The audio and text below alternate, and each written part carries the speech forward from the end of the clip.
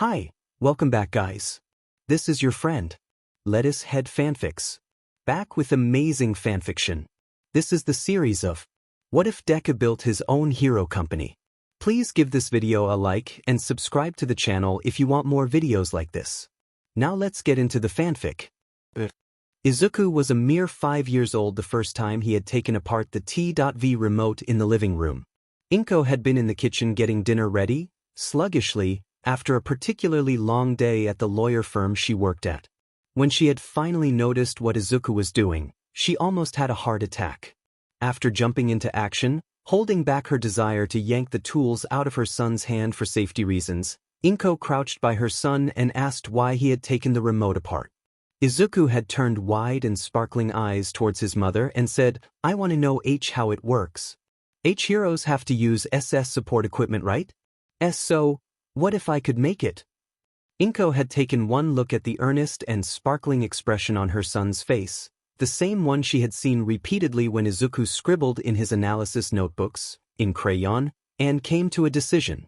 She would enroll him in some STEM classes geared towards engineering and innovating. After he put the remote back together under his mom's watchful eyes. She hadn't seen her son's gaze as bright as that since she had to pull him out of Aldra Elementary. The school had allowed all kinds of bullying under the impression that because Izuku was quirkless he didn't matter. Inko had ripped into that school with the fury of a protective mother and sued them into shutting down in court. Personally, Izuku took to his new school, Kiyoshi Elementary, like a fish in water. They had a nice STEM program and a strict anti-discrimination and bullying policy. Kiyoshi Elementary also had a sister school, Kiyoshi Middle School, which had a support course for those wishing to go into the industry. Considering Izuku's newfound love for the profession, Inko felt relieved with her decision. The first time Izuku came home babbling up a storm about his new friend called Hatsume who had a wild personality and a fierce passion for inventing, Inko had nearly cried in happiness, as a Midoriya does. She didn't want her son to burst into tears as well, so she held back. Midoriyas were sympathetic criers as well as easily moved. It was a few months into Izuku's last year in elementary school when he came home with the tale of a taller boy with purple, gravity-defying hair and a quiet disposition. A story of an anxious child who was just adopted out of a horrible orphanage which was currently being sued. A case that no attorney wanted to take because they turned their heads away after reading that the quirks dealt with were villainous. In a fit of righteous fury, Inko sent Izuku back to school with a sealed letter that held her business card and a written note detailing her acceptance to the case if they still needed someone. This was how one Midoriya Inko became friends with the pro-heroes present Mike and Eraserhead, otherwise known as Yamada Hizashi and Aizawa Shoyuda. Inko was sitting at her mahogany desk, neatly organized besides the current case papers sitting in front of her, when her phone rang. Quickly, she grabbed the phone from her right and swiped to answer. "Hello, Midoriya Inko speaking." A cheerful yet strangely familiar voice chirped from the other side of the line. "Hello Midoriya-san, this is Yamada Hizashi, one of the fathers for Ayama Hitoshi. You sent my son home with a letter and business card." Straightening in her chair, despite not physically seeing the man, Inko put away the case file she was looking at. "I did," she confirmed, "and I meant every word in that letter. My son was kind enough to inform me after coming home from school about your case and I wanted to know if it would be of use. I'm currently sitting in the office of the presiding detective on the case. Would you be willing to come down to Musastafu police station to speak about the case? If you really are able to take this case on as an attorney, it would mean a lot. Of course, I happen to live in the area and my office isn't far. I could be there in 15 minutes. Without waiting, Inko stood and collected her briefcase as she started to pack her things. "That would be lovely." The poor man sounded so desperate. "I'll be there soon," Inko promised and promptly hung up. As if understanding that getting in her way would be a horrible decision, crowds parted like the Dead Sea to Moses and the trains were on time as Inko Power walked to the station and got on the earliest train. The police department was a short 5-minute walk from the train station and Inko pushed open the doors with a small smile to the receptionist who paled. It was the same worker from when Inko came by to watch the arrests of some Aldra teachers. Without even checking an ID, Though she supposed that her reputation acted as an ID itself, the receptionist pointed her towards the office area and let her know that she was looking for a Detective Tsukachi. Inko walked past curious officers and various other people before coming up to a wooden door with a metal nameplate. Detective Tsukachi engraved in box letters. Raising a clenched fist, she knocked firmly twice before stepping back. The door opened to reveal a scruffy man in sweatpants and a gray long-sleeve shirt. Black curly hair was tied back into a bun, scruff framed his face, and the eye bags under his eyes looked permanently imprinted. The man raised an eyebrow at her in a silent question, and Inko gave him a warm smile. "Midoriya Inko, I'm an attorney and I'm here to speak with Detective Tsukachi." The man's eyes widened ever so slightly and he stepped to the side and held open the door for her to walk in. In the room there were two other people. A man with long blonde hair that was tied in an elaborate braid over his shoulder sat in a seat in front of a wooden desk. Familiar lime-green eyes sat behind orange-framed reading glasses and they snapped to hers in a sharp awareness that Inko felt like she was under one of her son's analytical gazes. Behind a cheap-looking wooden desk, no offense to the man but it looked ready to break under the weight of the paperwork on it, was an average-looking male with a buzz cut and was dressed in a button-down and dress pants. Tie foregone and draped over the chair he sat on. "You got here quickly, it hasn't even been 11 minutes yet." Inko turned to the scruffy man, who had spoken in a gruff yet curious voice. Not that most would be able to pick apart the underlying emotion, but Midoriya's were observant, and flashed a smile. "For some reason, it seems as if everything was working in my favor today. The trains were on time and the crowd seemed to part for me for some odd reason." The blonde chuckled nervously before shaking off whatever thought he may have had before standing to his full height, which was quite tall, and bowed in greeting. "Hello Midoriya-san, I'm Yamada Hisashi. The grump who opened the door is my husband Aizawa Shoyuda. Thank you so much for taking on this case. Please, call me Inko. It's a pleasure to meet you and it's no trouble. This isn't the first time I've taken discrimination-based abuse to court and it won't be the last." She gave a very small vindictive smile at the end of that and Tsukachi seemed to choke on air for a second. "The Aldra case," he whispered and Inko couldn't tell if he was in awe or terrified. Yamada turned to the detective with a questioning eyebrow, a replica of his husband's which almost made Inko coo at the adorableness of it, but his husband vocalized the question. "What about this, Aldra?"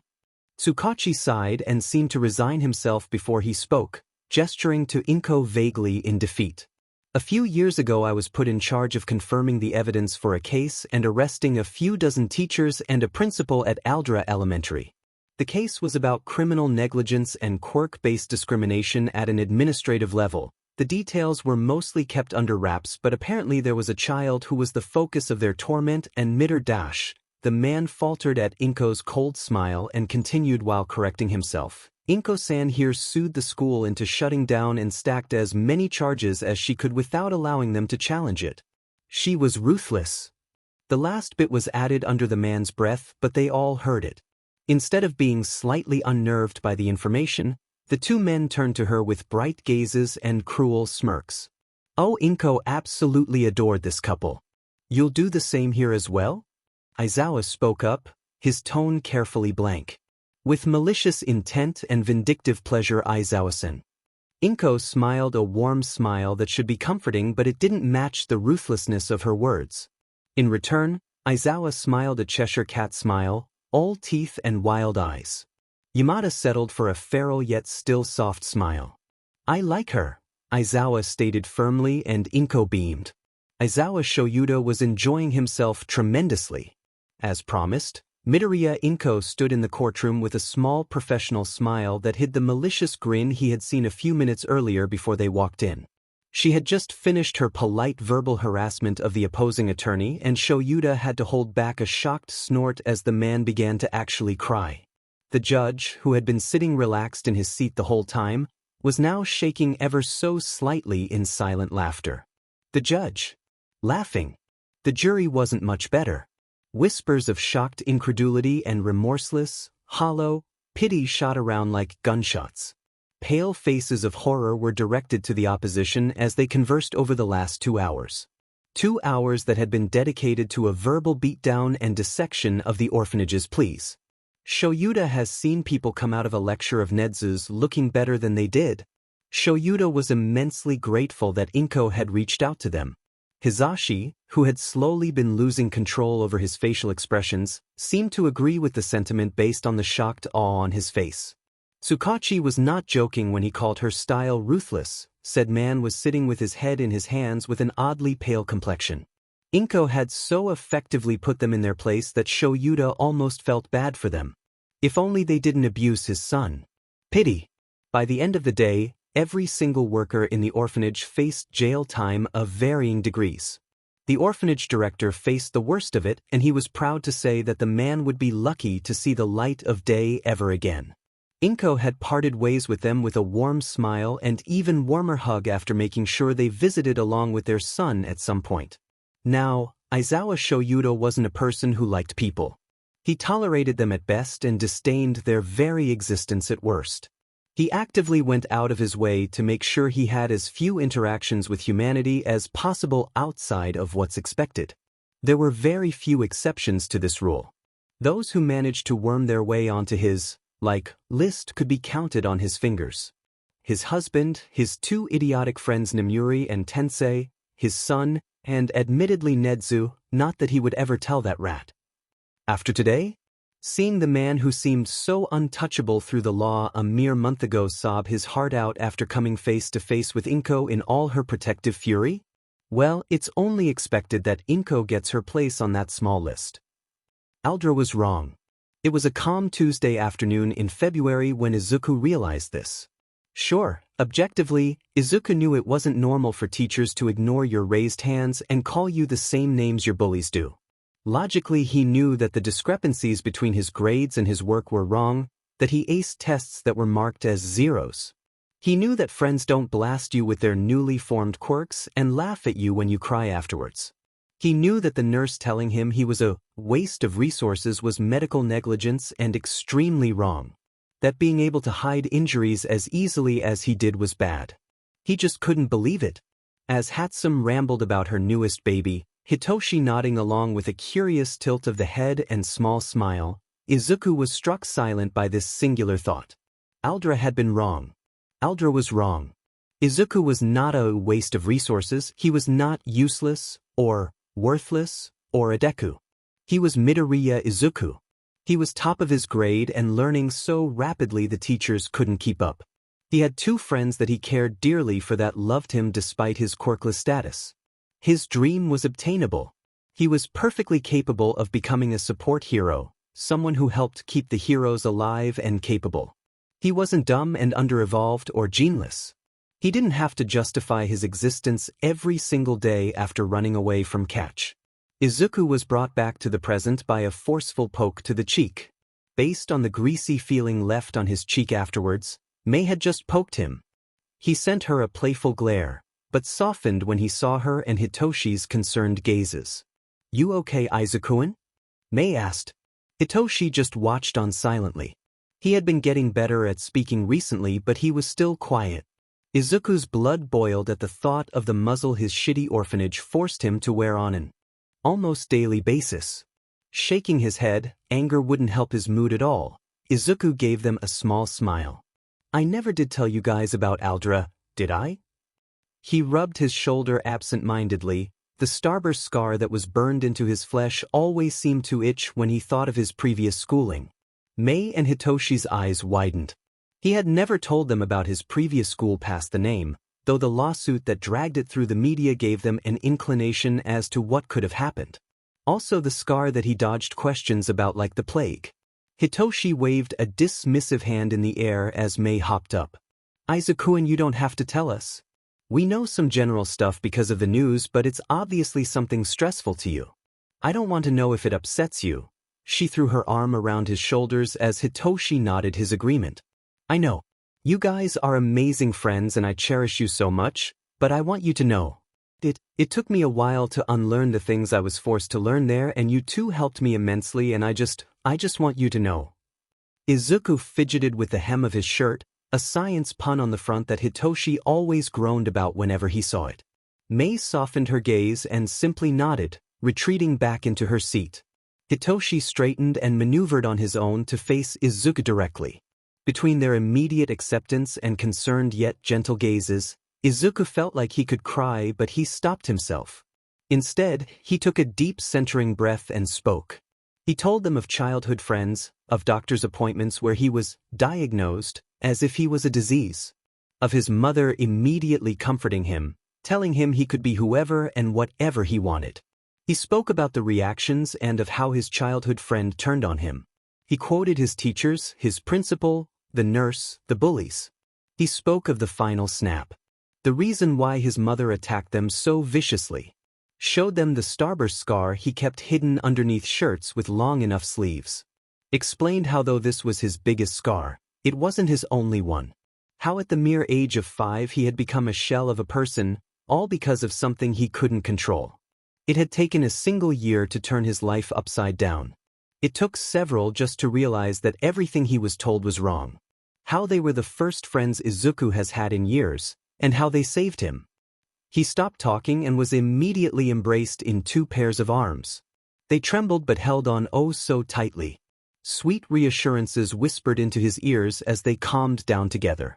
Izuku just took a moment to bask in the warmth of his found family before promptly bursting into tears. He gripped their shirts tightly and breathed. How lucky, Izuku thought to himself, he was to find such amazing friends. 2 insane overlords and an insomniac. Insomnicat, mind explaining to me how the F you 2 managed to explode a lunch tray? Don't deny it either cause I saw it happen. Consider me impressed since I didn't see you bring anything explosive into lunch. Overlord 2, sheer brilliance my good sir. Overlord 1, I had no part in it, you accuser. Insomnicat, I'm finding that hard to believe. Overlord 1, I am an innocent bystander and this is slander. Overlord 2, ladies, chill, you're both the prettiest girls at the party. Overlord 1, Mei. Overlord 2, Izuku. Overlord 1, MEI. Overlord 2, IZU. Insomnicat, besides your totally not involved explosion at lunch, what's the plan, Overlords of Chaos? Overlord 1, after I finish up at the dojo we'll meet up at Meowth, I wanna go over the possibilities for the exams. Overlord 2, I changed some of my babies recently, so be prepared. Insomnicat, sounds good, Pops said I'm good to go and we'll make sure to keep Dad distracted so he doesn't tag along. Overlord 1, good. Tell Papa Mike I say hi. Insomnicat, sighed.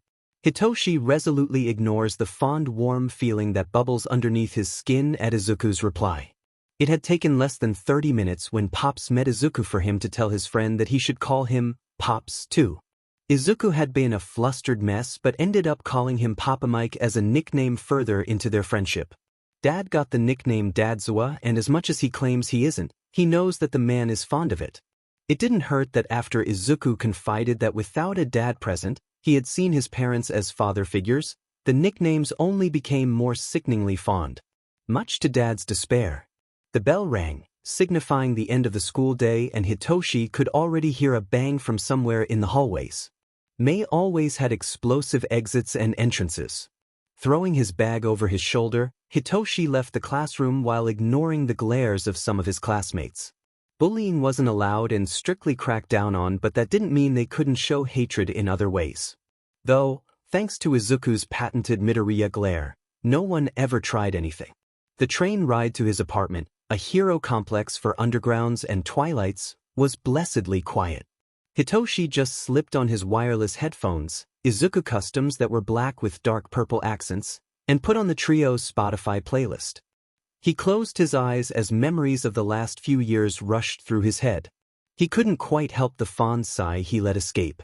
Izuku had made this specific playlist to listen to whenever they were all together in the workroom that took up the entirety of the Hatsum's garage. Thanks to Hatsum being a support equipment manufacturer and designer, they had all the newest tech and workspace to actually build equipment. Izuku and Mei were constants in the space. The train's speaker crackled to life and broke him out of his memories as he noticed they were at his stop. Getting up, he left the train with a small smile and headed home. Opening the door, he was greeted by the smell of muffins. Huffing an exasperated breath, he walked into the kitchen to see Hisashi taking said muffins out of the oven. Whatever was stressing him out must have been soothed by the baking considering the lack of stress lines. Plus, the 5 other trays of muffins. "Hey Pops," he chirped, "what's got you stressed?" The blonde startled for a second before turning a grin to his son, placing the muffins on the stove to cool before responding. "A case I've been working on has hit a lull, so I need a break before I start pulling hair out," he huffed. "Nothing too bad but enough to bake. They're blueberry muffins if you want to take some to your war meeting." Hitoshi spluttered before throwing an eyebrow up and schooling his features to show how utterly unimpressed he was. "It is not a war meeting. Just a casual conversation about the entrance exams for UA." "Sure it is," Hisashi drawled. "Go ahead and tell yourself that. The last time you had one of those meetings here, I definitely didn't hear Izuku giving you a detailed plan of attack for the practical portion. Which I am terrified of that child's skills in collecting information because how in the F dash dot." The blonde shivered and Hitoshi snorted in response. Izuku was a menace in all the good ways, but that hidden talent and terrifying ability was hidden under a cinnamon roll exterior, which made the reveal of his talents all the more terrifying to those that weren't in the know. Conceding to that accurate jab, but not after childishly sticking his tongue out at his pops and letting him know Izuku said hi, Hitoshi left for his room to get changed. Izuku has martial arts classes for self-defense and to build the muscle necessary to lift heavier inventions and metals. He was jacked and built like a brick house, which doesn't help Hitoshi's gay thoughts at all, so he was busy for another hour. May was probably in the lair, as they had taken to calling the workspace in her garage. Also why they were nicknamed the overlords in Hitoshi's phone, so he had an hour before he needed to get to the cafe. Might as well finish up the homework his history teacher handed out today. Another privilege of having May and Izuku as his friends was the college-level tutoring that Hitoshi was all but forced to sit through. Mof was a cat cafe on the corner of the street 5 minutes from their middle school. The trio met up here as often as their lair and knew all the cats by name. The workers also knew their orders by heart, so that was a plus. Hitoshi arrived first as usual, after sneaking past his dad who loved cats like one loves a god. Not that Hitoshi could call him out since he held a similar regard for the fluffy felines. Sitting in the booth, Kiki, a university student part-time worker, dropped off his order of a mocha frappuccino and paw print cookie. He gave her a quick thanks and was greeted with a mirthful smile before she left to deal with other customers. Izuku came barreling in first, dressed in his black workout leggings and green running shorts, a charcoal gray hoodie thrown over his possibly grown-worthy pun shirt. Long curly hair reached his collarbones and swayed with the wind as Izuku jogged over. He had started to let it grow out after Hitoshi commented about how it looked good on him, and he desperately didn't want to remember how smug and flushed that made him. He harshly swallowed and willed whatever thoughts wanted to pop up into the void, which was a struggle when faced with that illegal smile of warm sunshine. "Hey Toshi!" Izuku chirped, sliding into the booth and was immediately greeted by Scar, a gray fluffy cat that was missing an eye and only liked Izuku. May should be here soon. Sure enough, Kiki had just dropped off Izuku's, and May, since she was well versed in what times they arrive at the cafe, May came through the door. A grease smear on her cheek but otherwise clean. She was warned that she needed to change before coming to the cafe several times before she took the advice to heart. After she slid into the booth, Hitoshi only had enough time to nod in her direction before a notebook was slapped onto the table. A fond groan came from him as Izuku developed a manic gleam to his eyes and wide, toothy smile. There's more than one type of point scoring. The green menace crowed and Hitoshi let his forehead slump against the table. Please tell me you didn't actually hack into UA for this absolute life-changing revelation. He all but begged into the smooth wood of the table. A fluffy white cat named Kuro pawed at his legs and he helped the kitten-sized feline climb up and settle on his lap. Oh, honestly, you think so low of me. Why would I hack UA when the internet exists and it's completely legal? Izuku huffed, playfully upset that Hitoshi would assume he hacked into the school, as if the little sheet isn't and hasn't been able to. All I did was compare the possibilities presented through older students' abilities by the first sports festival they do and the practical portion of the entrance exam. If I'm right, and the entrance exam was built on an urban battle scene, then some of the freshmen couldn't have possibly gotten in with just the points presented. From there, I came up with possible other systems of judgment and have an idea or two. He groaned, again, but looked up. You're an evil genius. What's the other systems? Izuku cracked a grin and Mei giggled. Rescue, Izuku stated with the seriousness of a judge delivering a punishment. Hitoshi desperately wanted to snort at it, but he was busy having his mind blown. By helping other examinees stay safe and protecting them from things they don't notice, there is the possibility of receiving rescue-based points. I also somewhat believe that there's espionage points, but I don't know if you want to risk it. Risk it? He asked, taking a bite out of the chocolate goodness of his cookie. Izuku nodded. Yeah, such as sneaking in weapons. You know, Izuku may be right, but on the off chance he's not, which Hitoshi doubts because the principle of UA is Nedzu. Honestly, the rat probably would enjoy someone sneaking in weapons. It could ruin his chances. Thought so, Izu said, noticing his face had scrunched up at the thought. So villain-based and rescue-based points are your best bet. He nodded and Izuku took that as his cue to turn to Mei, who also took it as her cue to update them on her newest babies. She rambled about in Eskrima rods and jet shoes. Even a jetpack she planned to use at a later date. The rambles stopped after a good few minutes, and both Hitoshi and Mei noticed Izuku's constant fidgeting. Izuku-kun. Izu. Snapping to attention, Izuku flushed an adorable strawberry red and ducked his head. Fingers running up and down the seam of his newest notebook in a grounding motion. I had an idea and wondered if maybe you'd be willing to consider it? Izuku's voice seemed to get smaller with every word as he looked out from under his eyelashes, long curly hair framing his face, and Hitoshi felt his breath catch. God if and damn it, he's so goddamn gay. Pushing aside those thoughts, they would only hinder him. Hitoshi focused on his anxious friend who had no need to be scared about. Telling them about something. Of course, Izuku, we're always willing to at least listen to you. It's what friends do. Mei nodded rapidly along and Izuku gave them one of those endearing small smiles before taking a centering breath. You know how we want to make a combined agency in the future? Hitoshi for underground heroics and me and Mei as the support development and business managers. The two of them nodded along with his words. It's an idea that has been years in the making and something they dedicated years to plan out. I came up with names? I'll just tell you and explain as I go? Hitoshi was extremely curious. He has had a hard time coming up with a hero name, not being one for that creative naming stuff, and Mei calls her babies by descriptions instead of names. No matter what she claims, Electrical Rod of Fury is not a name. Even for me?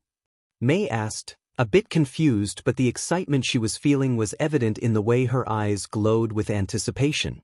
Izuku nodded. Yeah, pen names are common in support to prevent real names from leaking and villains trying to find their new hostage and black market support equipment for free.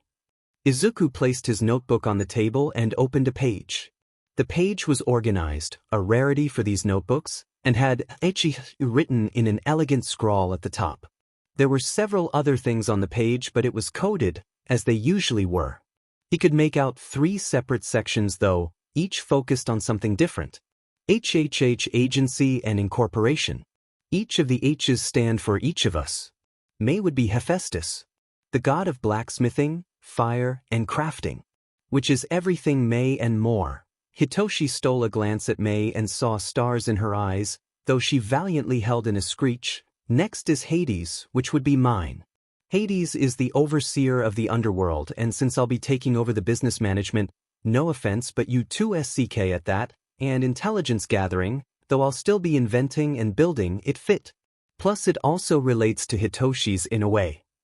Izuku shrugged, obviously a little worried about putting himself on a pedestal despite it being well-earned. Hitoshi gave him a small fond smile and felt relieved as the tension eased in Izuku's shoulders. For Toshi, I was thinking Hypnos. Hypnos works in the underworld and is the personification of sleep. Toshi, your quirk feels as if you're drifting in an infinite darkness that instead of being scary is calming. Like drifting off into sleep in a cozy dark room. It's also the origin of the word hypnosis, which is technically what your quirk should have been called. Izuku bit off the last part. It was a common frustration to Izuku since brainwashing sounded so negative when it really didn't match his quirk's technicalities at all. Brainwashing is constant manipulation to create a permanent effect. Hitoshi's quirk only takes over bodily functions and enough brain function to give commands to follow. Exactly like hypnosis. It had been the cause of Hitoshi's existential crisis for weeks afterwards. Hitoshi took a bit of time to absorb the information. He knew Izuku was staring at him with thinly veiled worry, but Hitoshi was a bit busy having an epiphany. Hypnos. He liked it. He really liked it. It felt right on a deeper level than just aesthetic. Of course, Izuku was also right about its suitability. I love it. He sounded a bit breathless, but by God did Hitoshi love it. Mei finally let out a screech and shouted, Izuku-kun, that's genius. I also love it. It suits us so well. The regulars in the cafe studiously ignored the group of three, well used to Mei's loud antics. Hitoshi finally returned his gaze to Izuku and sighed fondly at the happy tears rolling down his friend's face. I'm glad. Izuku squeezed out between sobs. He beamed and Hitoshi reached into his pocket and grabbed out his obnoxious rich lady glasses and slid them on. Too bright.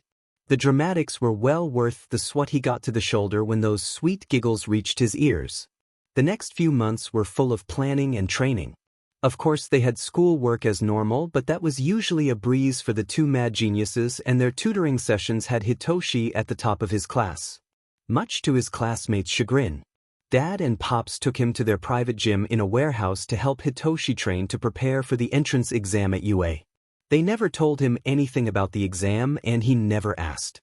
Which only served as confirmation that Izuku had already briefed him. When he had offhandedly mentioned with a smirk that heroes should always focus on rescuing when watching Endeavor on the news, who had focused on maiming the enemy as usual. God, he hated the man. Didn't help that Dad and Pops always told him about how he acts at the hero meetings and galas. His dad had groaned and Pops slumped into the couch. How problem child, never mind. His dad muffled a grumble into his capture scarf and sagged into Pops. Honestly, what is that child built out of? Hisashi questioned. It was rhetorical, but Hitoshi answered nonetheless. Midoriya Izuku. Hitoshi choked on laughter as the two shivered on the couch. Every time Midoriya was mentioned, the two of them always either shuddered or gained feral smirks and Cheshire grins. It depended on the scenario in which Izuku was involved. She was a force to be reckoned with and gave birth to a chaos demon hidden by sunshine smiles. Speaking of Izuku, she invited us over for dinner the night before the entrance exams. Wanna go? Hisashi asked. Sure, Dad will enjoy it too. I heard from Izuku that she imported some coffee specially for him from Italy. That caught Shuta's attention. We're going, Shoyuta stated firmly. Hitoshi snorted. As much as his dad grumbles about how terrifying Izuku is, Hitoshi knows they get along like a house on fire. It didn't hurt that Hitoshi had slipped Izuku the name of his dad's favorite coffee brand that he sees as a special treat for manipulation purposes. Izuku stared at the large building of UA with a hint of nervousness to accompany his excitement, along with the oatmeal cranberry cookies his mom made last night as good luck charms. Hitoshi stood beside him, playing the role of the nonchalant cool guy that he so desperately wishes to be, but Izuku knows better. His friend is just as nervous, if not more than him. He could tell by the way he had shoved his hands in his pockets as they approached. Izuku may or may not have all but shoved one of his cookies in Hitoshi's face to help with the trembling hands that he had hidden. They were waiting outside the gates of UA for Mei to show up, though they were also an hour early due to nerves, so they had time as they ate their cookies. Izuku was just about to go through his notebooks for a third time that morning when he heard a loud sigh from next to him. I'm going to lose my mind, Hitoshi stated, grumbling underneath his breath, and Izuku sighed, exasperated. Toshi, you know the rules. He gave Izuku an unimpressed look before reciting the sentence Izuku had all but drilled into his head. Keep calm, don't freak shit up, and have fun, he stated tonelessly. There you go. Izuku punctuated his statement with a satisfied nod and a condescending pat to the taller boys. By only 2 inches, thank you very much, shoulder. Hitoshi sighed again, but this time it was fond and amused. though he had to jump away to avoid the swat to the shoulder. What blueprints did you end up bringing to work on during your practical? Hitoshi inquired, keeping his hands up in a placating gesture. As if Izuku would trust such a thing. Hitoshi was a petty person and absolutely would use his mumble rants as a way to catch him off guard. Dadzuo would be proud. I have like 3 depending on the time they give since it changes every few years, but it'll be either the gloves, the eskrima, or the persona chords.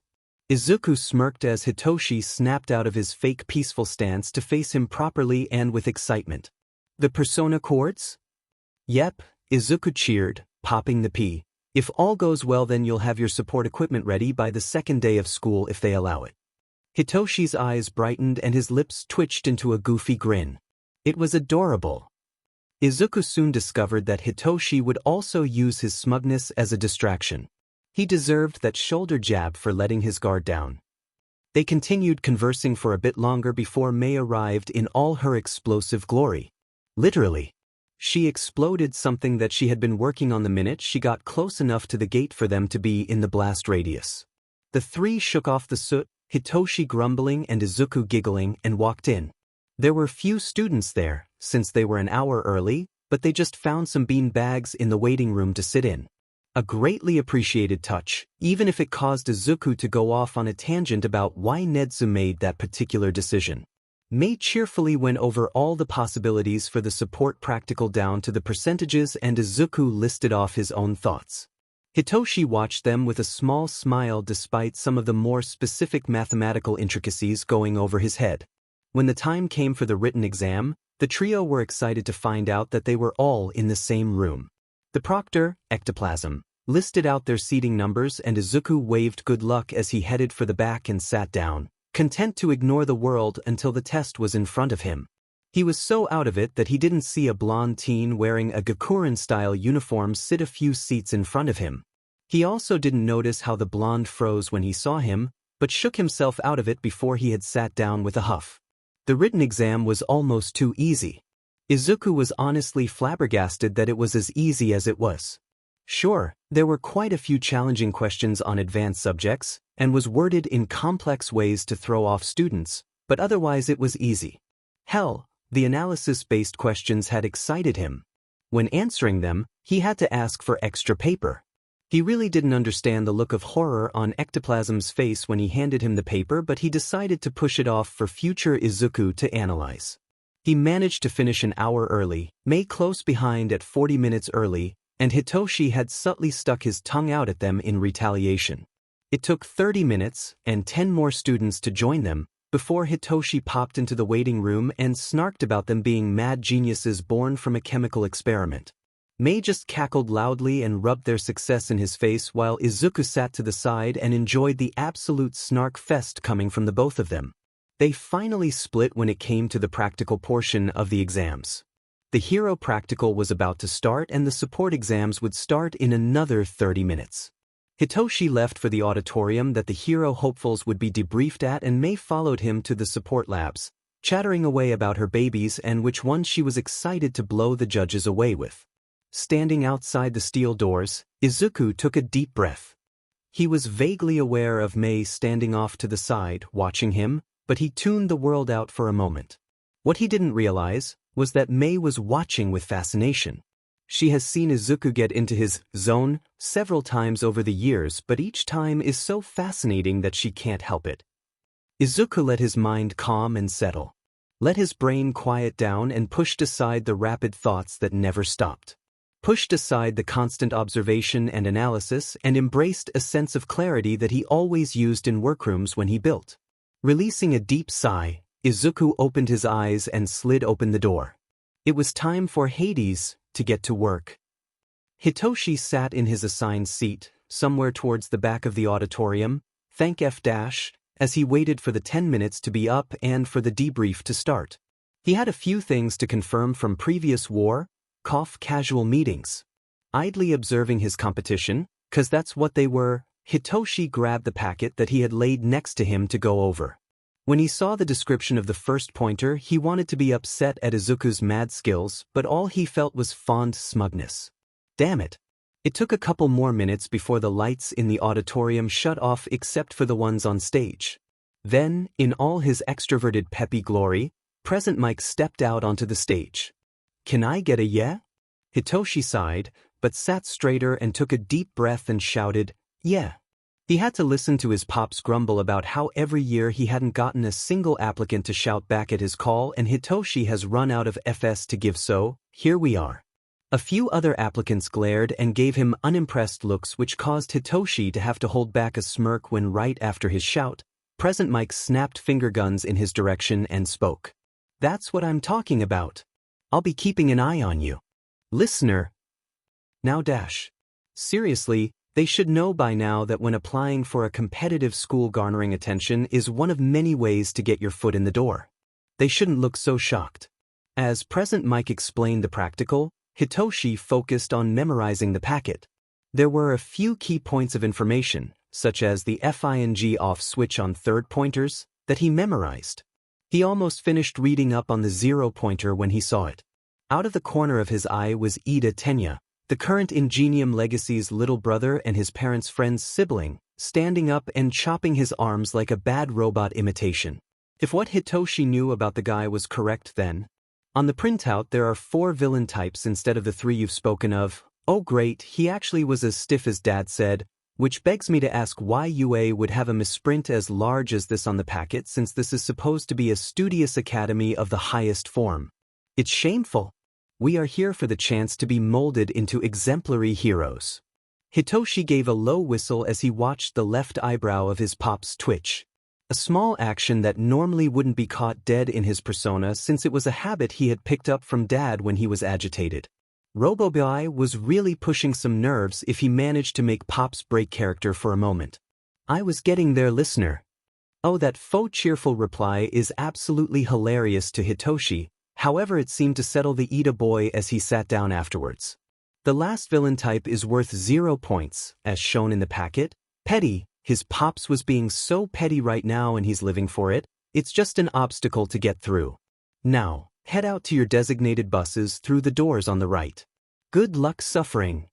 Hitoshi was grateful that Pops and his 2 Chaos friends taught him English, or he would have missed that last part. Getting up, Hitoshi subtly threw a mock salute to his Pops and laughed quietly out the door as he saw the twitch once again.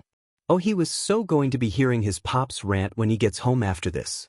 The bus ride was a quiet and tension-filled affair, but Hitoshi didn't mind. They all filed off to the battlegrounds where the practical was, and he made his way towards the front. It took another 10 minutes before he saw Ectoplasm's head above the announcer stand, and he crouched into a sprint position. Sure enough, the minute Ectoplasm reached the edge of the platform, he held up a hand and plainly said, "Go." He shot out of the barely open gates like a bullet and quickly climbed his way up to the top of the nearest building before continuing. His dad had taught him the useful art of parkour, which made traveling extremely easy without the obstacles that were on ground level. Izuku's lecture voice filtered through his subconscious, telling him that large-scale attacks usually have groups going through shortcuts and back alleyways to surround and eliminate, as well as plant bombs, steal intel, etc. With that in mind, he spent a minute or 2 patrolling the perimeter before he came across exactly what he was looking for. A chunk of 3-pointers all slowly moving through alleyways. Just as Izuku warned. With a feral grin, Hitoshi flipped off the roof and landed on the back of the last 3-pointer in the group, hands expertly finding the off-switch panel and yanking it off before he powered the bot down. 3 points down, several more to go. Search and destroy.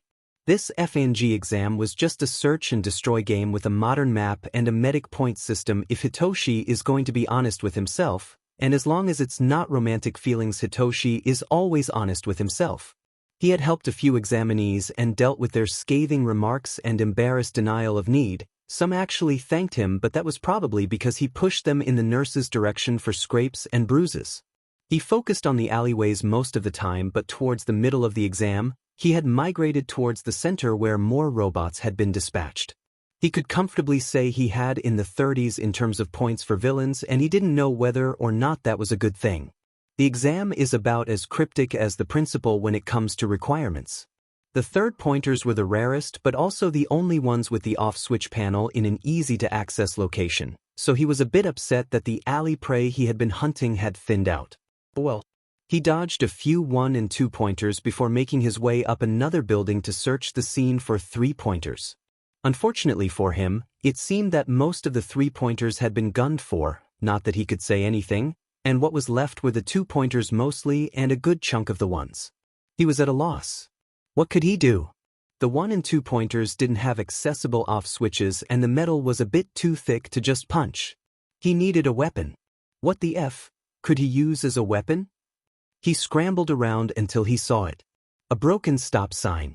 Hitoshi smirked. That was a free weapon if he's ever seen one. Aizawa, is your son using a stop sign as an axe?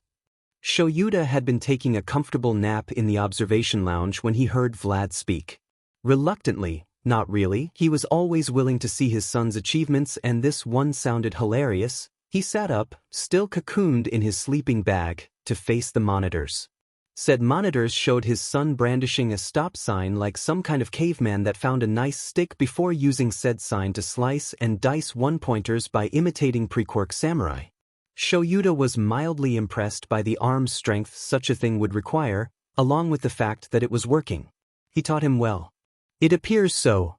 He flopped back down, content to ignore the 1B teacher. Choosing to conveniently not hear the spluttering and muttered, "There's 2 of them now." Shoyuta was going to take a nap before his plans were ruined by Nedzu who decided to drop in. Because the rat uses the vents for transportation. No one knows how he manages to do it because the only visible openings don't actually open. Plus, sometimes the rat drops into a room where there aren't any visible openings.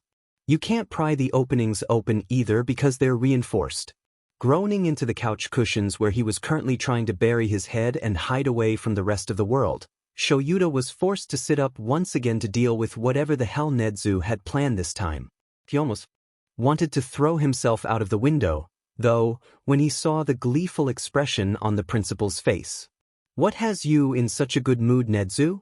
Shoyuta had almost forgotten about All Might or Small Might in that form. He silently cursed to himself when he realized what exactly he was saying because you do not ask Nedzu questions about what makes him excited. Doing so only leads you into a world governed by a sadistic rat intent on manipulating you to get what he wants. The best way to keep your sanity is to remain blissfully ignorant to the rat's whims. Sure, it was a great way to be silently manipulated, but that was better than knowing you were being manipulated and being unable to do anything about it. Nothing too important, Yagi-kun. Oh god, that chirpy voice is the stuff of nightmares. Just finished up reading over the written exams and there was one that really stood out. They had an incredibly fascinating thought process and analytical ability. I hope to invite them for a cup of tea. I would greatly enjoy having the chance to pick at their mind for a bit, maybe play a game of chess. Yep, Shoyuta wasn't touching that with a 30-foot pole. The world could go ahead and burn to the ground for all he cares. He might just fling his body into the sun instead of sticking around to see a second Nedzu in the making. Plus, the longer Shoyuta considers it, the more he realizes that he probably knows who Nedzu is talking about, and that just makes the situation worse. Ever worse was the fact that Nedzu wanted to have a chess match. He valiantly held back a shudder. But never mind that, it's almost time for the 0-pointers to be released. Getting up, Shoyuta moved to one of the front row seats to observe from a closer distance. The 0-pointer was an obstacle that they used to test the teens' emergency reactions. Do they freeze? Help others escape? Those are all questions that are important when choosing future candidates among others with similar exam scores as well as a few other unknown details that only Nedzu and his secret panel of judges are privy to. He kept his eyes on the screen as Nedzu slammed the button with all the glee of a sadistic overlord, cackling like mad as the veritable giant was unleashed onto the chaos of the city the practicals were held in. Among the screeching and terrified examinees running for their lives, Shoyuta focused on the screen with his son on it. The same screen, where his son had found the camera connected to it and was staring directly at them. The menacing Cheshire grin and cackles he let loose when he saw his son's unimpressed deadpan expression were enough to have the teachers scooting away and Nedzu beaming. Well, there was the saying, like minds attract. Alright examinees, my name is Higuri Majima, also known as Pro Hero Power Loader. As the head of the support course here at UA, I'm in charge of overseeing the practical exam. Izuku and Mei were sitting at two different workstations, right next to each other, as they kept twitching fingers by their sides to prevent starting immediately on their projects. Sure, the workspace being used for the practical wasn't as advanced as the garage at Hatsum's house, or the basement work zone that they weren't allowed into, but since Mei's mom used that workspace to work on personal projects for heroes, they assume it's well-equipped. However, it was workspace. That means they could build here. That means they desperately want Power Loader to hurry up please and thank you. You'll have 3 hours to build a support item of your choice. There are 5 different blueprints to choose from, but if you have your own that's fine too. Let me know if you need any additional materials, but otherwise don't come to me. This is an assessment of your skills. Alright, any questions? No one raised their hands, so Power Loader nodded, seemingly relieved, before he called out a quick and sharp start. As if programmed, Mei and Izuku spun around, giving each other a quick fist bump, and slipped their safety goggles on in sync. A reaction that was second nature to them, having been lab partners for years at this point. It was a reaction that had Power Loader's attention on them instantly. He's seen multiple support hopefuls over the years, including those who were partners since before being accepted in UA, but he has never seen a pair so attuned with the other. Izuku grabbed the blueprints of the persona chords and his journal, which had his analysis notes. Flipping to Hitoshi's page and thumb-tacking the blueprint onto the corkboard in front of his station, he got to work. Time passed by quickly, yet slowly at the same time. The only break in focus was due to the occasional threatening spark or explosion from Hatsum's workspace, and that was only because he was curious as to what invention she chose to build. Izuku worked mindlessly on the task at hand. His only thoughts were hyper-focused on the tool in his hand and the parts he connects. This part goes here. This wire connects there. Weld this, heat this, connect this, rewire this, tighten that, twist that, pull that part apart. This, that, there, then where, what, when, and how. The sound of metal clanking in repetitive motions lulled him into a state of mindlessness. His brain is blissfully silent in the presence of the simplicity of creation. Izuku, from his trance 2 hours later, holding the mask-like object he had made. The inside was lined with the softest material Izuku could find and stuffed to feel like a cloud against your skin and was black in color. The metal outer casing was still the regular steel color since they weren't given the paint needed to enhance the aesthetic, but that was a future Izuku problem. Placing it on his face, which sat a bit uncomfortably but it wasn't built with him in mind, Izuku quickly checked the ear cuffs and head straps. The mask was built to be worn both over just the ears, in case of flashbacks or bad days, and with the head strap. When he deemed them to pass, he moved on to the dial testing and focused on replicating Shinsu's voice. Out of the corner of his eye, he saw Mei watching through her peripheral vision as her jetpack sat completed in front of her. He smirked under the mask, not that she could see it, and finished adjusting the dials. When he finished, he had a sheet-eating grin stretching on his face when he spoke to seemingly no one. He was merely testing the capabilities of his creation. Present Mike is just Mrs. Piggy on steroids, he drawled. It was somewhat disorienting to hear Shinsu's voice come from him, but he was proud that it sounded entirely natural. Not a single distortion. Mei was shaking with barely restrained laughter beside him, and he slipped off his mask, revealing the smug smirk on his face. Suddenly, Power Loader's alarm could be heard cutting through the noise of the workroom, silencing the applicants as they put their tools down and waited for their proctor to stand up. Power Loader silenced his phone and walked to stand in the middle of the room, hand waving lazily as he gathered everyone's attention. All right, leave your creations at the stations along with your blueprints. The judges will come in to observe the footage of you working at the stations and of your final product as well as the portfolios you turned in with your application. If they have any questions about what your invention does or portfolio, it will be emailed to the provided address. Go ahead and file out. Go beyond dash. Plus ultra. Hitoshi was waiting for them by the gate, obviously exhausted, and he greeted them with a quick sup before launching into a description of the zero-pointer. Mei was very excited to learn about the giant robot. They all reached the train station as Hitoshi finished regaling his tale about saving a blonde teen with a black lightning bolt in his hair from being turned into human mush by Godzilla's robot babysitter that had an appetite for untrained teens in city battlefields. They loaded on the first train to Izuku's neighborhood and quietly chatted about anything and nothing to keep their nerves at bay. They reached Izuku's apartment early, but the door was still opened by one excited Inko who pulled them all in for a hug. "You three did your best. I just know it, I'm so proud of you three." "Thank you, Midoriya." "Thanks, Mom. Come in. I made katsudon." "Katsudon." Mei and Izuku cheered. Hitoshi just snorted. "Hitoshi, don't snort at that. I eat a perfectly respectable amount of katsudon." "You call 5 days a week respectable?"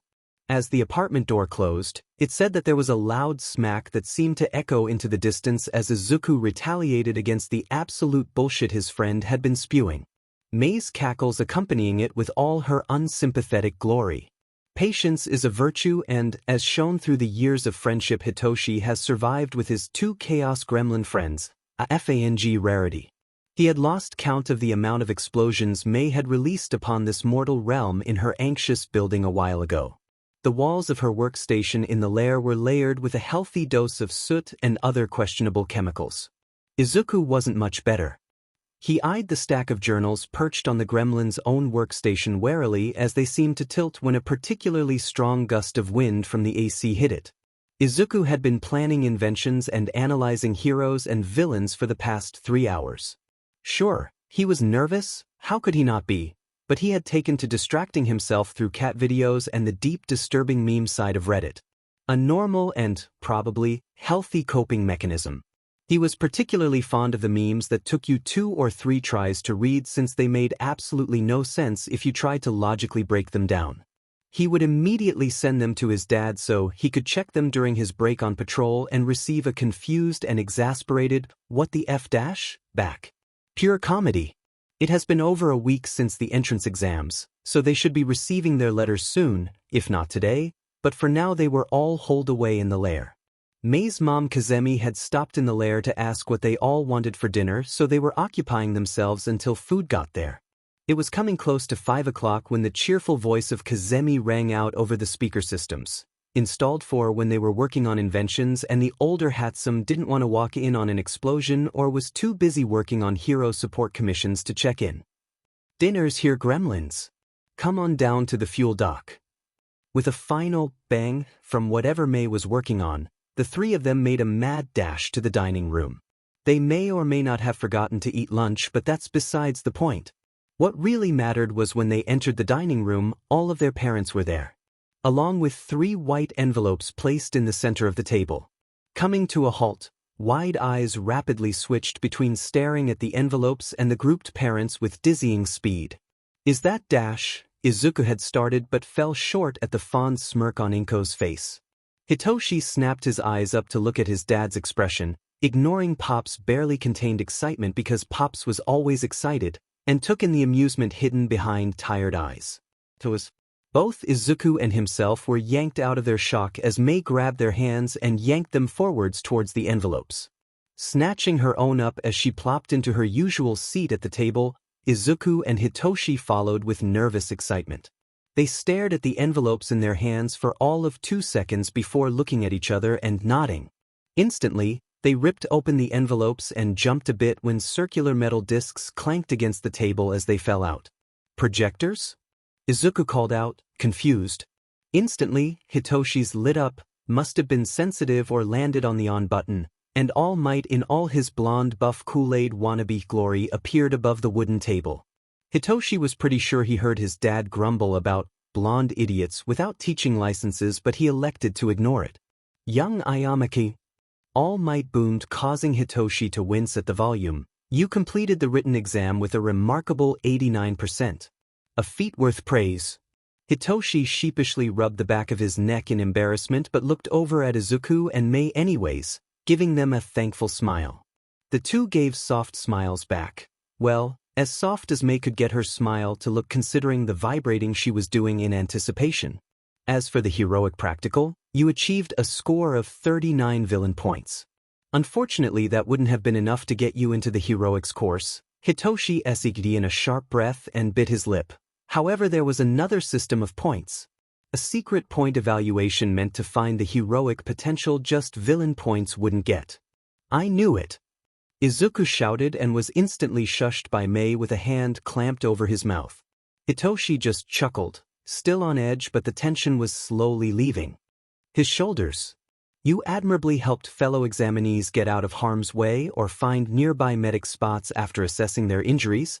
The projector showed clips of the exam that focused on Hitoshi helping others. He could feel the blush settle on his cheeks at the attention. You also helped save someone from the zero-pointer in a daring rescue. The panel has seen fit to award you with 70 rescue points. This brings your total points to 109. You achieved first place. Welcome, Ayama-kun. This is your academia.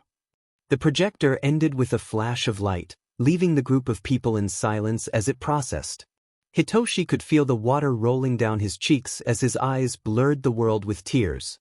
Two pairs of arms wrapped around him in a tight hug that was familiar and warm. Hitoshi grabbed onto Izuku and Mei's arms as he tightened his own hold. Soon enough, more pairs of arms joined the hug. Inko's proud and happy sobs mixed with Izuku's, and Hitoshi could hear his dad's exasperated yet fond huff. "Good job, brat," his dad said fondly. A small ghost of a smile on his face as he entered his blurry view. "I got in," he whispered, then loudly repeated, "I got in. My baby got in." Pops cheered, just shy of activating his quirk. Hitoshi blushed at the term of endearment, but his dad just glared at Pops in warning at the volume. It took a few more minutes to rein the emotions back in before Mei hopped up and opened hers. "Hello, Hatsum-kun. As you may remember, my pro-hero name is Power Loader and I was the proctor for the support exams. Starting with your written test score, you managed to achieve a high score of 93%. This puts you within the top 10 written scores this year. Congratulations." Mei cheered and grabbed Izuku and Hitoshi into a side hug with her arms wrapped around both of their necks. They went willingly but rolled their eyes anyway. They were brought back to the projector when Power Loader sighed. It wasn't a negative sound, but it had them on edge. For the support practical, you impressed the judges with your portfolio and speed in creating a literal jetpack, though with numerous explosions during the process. Power Loader grit out, obviously the cause for the sigh, and the group all collectively snorted, and achieved a 8-10 scoring. This places you in second place for the support practicals. Congratulations and welcome to your support academia. Mei screeched, flung herself up, and promptly dragged her two friends into a group hug with the rest of the found family. There were less tears, just the Midoriyas as usual, and more happy screeching to replace it. It was considerably easier to calm down the emotional reaction this time, but Mei wouldn't stop vibrating, which was fine. They loved Mei in all her glory. She was a lovable ball of excitement with mad scientist energy and a complete disregard for safety protocols in the lab unless she deemed it necessary. Which is a terrifying thing because that meant she was working on something lethal. All in all, she's the best friend they could ever have. Finally, it was Izuku's turn. Inko planted herself behind her son's chair as Hitoshi and Mei sat in the chairs next to them. Kazemi, Shoyuta, and Hizashi all grouping around the four to get a good look as Izuku pressed the on button for his projector. "Hello, Midoriya-kun. As I'm sure you remember, I'm the pro-hero Power Loader who was in charge of the support practicals. Firstly, I want you to know how incredibly hard it is to get the score you did on the written exams. Nedzu has made it a habit to make the written exams as hard as he possibly could before it became impossible for people entering on a high school level. Meaning your score of 100% is virtually almost impossible to reach." Power Loader seemed flabbergasted by what he was saying, and they all could understand. Izuku was barely processing that he had managed what exactly? In fact, the last person to have a full score was a student with an intelligence quirk 20 years ago. The group was shocked silent. Izuku's mouth opened and closed like a fish as he processed what Power Loader was saying. For the support practicals, the judges were blown away by your portfolio. Snipe in particular was notified of your gun design and was extremely interested in its capabilities. As for the building portion, you were given a 9-10 for the fully functioning persona chords and their tailored details. The analysis you gave of the person the persona chords were made for was impressive and extremely detailed. If I didn't know any better, I would think you were a professional analyst. It shouldn't come as a surprise then, that I get the honor to welcome you to your support academia. Also, Nedzu wishes to have a meeting with you on the first day of school. He has taken an interest in you. With a shudder as he forced the last words out, Power Loader disappeared once more in a flash of light. In the silence of the dining room, Izuku's quiet words rang like gunshots. Holy shit!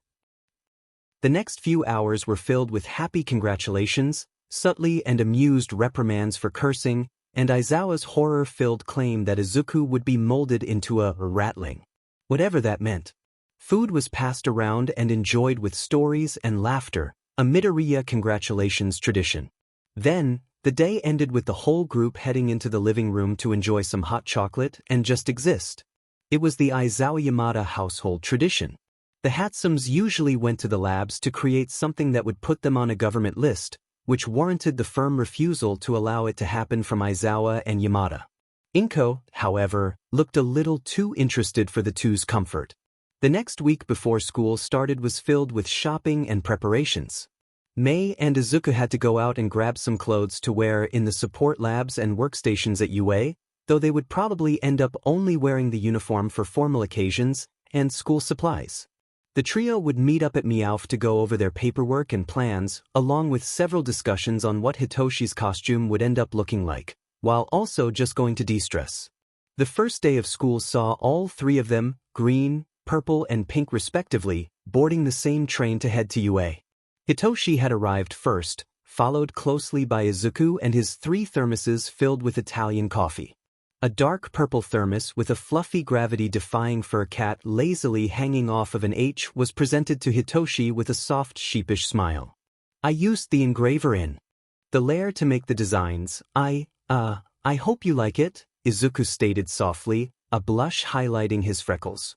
His hair was pulled up into a bun, the bangs still too short to join framed his face in a way that seemed purposeful, but Hitoshi knew it wasn't. Taking a moment to make sure he wasn't grinning sloppily back, because Izuku was unfairly adorable, Hitoshi thanked Aizu and gratefully accepted the delicious coffee. Mei showed up 5 minutes later and was promptly handed a pink thermos with her own pink cat hanging off an H by its back paws, seemingly caught mid-swing, wearing the same steampunk goggles Mei was fond of on its head. To say she was excited is an understatement. Izuku's was a dark emerald green with a cat that was perched on one of the vertical lines in the H and wore a futuristic mask around its neck. I have plans to make my own safety equipment during the support invention section of my day. The mask is modeled after my final design. I'll show you the minute it's done. Izuku beamed as he explained the design choice. Arriving at UA, they all stopped before the gate for a good minute before moving on, soaking up the image of the high school where they would be able to follow their dreams alongside like-minded people. Hitoshi's class was on the opposite side of school, so they couldn't follow him, but after throwing on indoor shoes, they all huddled together and shared parting words and the not-so-secret handshake. Izuku and Mei dashed off to their support learning paradise as Hitoshi walked to the doom that was his dad in a teacher setting. He was silently grateful that he had come to school early. At least he would be able to avoid social interaction for a little longer without the buffer of Mei and Izuku. Right? Mei bounced on the ball of her feet as she slammed open the large doors of the support classroom 1H. She grabbed Aizu's hand and dragged him into the relatively empty classroom, immediately zeroing in on the seats she wanted, completely ignoring the 3 students already in the room. All UA courses have the same general education requirement to pass, so the basic classrooms were the same. But for support and heroics their day lasted twice as long and was shared between their main classroom and the development studio. Honing in with her eyes out of habit, she pushed Aizu into the seat behind her chosen seat at the back of the classroom right next to the windows. Student numbers 19, and tossing her bag onto the hook situated on the left side of the desk, she spun in her seat until she was facing Aizu and took a sip of the heavenly Italian coffee Midoriya managed to get her hands on. Your mom is a goddess, Mei chirped after getting her dose of caffeine.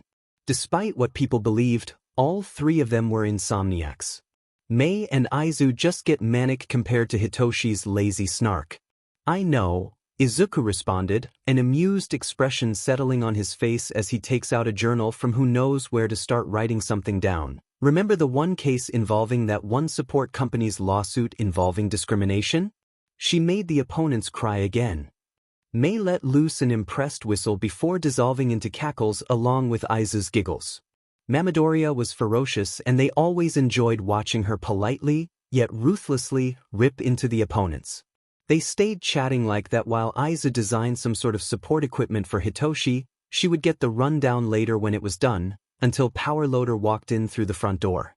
Reluctantly, they put the journal away and Mei spun to face their new homeroom teacher.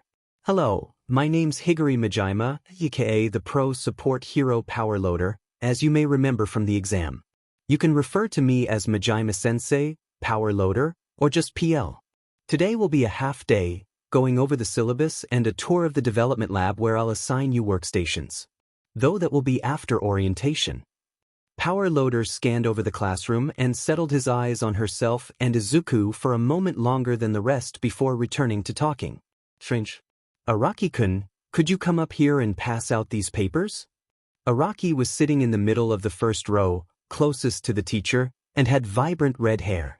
They wore the male student uniform and seemed to radiate sunshine.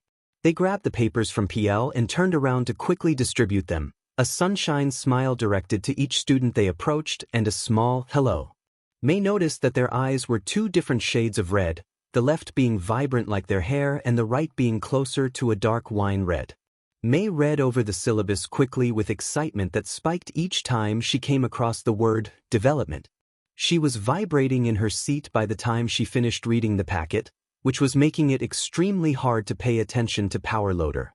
Normally, she wouldn't care about a teacher's words, she was smart enough to ignore them and learned better on her own anyways, but this was Power Loader. A support hero. Their invention allowing, technique teaching, support hero teacher. She could tell her energy was starting to gather attention from her classmates as she caught glances sent her way, but she really couldn't help it. Thankfully, Aizu was extremely observant. A small tap on her back had her reaching back and sure enough, a fidget cube was pushed into her fingers.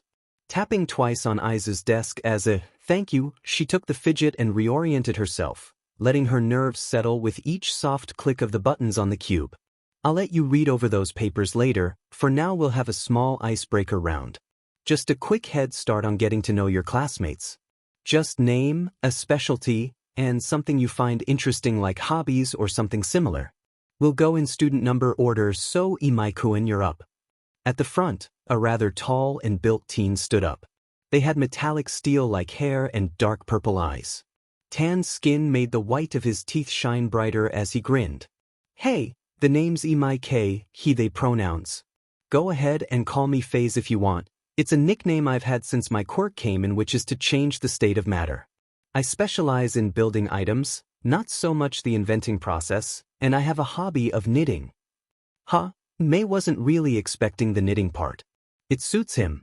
Imai sat down and the student behind him stood. This process repeated for over 20 minutes. Kondo, Shimada, Lindensford, Kimo, Araki from before, Saki, Tokunaga, Chinen, Matsumoto, Ueda, Takashima, Aikara, Sada, Koike, Azuma, and Lycus. Finally, it was Mei's turn.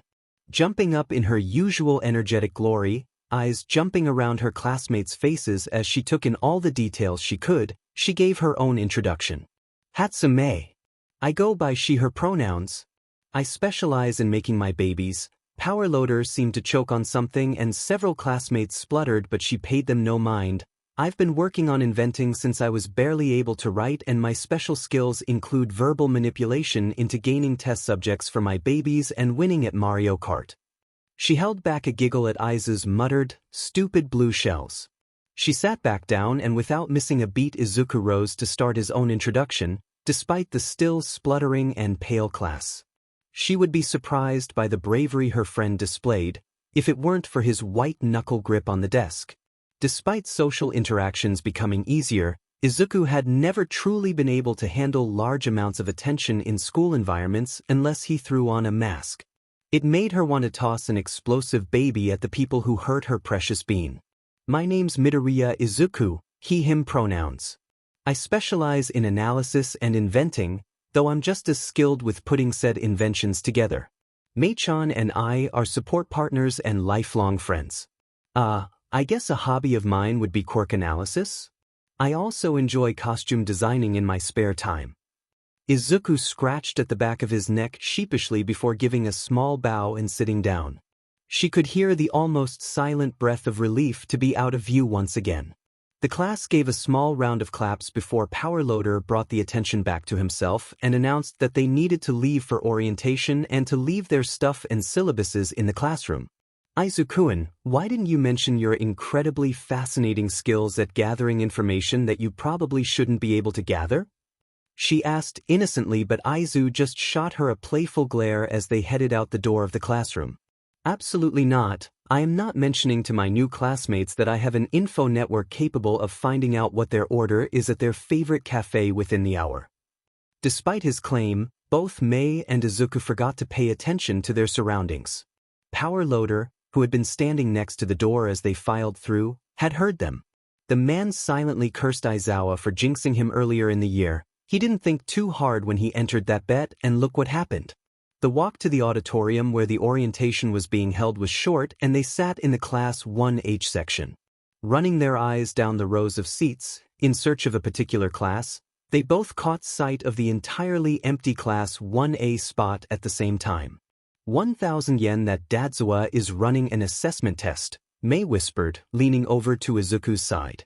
2,000 yen that he threatened them too, Izuku whispered back. Bet. Hitoshi was so very wrong. Walking into the classroom of 1A, through the very large sliding door, there were already people sitting in their seats. He could vaguely recognize a few. Yaoyorozu was a legacy child and that was definitely a Todoroki, but the one person he really didn't want to deal with this early in the morning was doing his version of speed walking over to the door where Hitoshi had frozen in the doorway. Hello there. My name is Ida Tenya. As we are classmates in this studious academy, I thought it imperative that I introduce myself to all of my future classmates. RoboCop stated, loudly. Hitoshi eyed the chopping hand with barely hidden wariness before looking back at Ida's face and nodding in greeting. Ayama Hitoshi, he said simply. It was too early for this bullshit. Thankfully, RoboCop accepted his greeting for what it was and sped off somewhere else to terrorize the other students present. Sighing, Hitoshi slumped over to seat 18, where he knew his spot was according to his dad's seating chart he was shown last night, and all but collapsed into the seat. Placing his hand underneath his chin, Hitoshi decided he could get a few more minutes of rest before the day got wild. It was 15 minutes before class started when Hitoshi's boredom was cured by the gift teenage drama. The classroom had been slowly filled as time passed. A few stood out in sheer bright and loudness, but the star of the show was the blonde currently being yelled at by Mini Ingenium. Put your feet down this instant. It is disrespectful to ruin the furniture that holds such importance and dash. Hitoshi tuned him out, focusing on the deepening scowl on the blonde in front of him. He had to press his hand over his mouth to stop from choking on laughter when he noticed that the teen's hair made him look like a walking Pomeranian. The anger that was slowly building didn't help at all. He couldn't stop imagining a tiny, fluffy dog growling at the end of their owner's leash whenever someone got too close. Pom-Pom Boy was about to blow a fuse. The vein on his forehead was extremely close to popping. In fact, the blonde's hand actually was popping. Small firecracker-like pops seemed to be released from his hand. There was an uncomfortable pit to his stomach when he noticed them, and he couldn't for the life of him explain why he felt that way. Oi, Four Eyes, leave me the F alone, Pom-Pom spat venomously. It's a fucking desk, not a goddamn 100-year dynasty heirloom. This was, obviously, not the right thing to say considering RoboCop was about to gear up for another lecture. However, right as the teen opened his mouth, a shriek could be heard from the front of the classroom. Hitoshi thought, that's why he could feel someone watching him. Standing in the doorway was a girl with a brown bob cut, stuck in the same position she jumped into to shriek, and was staring at a lump of yellow on the floor. Hitoshi sighed quietly to himself. Why his dad does this he'll never know. Don't try to explain it as an intimidation tactic either, because just looking at his students like they were annoyances and too much trouble had them shivering most of the time. Hell, When Hitoshi had to come to UA with his dads during the summer, he got front row seats to see his dad stare down the #1 pro hero into a shivering mess because he suggested something idiotic. It gets funnier every time he remembers. The yellow blob of a human slowly dragged its lump form into a standing position as Aizawa-sensei slurped up the last of his jelly pouch. Obnoxious, loud, slurp. His dads had the audacity to ask why he's dramatic when these are the parental figures in his life? Hypocrites. With a dramatic sigh, his dad unzipped his sleeping bag, a gift from Inko, surprisingly. She had claimed it would be useful for getting all the sleep he could after a particularly bad patrol left him with deep dark circles. Stepping out of the monstrosity like a moth hatching from its cocoon, and walked over to the podium. His gruff voice cut through the silence like a knife. You need to work on your situational awareness. It's been 8 minutes, that won't cut it in the field. Do better. Standing in front of the podium, Aizawa ran a cold gaze over the class. Hitoshi sat straighter under its piercing intensity. This was no longer his dad who helped him train on weekends, or who sat with him on the couch cuddling cats with coffee. This was Aizawa-sensei. The gruff, cold, closed-off man who trained heroes in training. There are no favorites. No second chances. No going easy. My name is Aizawa Shoyuda. I'll be your homeroom teacher for the next 3 years. Now, he reached down, grabbing something from under his podium, put these on and meet me on the training fields. A box of gym uniforms were placed on the podium and Aizawa promptly turned on his heel and left the shell-shocked classroom. Hitoshi, however, knew his dad. He knew that he better get his butt in gear because family ties or not, Aizawa would ship him out of the course if he decided to half-butt anything.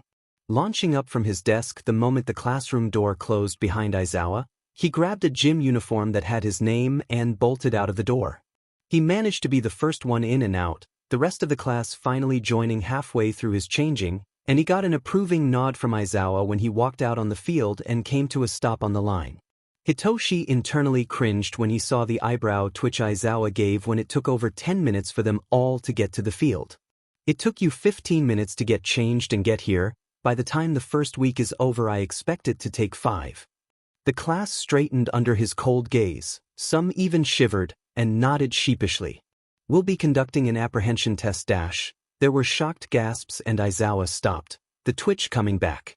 Hitoshi almost wanted to toss his body away from the brunette who then shouted, "But what about orientation?" But he pushed the urge down and powered through. UA allows their teachers creative freedom to conduct our classes as we see fit. It would be illogical to go to an orientation when I can assess your abilities now. You can learn the rules in your own time, not on mine. Aizawa stated simply. Now, Ayama? Hitoshi straightened and nodded sharply. An approving gleam settled in his teacher's eyes and he inwardly preened. You received first place on the entrance exam. How far could you throw in middle school? 71 meters, sensei. Step in the circle. You'll do the same thing except this time use your quirk. Anything goes as long as you stay in the circle. Nodding, Hitoshi walked over to the circle and accepted the softball. Sighing, he internally debated on what his classmates would think before tossing it out of his mind. If they had a problem with his quirk, then they shouldn't be heroes. He turned around and assessed his fellow classmates, a little upset he didn't have Izuku here mumbling away the types of possible quirks they'd have. Not like he knew most of their names anyways. He caught sight of the girl who shrieked earlier and noticed how she kept hold of her shirt, a nervous tick probably, with only 4 fingers. Well, whatever her quirk was he was about to find out. Hey, Hitoshi said, gesturing to the girl, and when she pointed to herself he nodded. Do you think I can have your help? My quirk's mental and needs a third party to work in this scenario. Oh, of course. I'd love to help. She walked over with a skip in her step. Do I need to do anything specific? Hitoshi leaned down and angled his head to speak closer to her ears so he could whisper. Just respond when I ask a question. Also, if you could keep that a secret, that'd be great. He leaned back and reached out with a hand, placing it on her shoulder, as he ignored the blush that had intensified when he leaned down. So you don't mind, right? He asked. His quirk laced his words like ivy, smoothing out the sound until it became enticing. Not at dash. Her eyes glazed over and white covered her pupils as her body went slack.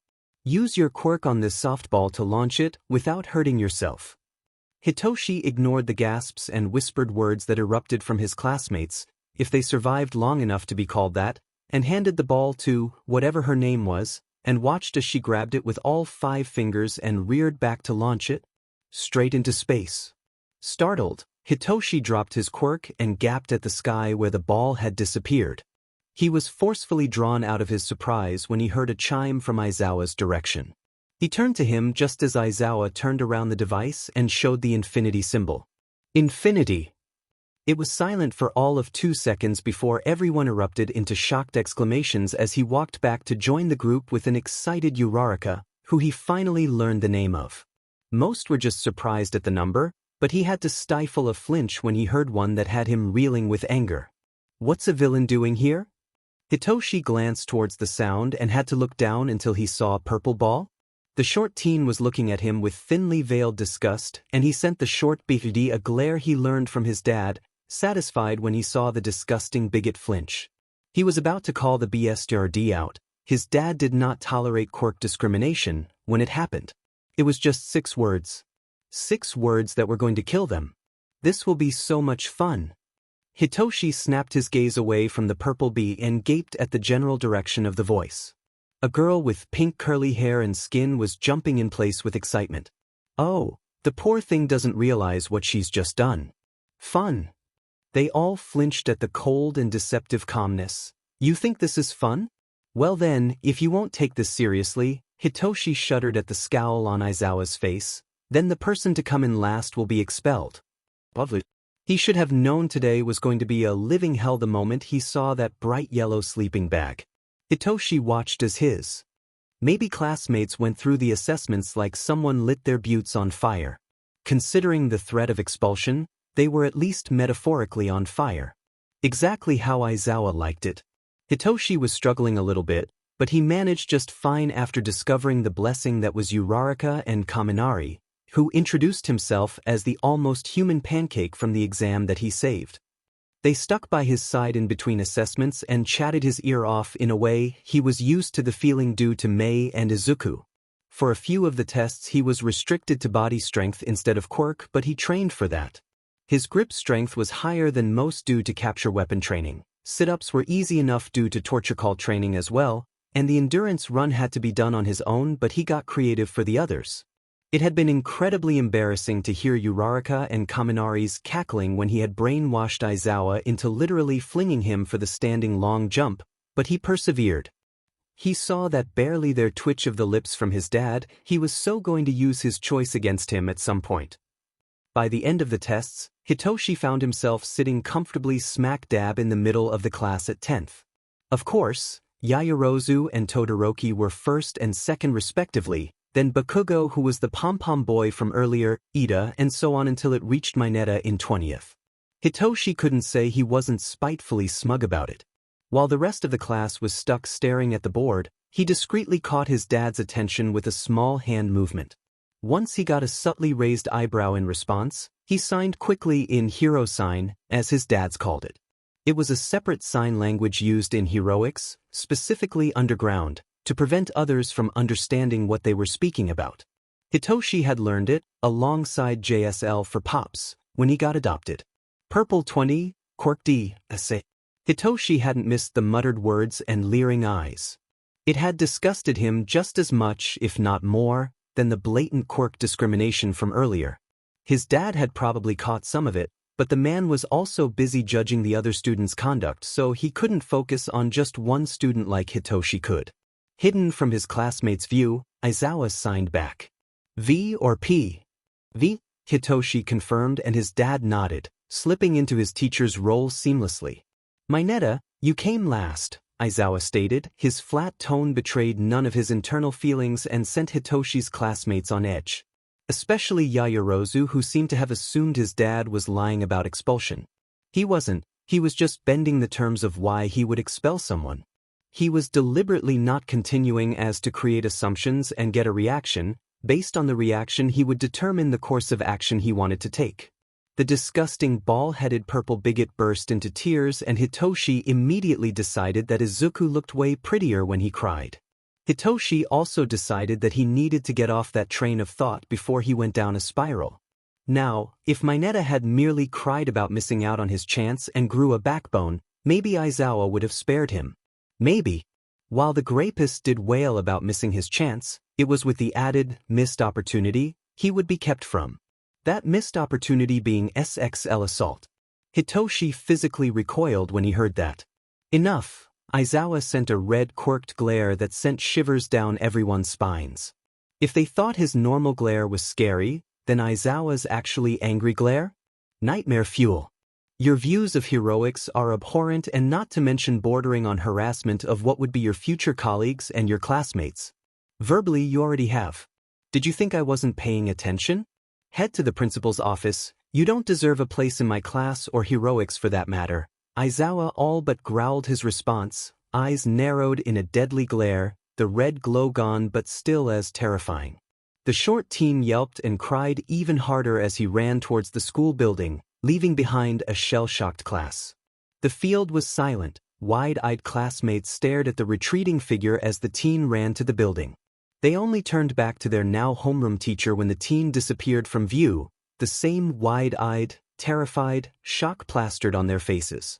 Though he noticed a few relieved shoulders dropping. If they were looking for any hint or reaction from Aizawa, something to let them know that he wasn't unaffected by expelling a student on the first day, they were going to be disappointed. Expelling those who won't do good in the industry, or don't deserve to be in the industry, is Aizawa's bread and butter. That was his form of kindness. A few moments passed before Aizawa spoke again, his toneless voice cut through the tension like a knife. Alright, go ahead and change and head back to the classroom. You'll find your syllabus on your desks. Take them and you're free to go. A deranged grin broke out on his face, and Hitoshi fought to make sure a matching one stayed off his own. Welcome to Class 1A. The welcome sounded a lot more threatening now that the teens knew Aizawa didn't just threaten. He promised. As if being freed from the clutches of hell, Hitoshi's classmates ran like mad towards the locker rooms while he followed at a more sedate pace. He had to stay behind with his dads after all, no need to rush. His decision was rewarded with a soft practiced murmur from his dad as he passed by on his way to the principal's office to expel the Grapist. When you get to the faculty room, I want details. Hitoshi nodded, remembering the muttered words from earlier that crawled underneath his skin wrong. With a renewed pep in his step, he got to the locker room that was thankfully devoid of other students and changed. Huffing to himself, Dad must have really scared them if they changed that quickly. Hitoshi headed to the classroom where he left his bag and was surprised to still see people there.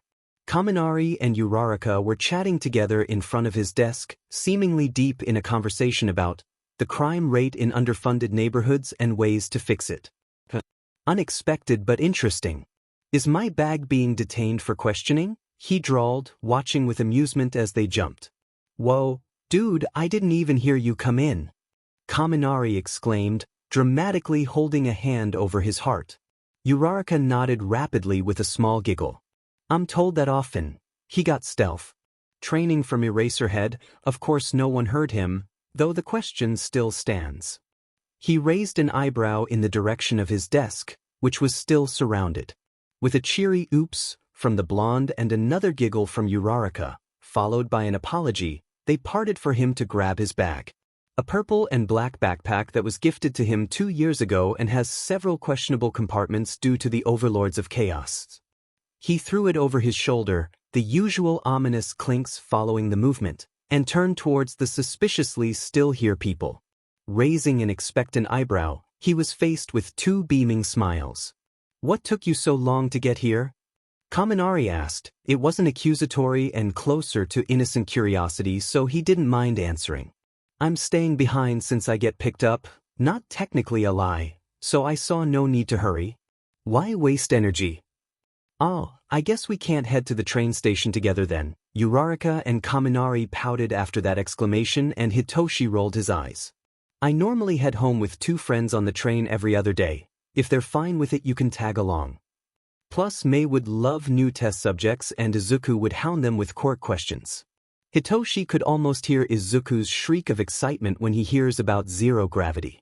The two brightened and Kaminari opened his mouth to say something, but was cut off by the loudly blasted, bass-boosted, CPR cupcake song as Hitoshi felt his pocket vibrate. He almost flung his phone across the room as he dug it out from his pocket and smashed the answer button to stop the ringtone. God damn it, Thai, stop if and he changing his ringtones what the foo dash, and accidentally hit the speakerphone as he frantically hurried to stop the song from continuing. Toshi!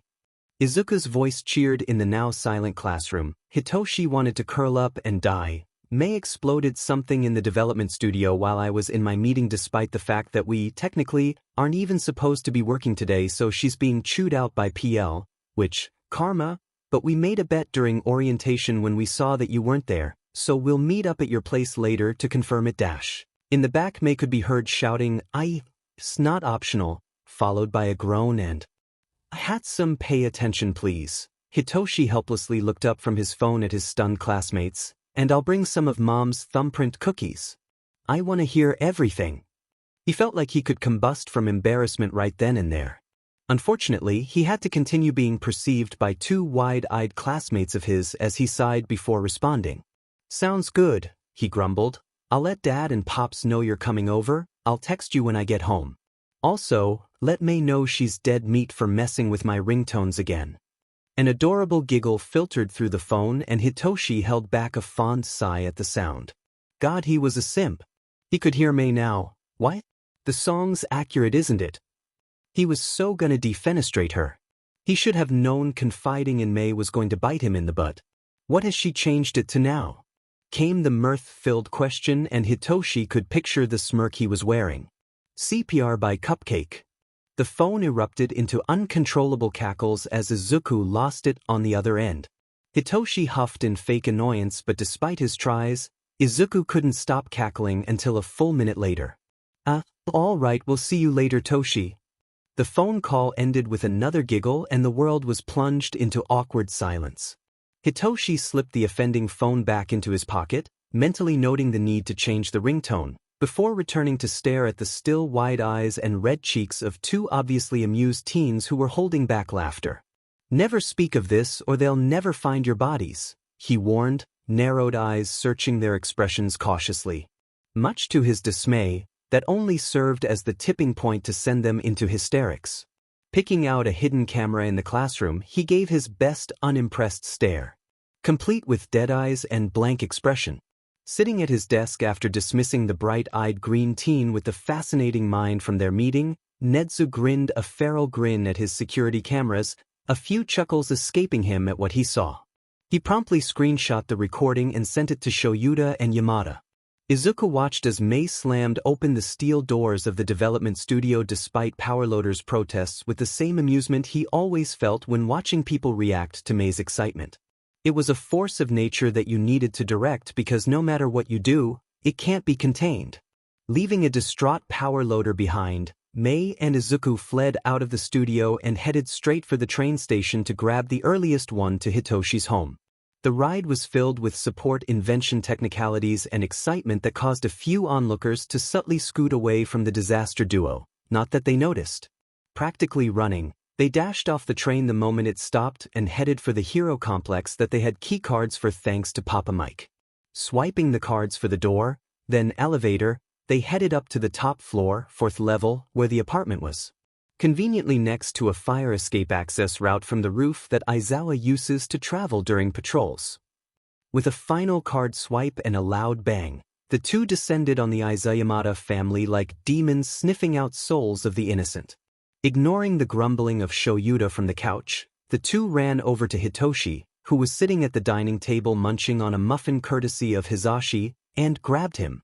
Izuku lifted the lanky, but fairly well-built, teen over his shoulder as May chanted, "All hail," over and over again as they dragged him to his own room.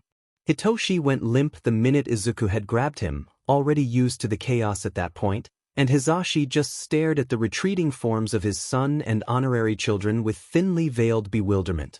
"I will never be used to those two," he settled on. Shoyuta merely gave a sympathetic look towards his husband before promptly passing out for his pre-patrol nap.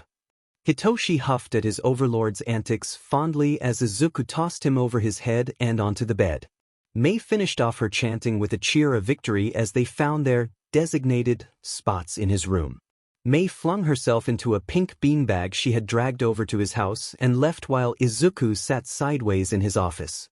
Chair, legs dangling over the armrests. Did Dadzawa conduct an assessment test? Did he threaten you too?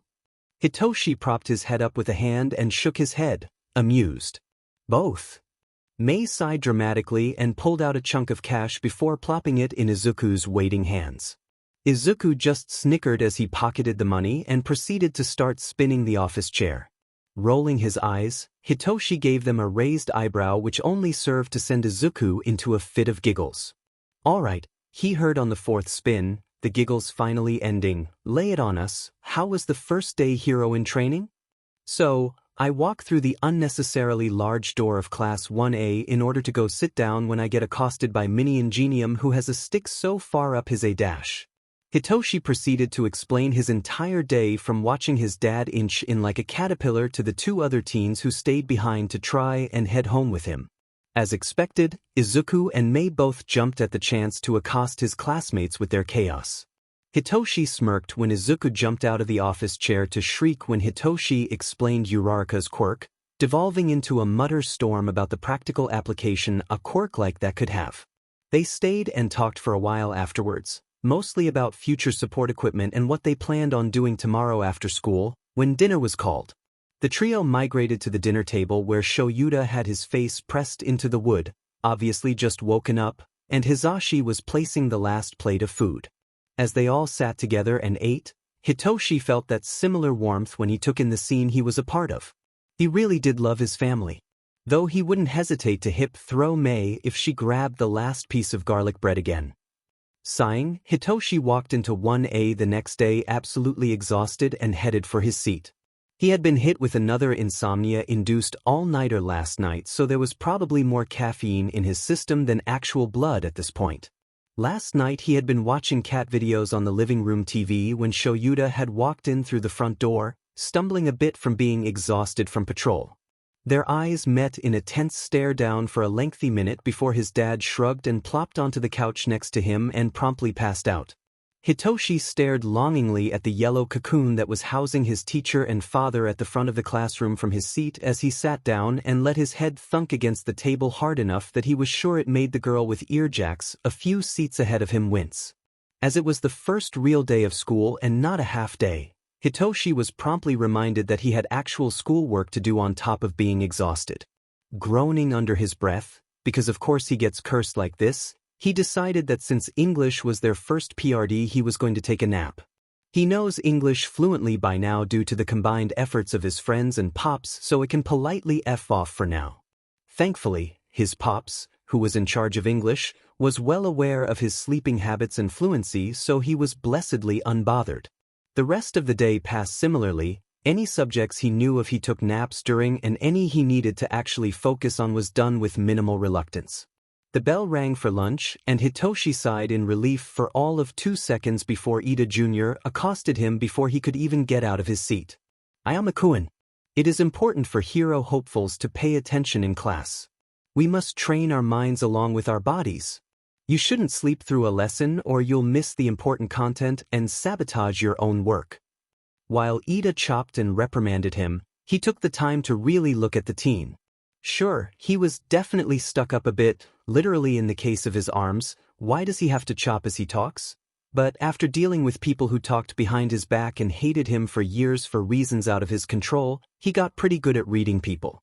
RoboCop here wasn't really being mean, though definitely a stickler for the rules. There was even an undercurrent of worry. Maybe he wasn't so bad. He'll have to inform Izuku and Mei of Ida's changed status from stick-up but to stiff and in dire need of a lesson about the grays in life. Ida, Hitoshi started with a sigh. I have insomnia. I literally can't sleep sometimes, so I took the chance.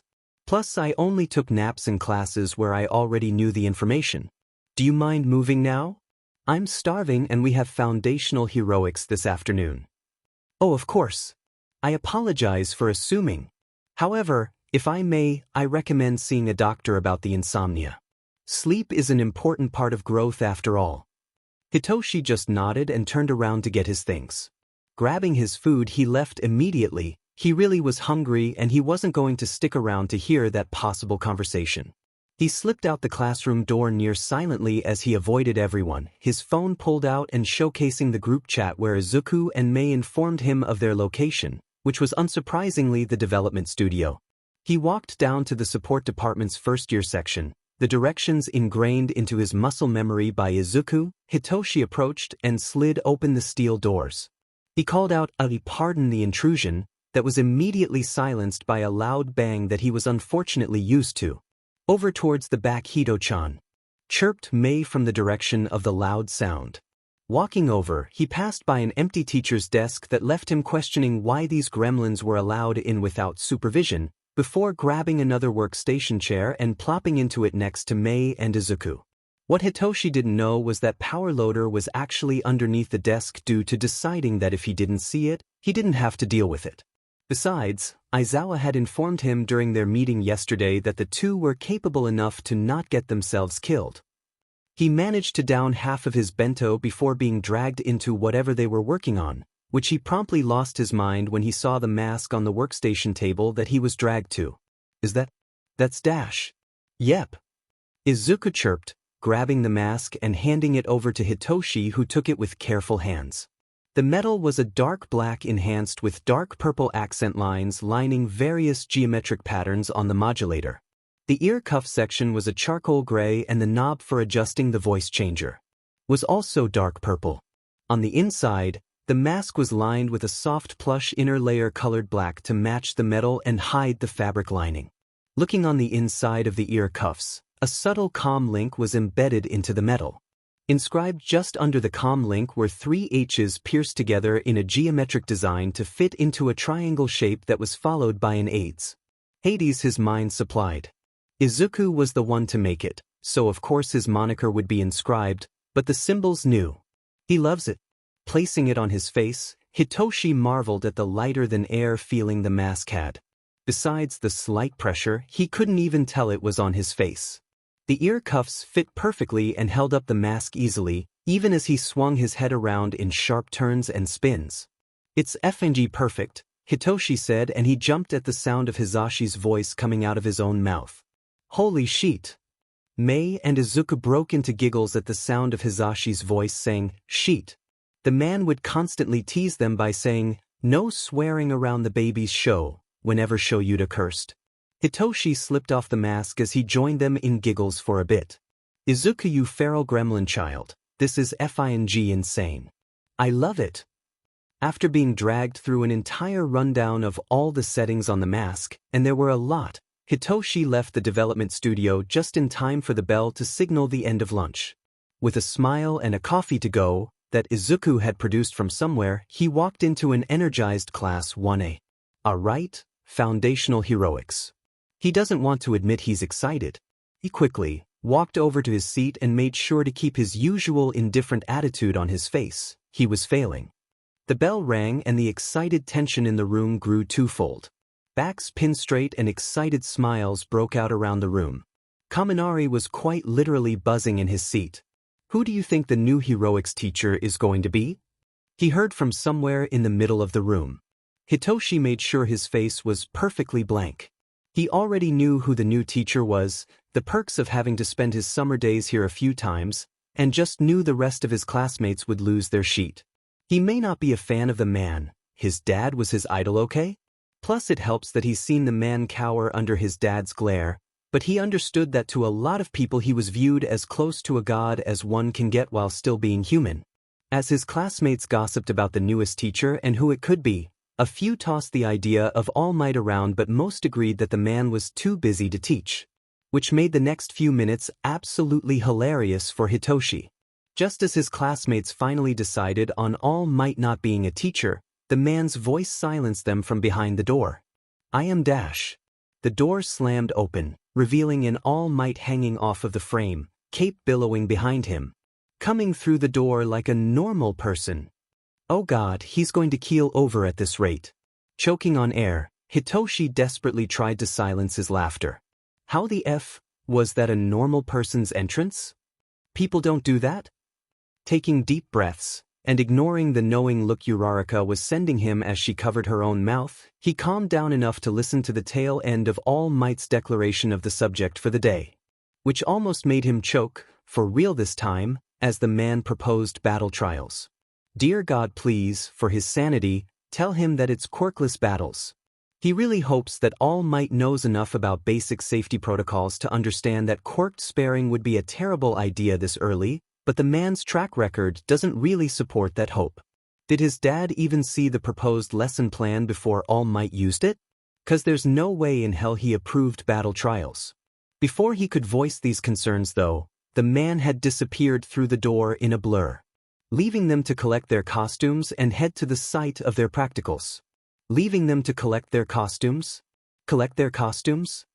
Hitoshi jumped up and swiftly jogged over to the wall and grabbed his suitcase before booking it out the door. His costume. His heroics costume. His FANG hero costume and gear. All thoughts and concerns were pushed away in favor of getting to the locker room and tossing on his outfit. Mei and Izuku had helped plan it with him along with his dad's, though his parents only got to see the rough draft since Hitoshi wanted to surprise them. Finding a secluded corner, he placed his case on the bench in front of the lockers and used trembling hands to slowly open it. The first rough draft of the costume was similar to Shuta's, a black baggy suit with combat boots and the capture weapon but with the added mask. He had been an embarrassed mess for the next week under Hisashi's relentless teasing. The final product, however, was very different. The most noticeable difference was the base. Instead of a one-piece jumpsuit that Shoyuta wore, Hitoshi opted out to have combat-level cargo pants in black with dark purple accents in the seams as well as a skin-tight, quirk-enhanced, Kevlar long-sleeve turtleneck that was a matching black, and on the neck, under his right ear, was a small familiar symbol of the 3 H's. His capture scarf, newly dyed a similar dark purple to the accents, rested around his shoulders. The combat boots stayed the same, black with, of course, dark purple laces, but Mei had gotten her hands on them and added hidden compartments for knives. Which was badass, and Hitoshi could imagine his pop's face when he found out. There was also the utility belt that was settled around his hips. His dad's had compiled a list of useful extra stuff like medical equipment that filled the pockets, and fingerless gloves that may or may not act like brass knuckles. The final piece was the mask that now rested around his neck. All in all, he thought he looked pretty FNG badass. He walked out of the changing room with Kaminari, which he hadn't even noticed the others walk in due to his excitement, and met up with Uraraka, who definitely didn't ask for the costume she was currently wearing. Hey, you know you can apply for changes in costume design, right? Either through a SBMSN of a request for change or just taking a trip to the support department. Wait, actually? Hitoshi nodded, carefully taking note of the others failing at hiding their eavesdropping. He'd have to let Dad know that the costume design company they used this time missed the mark by a wide margin. Yeah, I recommend going tomorrow since things will be in full swing by then. How do I? Oh wait, those 2 friends of yours were in support, weren't they? Kaminari asked, bouncing on his feet as they waited for the class to start. Yep, he said, popping the P, they're insane and I love them for it. For warning, if you get paired with them, anything you request will come back to you with several different additions that may be scary to have anywhere near you but will end up being useful in vague situations as well as having amazing quality. That sounds like it comes from personal experience, Uraraka added, nervously fidgeting. It is. Why do you think my backpack makes those ominous as F clinking noises? I still haven't found all of the functions they added, he added with a raised eyebrow. Dude, what the F dash? Hitoshi just gave a dead-eye stare to Kaminari, pushing as much resignation and emotionless energy into it as he could. I've been friends with them for over 9 years, Pikachu, and not once have I been able to answer that question. Their conversation was cut short when All Might's loud laugh echoed through the air, the man himself standing a little ways in front of the pack of students. The battle trials, which he had forgotten about while caught up in the excitement of hero costumes, were going to be 2-on-2 indoor quirked sparring matches with a designated target and time limit. Who the hell approved this? After the team numbers were dished out, he was placed on Yayarose's Team C, Hitoshi walked over to his teammate while subtly searching for his phone. When he felt the cool metal and slick screen, he pulled it out. Ayama-san? 1SEC, I'm just asking a friend of mine to inquire with a teacher about something specific we want to do with some of my gear. There. He tossed his phone back into his pocket. Sure, he was texting a friend, but that was only because he knew his dads were either teaching or napping and wouldn't get his text immediately anyways. Oh, that's right. I heard you had friends in support. Do you think they'd be able to help me change certain aspects of my costume? Hitoshi turned to look at what was clearly the costume company's attempts to get jail time and returned his gaze back to the fidgeting girl in front of him. Yeah, one of them has an attorney for a mom too. Want her number as well? Dodging the piece of metal that went sailing over his head, Izuku turned around to hand Mei the wrench she had been looking for. There was a groan from the corner of the workshop that reminded him of a dying man, but a quick glance showed Power Loader fully alive and relatively okay, so he turned back around. Strange. Pushing aside his thoughts on Power Loader's current health, he turned back to his pet project of a retractable knife that could possibly hold narcotics in the blade that releases with the press of a button. The container for the narcotics had been having a problem with closing back off, which is annoying, but he was getting close to figuring it out. Diving back into the process of creating, Izuku almost missed the sound of his phone going off. The cheery sound of Hitoshi's dead and emotionless voice saying, "Answer your goddamn phone, you support obsessed gremlin," chimed through the air as Izuku reached over to grab his phone. After repeatedly not hearing his phone go off while he was in the zone, the trio discovered that as long as it was one of their voices making a noise, he would respond immediately. Thus, the recordings of his friends' voices to set as either text or ringtones. Grabbing the definitely modified cell phone, Izuku swiped it open and read his newest message. From Pretty in Purple. PP, All Might thought it'd be a good idea to have battle trials, quirked, indoors. Sick dad on him. May, code F to Z. Izuku shouted over the sound of exploding support equipment, once again dodging a stray piece of flying metal. For a second he thought he heard one of his classmates whimper in fear, but he ignored that most likely misheard noise. It wasn't. "Oh, the way Hades-san," came the shouted response. Instantly Mei dropped all that she was doing and came over to Izuku's station. Dropping into his now vacated seat, she grabbed out the binder full of blueprints and designs that they had been working on together for years that he kept in his desk for safekeeping. Sometimes spontaneous combustions could be problematic, and keeping the binder safe was top priority. Izuku passed her another fidget. He had several on hand for whenever things got a little too still or quiet for Mei, then got up and walked over to Power Loader, who was staring at the two of them with thinly veiled horror. "Vince, strange. PL-sensei, can I go visit the faculty room? I have something I need to notify the class homeroom teacher of 1A about. And don't worry about Mei. She'll be still for exactly how long it'll take me to get there and back, as long as she has that binder and fidget, that is, so dash." "Go ahead," Power Loader responded, his voice warbled in that weird way that Izuku couldn't really understand. When he got home later that day, he realized that Power Loader sounded desperate. "Here, have a pass. Come back the moment you're done." Izuku nodded, taking the slip, before he walked out of the steel doors of the development studio. He could have sworn he heard a sigh of relief right before the doors closed. The faculty room wasn't hard to find as long as you knew what to look for. No, he doesn't mean the faculty room the students are pointed towards. He meant the faculty room. Of course, there was a second faculty room that students weren't notified about. The staff of UA are pro-heroes. They would need a space that they could feel safe in, that they can assume no one but themselves knew about. A place to discuss cases or essays without care for who could drop in at any moment. It works as a safe room and a reprieve from the teenage hormones that infect the school hallways. A safe haven, if you will. Izuku was absolutely about to ruin this for them, and he couldn't be happier. He had made sure to get the actual UA maps from the server database. Nedzu was extremely interested in his methods of doing so, since he may or may not have done it before he was even his personal student. Stopping in front of the unassuming wall, Izuku turned to look up at a random patch of ceiling and smiled. All teeth and dead eyes. Instantly, the wall beeped and slid open with a small flash of green where the ID reader was embedded in. this time giving an actual smile, one that didn't make people want to bury themselves 6 feet under. Hitoshi's words, not his. Izuku gave a small nod to the hidden camera before turning his head back to the door. Once it was opened, he walked into the room with a small bounce in his step. Not even a second after he entered, the painful sound of a man holding on for dear life to his last thread of sanity as the world seemed to ruin everything and anything it could touch reached his ears. Eyes honing in on the black lumpy form of a human blob on the staff couch, Izuku smiled a beaming smile and threw up his arms while posed, perfectly performing jazz hands. "Dezawa," he chirped, eyes alight with glee.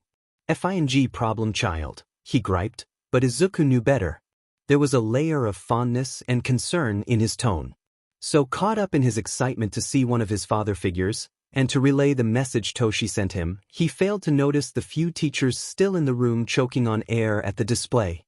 "I've come to relay a message from Toshi," he disclosed, walking over to the couch.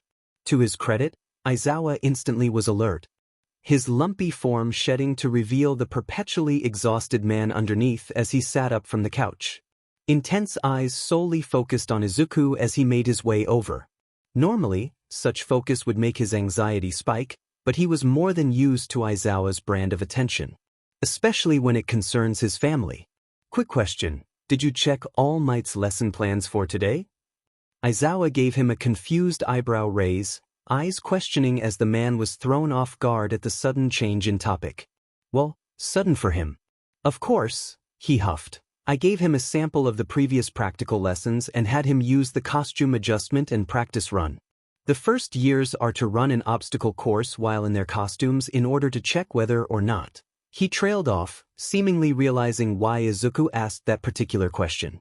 His head snapped back to stare at him, face contorted in the way that shows he really didn't want to be wrong. It probably didn't help that he was definitely giving the man a sympathetic smile paired with those dead eyes he's perfected for occasions like this.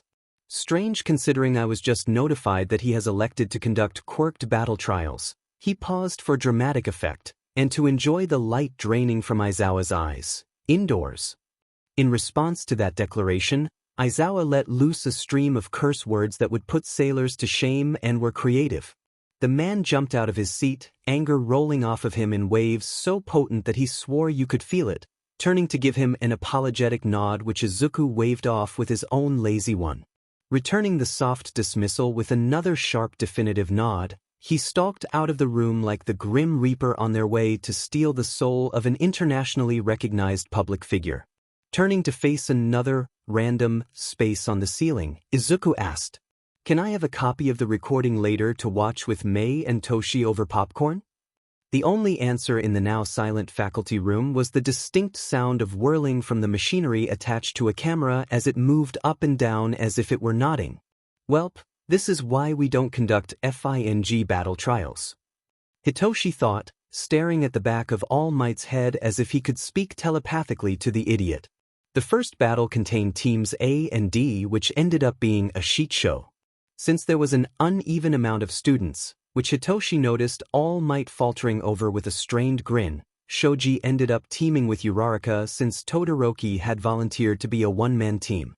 Something about the teen's face when he had said that had set him on edge.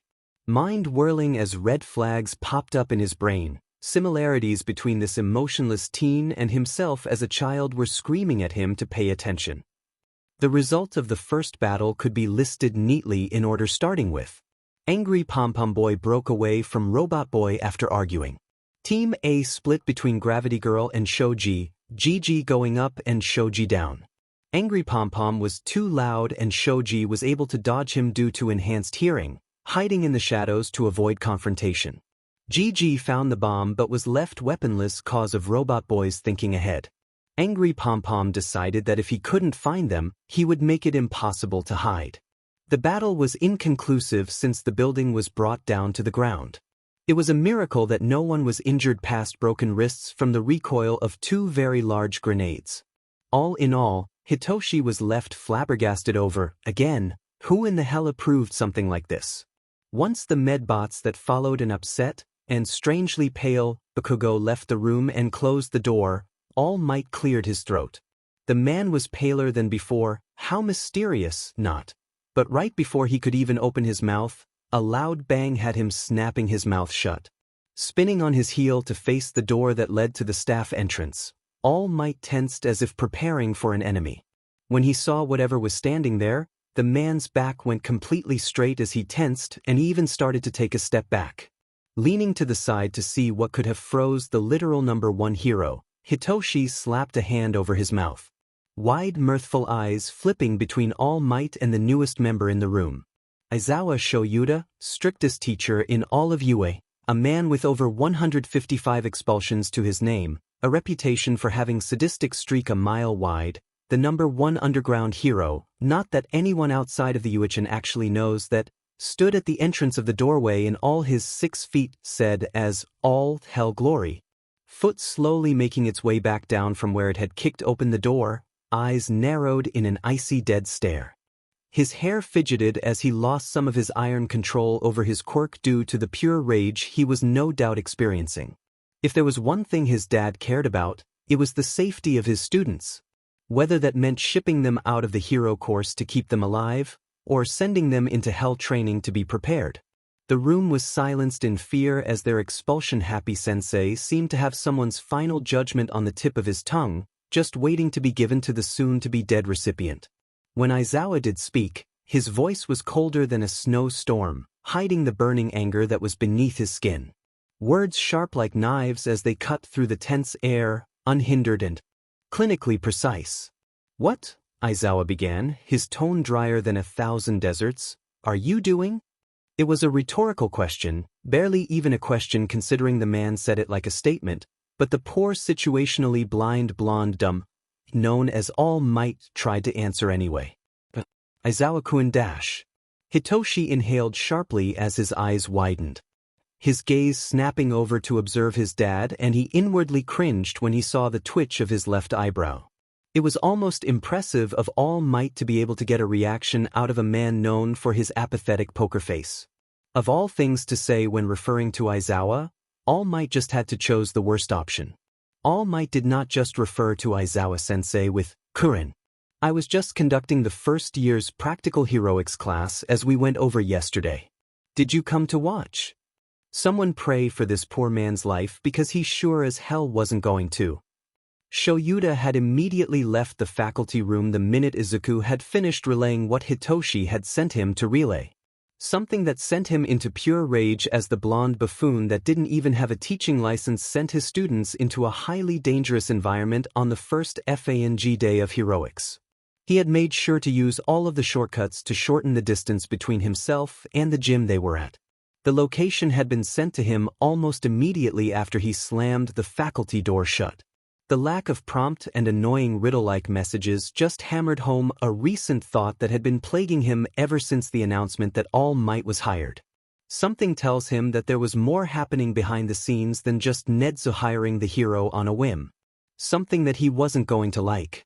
Pushing away those unnecessary thoughts for later, Shoyuta approached the gym's staff entrance into the monitor room. He reached out with his hand for a split second before deciding against it. He could hear talking on the other side of the door, the blonde dumbass explaining something or another, and that just won't do.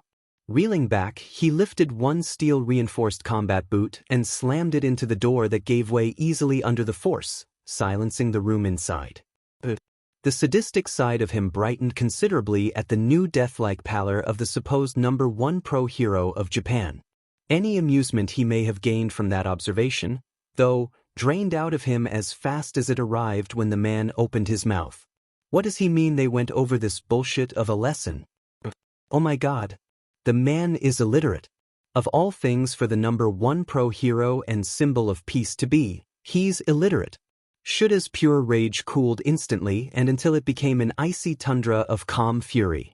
It didn't weaken, but it cooled from the burning magma that boiled beneath his skin just waiting to burst out. Now it burned in a different way. The frosty change seemed to literally drop the temperature of the surrounding room. He used that cold anger to fuel him as he turned back to the object of his frustrations. All Might, Shoyuta intervened as the blonde began to nervously ramble, desperately filling the judgmental silence he was obviously not used to. "Are you illiterate?" Oh, he enjoyed that shocked and downright offended expression. I am in dash. Because if you could read, Shoyuta cut in once again, ignoring All Might's spluttering, you would understand that the lesson you seem to have decided to use belonged to the third-year heroic students. Students who would only get this lesson after another week at a minimum. The room was dead silent except for the spluttering and confused denials coming from a man who was supposed to be the best of them. Izuku and I dash. He gave the beard a nasty glare, once again cutting him off. Of course, where your eyes failed, your ears should have saved you, considering I made sure to drill it into your thick-headed skull what to do for the last few weeks. Though I see you're in need of an appointment with an audiologist, considering that failed as well. All Might was struck silent, mouth open and closing like a fish, though there was a realization there. The previously pale skin had gone ghostly, making the man look like he had been brought to hell and back, eyes wide with shame and fear. I expect to see you to head to the staff room immediately. I'll join you after class is finished so we can correct this mistake, am I understood? Ah, but Izuku dash. I understood. Yes, sir. Good. Now scram. Shoyuta watched, ducking his head into his capture weapon to hide his smirk, as All Might ran out of the room with his metaphorical tail in between his legs. Only when the door slammed shut did he drop his glare and sigh. He turned back to his class, incredibly amused by the looks of awestruck horror at him, besides his son who looked to be one word off of hysterical laughter, as internally mourned his afternoon nap. All right, he started, reveling in the growing terror in his students. Let's get started on what should have been your first class in heroics. He quickly scanned over his students before noticing a distinct lack of teen angst.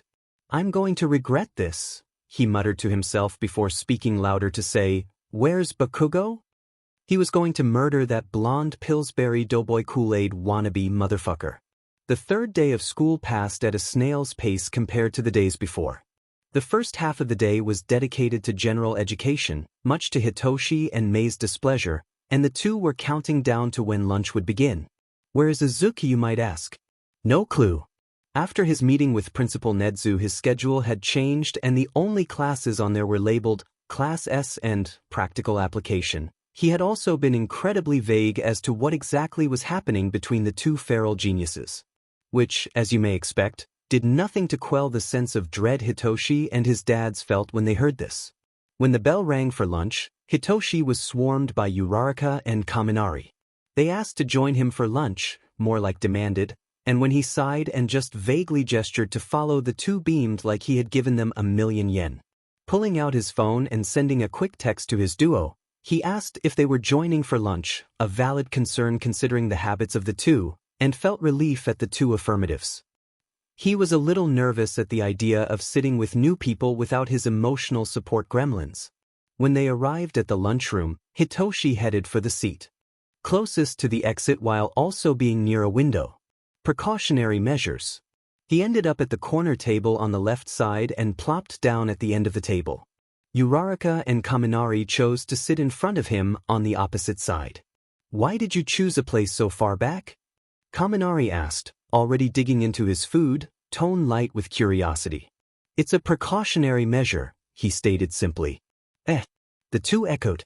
As if to prove his point, Hitoshi was shoved by something further down the table until he knocked into another solid surface. Instantly knowing what happened the minute he saw green and pink in his peripherals, he turned to shoot Mei a dirty glare as Izuku giggled from where he had just slammed into him. Phew, he hissed. Save it for later, she seamlessly responded, grinning that wild smile of hers. Hitoshi ignored the shocked coughing coming from in front of him as he relaxed into their usual banter. The perks of having emotional support gremlins. He didn't notice, but Kaminari and Uraraka did. They saw how his shoulders lost their tension, how his smile was small but genuine. It was shocking how different he was with these newcomers compared to the lazily smirks and hostile snark he kept on hand in the classroom. Silently, they vowed to get close enough with the elusive teen to allow him that reprieve. To have him as comfortable with them as he was now. You wish, Pinky, I'm a delight. Delightfully disgusting. Support maniac. Purple panda.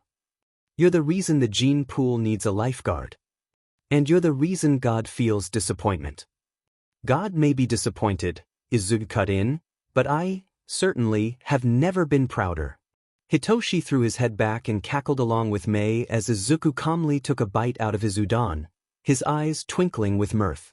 The three of them took a bit to calm down but eventually got there. Mei reached in and yanked out some metal contraption instead of, food, which proves Hitoshi's theory. He scooted a slight bit away from the gremlin and thankfully, Izuku got the memo and adjusted as well. So, Izuku chirped, looking at Uraraka and Kaminari with that suspiciously polite smile, you must be the two classmates Toshi was talking about? Still a little dumbstruck, the two numbly nodded. However, and this was mildly impressive, Kaminari could be seen weighing invisible options before making the decision to sell his soul to the devil. Considering his next words were, and he quotes, "So your CPR friend?" which caused Izuku to snort. Which reminds him he never did get Mei back for that. "I forgot to murder you," he says, turning to Mei. Uraraka choked on her noodles. You would imagine a decision like that would be easy to remember.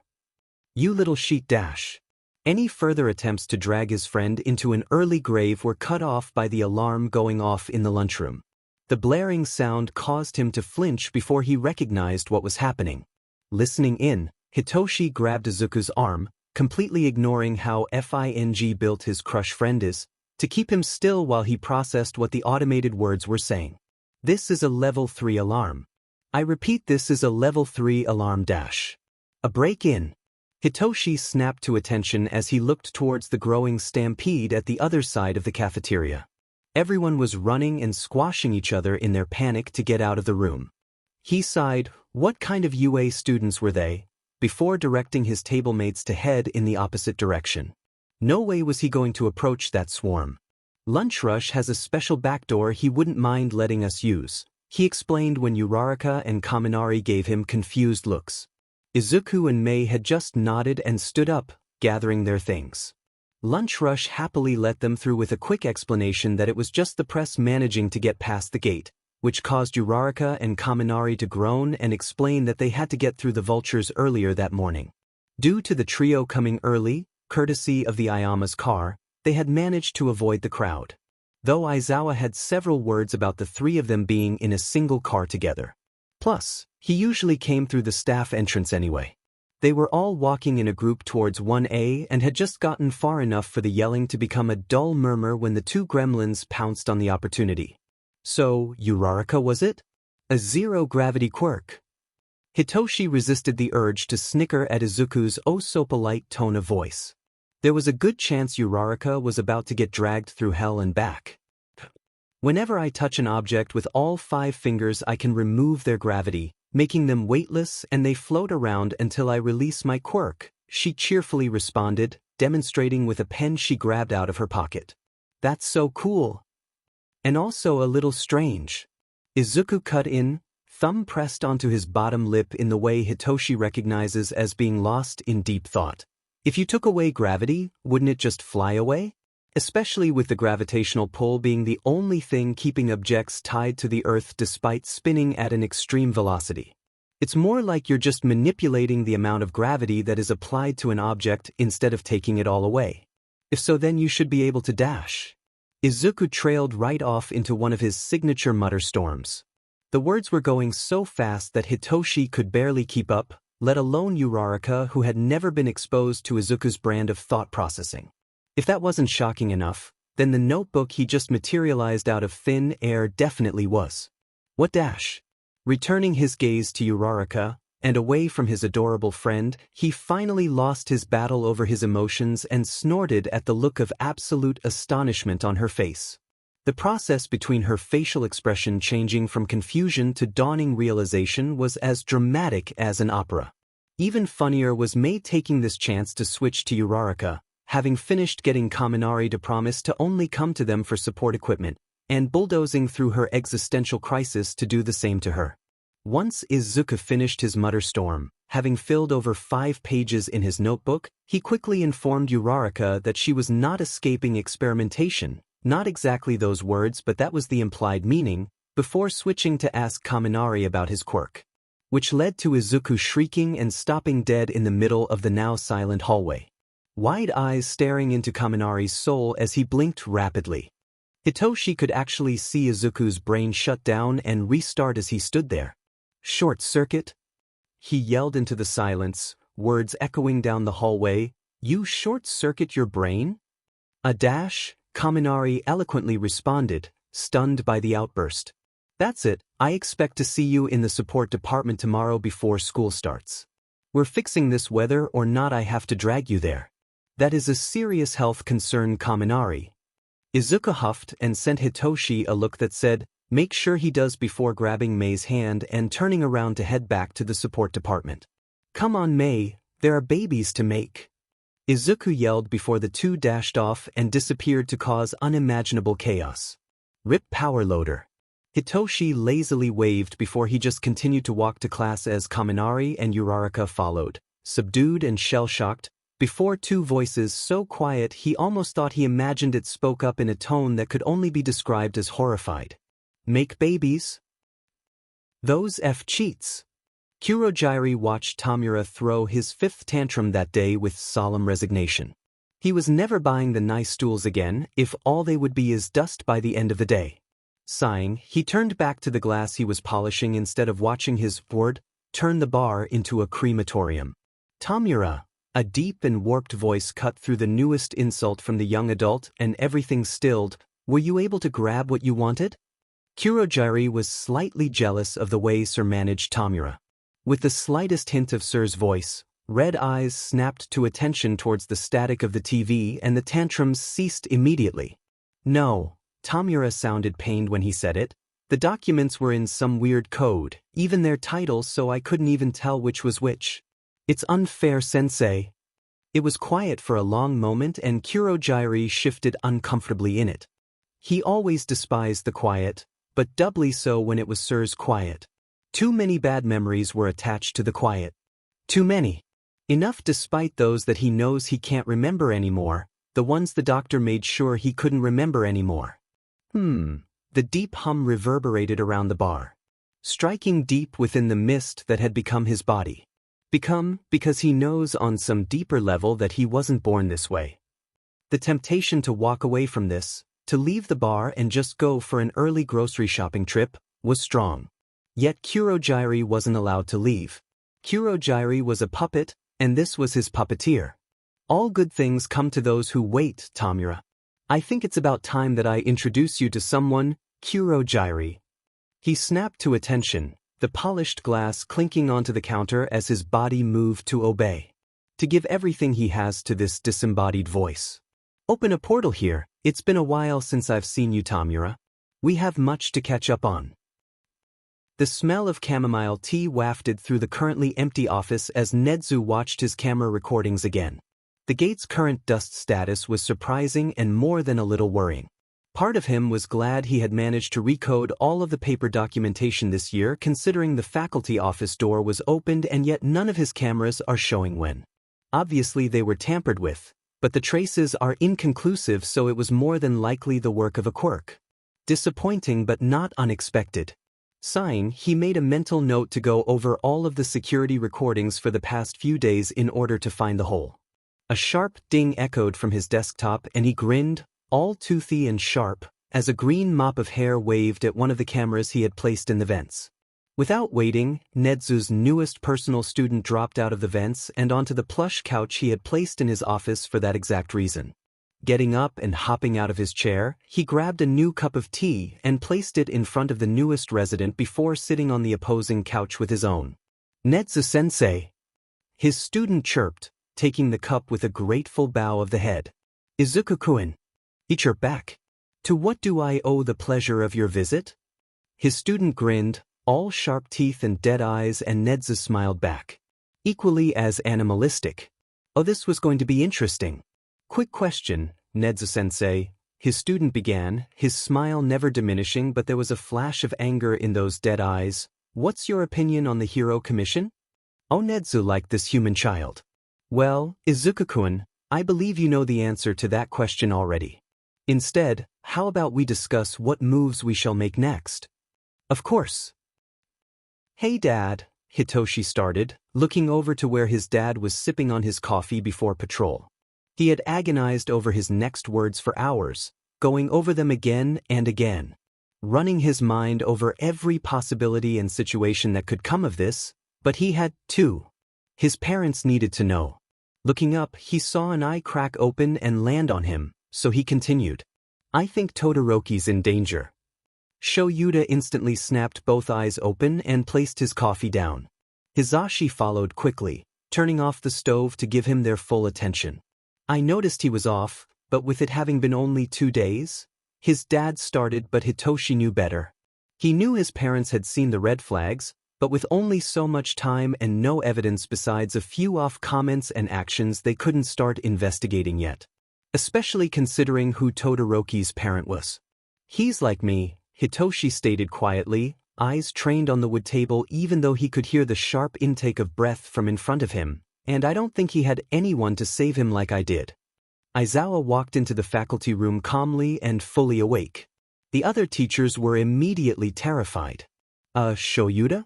Stopping his scan of the room, he let his eyes rest on Kiyama.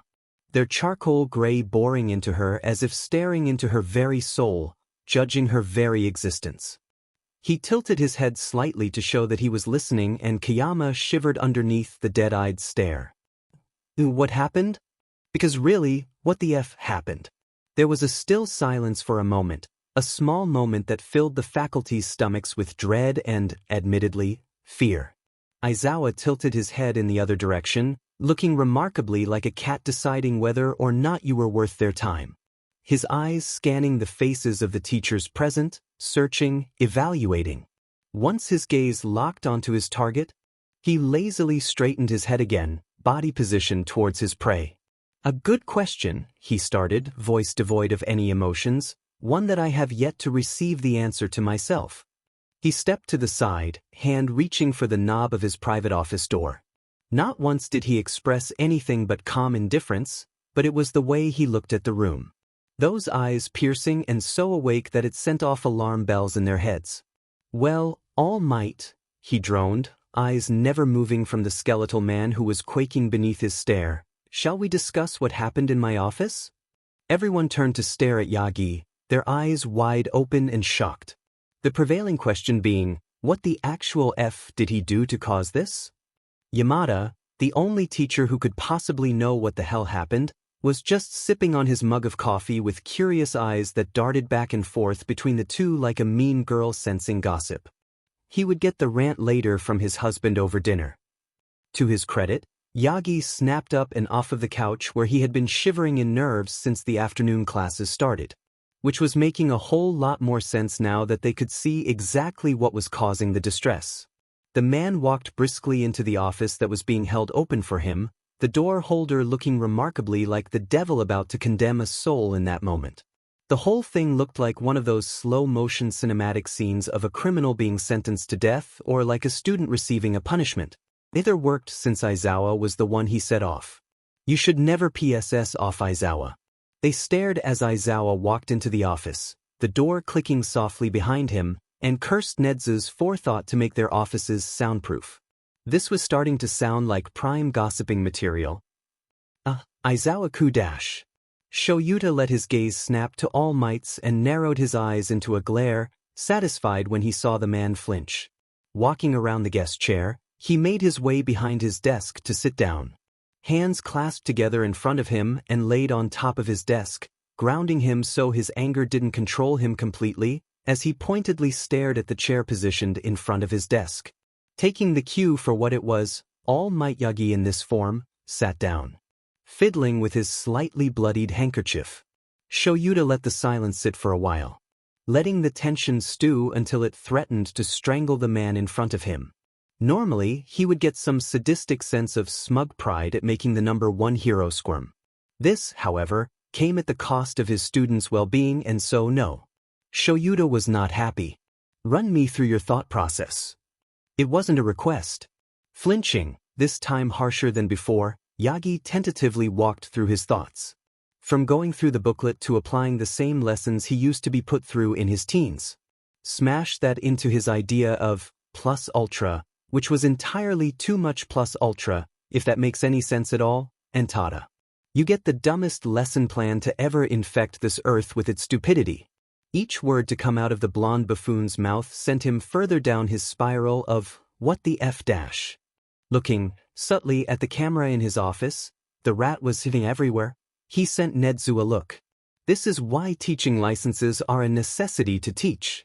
Stop, he sighed, cutting off the pro-hero's newest ramble. The man sheepishly looked up from the spot he had found on the floor to stare at, but quickly looked away again when he caught sight of Shuta's face. Whatever he saw was enough to send the man shaking again. There are so many problems that I almost don't even know where to start. Yagi flinched once more, but I guess I'll start with how you apparently can't read. Izuku dash. Add Kuin onto my name one more time and I'll bend you like a pretzel. San. The man hurried to say, almost shouting with his desperation. Izuku-san, I must assure you that I'm perfectly capable of reading. If I wasn't dash. You used a third year's heroics lesson, Yagi. He interjected coolly. I'm failing to see where literacy plays a part in that mistake. Unless dash, he faked a gasp, the action contradicting harshly with his apathetic indifference. You were too busy with your hero job to pay much attention to your lesson planning. An embarrassed flush spread on Yagi's cheeks. Something that generally becomes an important part of a teacher's life considering its importance. The man curled into himself even further. Which you signed up for by becoming a teacher. With every word Yagi looked to be slowly crumbling into a pile of dust. Each action he had taken laid out before him on a silver platter of shame. I haven't even gotten to the part where one of my students ended up in the infirmary for broken wrists, he hissed. He was absolutely livid about that situation and it showed, eyes flaring bright red before he got himself under control once again. Taking a deep, centering breath, he blinked, letting his hair fall and eyes return to their usual dark gray. His apathy returning as he pulled up his facade again. Bakugo wasn't even supposed to have his gauntlets this early on in the year, especially considering their destructive capabilities, which is something else I'll have to look into after this conversation. He, however, shouldn't have even been put into a situation where he was able to use them either. Reaching underneath his desk, Shoyuta pulled out a thick stack of papers and let them thump onto the desk with a dramatic flair. Though he would deny being so overly dramatic, his family knew better. Aizawa Shoyuta was a petty drama queen. Gabbing off the first sheet, Shoyuta laid it down on the desk facing Yagi. The title in bright bold at the top. First Year Heroics, Request of Change for Jim Epsilon. These are lesson plans previous heroics teachers have sent in to run by Nedzu over the years. You will go through this stack of lessons and mark where they're wrong. Whether due to difficulty level for the proposed year of heroics, or danger due to the lack of safety consideration. Don't think I forgot you didn't even give a basic overview of safety protocol before the battle trials. Aizawa-san, Yagi hesitantly but bravely cut in, I don't think I'll have the time to go over this much. What about my heroics duties? The people here deserve to feel safe and Yagi slowly trailed off, suddenly realizing how dark Shuta's face had gotten. 534. There are 534 heroes stationed in the Shizuoka Prefecture, most of which are either close by or stationed here in Mizudafu due to the presence of UA. Yagi shot him a confused look and the annoyance that had steadily been growing as the man rambled spiked. Yagi, 189 heroes patrol Mizudafu City, sidekicks and UA's own faculty included. Are you telling me that every single one of them is incompetent enough that a single hero, number one or not, is enough to overshadow their abilities? To invalidate their titles as heroes by, consequently, deeming their efforts useless? The silence in the office was almost deafening. You will complete these lesson plans, and you will do it before the end of next week, or so help me I'll set Nedzu on your butt faster than you can deflate like a sad party balloon. Then you will apologize in person to my students. Especially Bakugo. Understand? Numbly, Yagi nodded. A small barely there nod, but a nod nonetheless. Great. Now, get out of my office. Inko was happily humming to herself as she signed off on the last piece of paperwork for a case she had completed yesterday afternoon. A support tech company had decided to cut the pay of a good chunk of their employees due to the newest CEO being a quirkist bigot. A small, satisfied smile grew on her lips as she faxed the paper to the courthouse. She was brought out of her victory bubble by the ringing of her phone, a happy little chime that she associates with family. With an even brighter smile, Inko walked over and answered the phone. "Hitoshi, darling. What can I do for you? Hasn't UA let out already? Oh, how did your day go? I do hope nothing bad happened. I swear Izu is always finding some way or another to get into situations A light chuckle cut off her rambling and her smile softened even as a light blush dusted her cheeks in embarrassment. She always lost control over her rambling with people she deemed family. Nothing explicitly bad happened That doesn't help Hitoshi. But that's besides the point. Plus, Dad's already got that handled. Then it's fine. Shoyuta wouldn't allow harm to come to any of the three teens. Hitoshi and Mei were her children as much as Izuku was Kazami's and the Ayama's. Plus, it helps that she's seen how protective Shoyuta could get over them all. Oh good, she conceded. Then may I ask why you're calling? I don't mind, but it is highly unusual for you to call during my work hours. Actually, this call is for work. I'm listening. Her voice was sharp, serious in the way she always was for her cases. UA used a new support company for costumes this year, and there are some notably bad ones among the variety. I was wondering if I could hand my phone over to a classmate who is interested in pursuing after them in a legal capacity. Absolutely. So, that was how Inko found herself heading over to UA at the bright and early time of 5 in the morning, Izuku tagging along for the ride. He had mentioned something about the super-secret hidden tunnels that he wanted to explore, but Inko hadn't paid much attention since she was already in work mode. Izuku would inform her later over dinner as to what he discovers. They were both used to how they got into the zone when they worked, so she knew he wouldn't be offended. Walking through the gate with a small wave to a camera pointed out to her by her son, Inko Power walked through the hallways with Izuku leading the way. UA didn't give out maps. That was a safety hazard if any of them got out and suddenly villains knew all about the interior, so Izuku had been her guide. A few confusing turns later, they arrived at the faculty room. The public one, since this was an unofficial meeting and thus the principal's office was off limits, and the private faculty room was, well, private.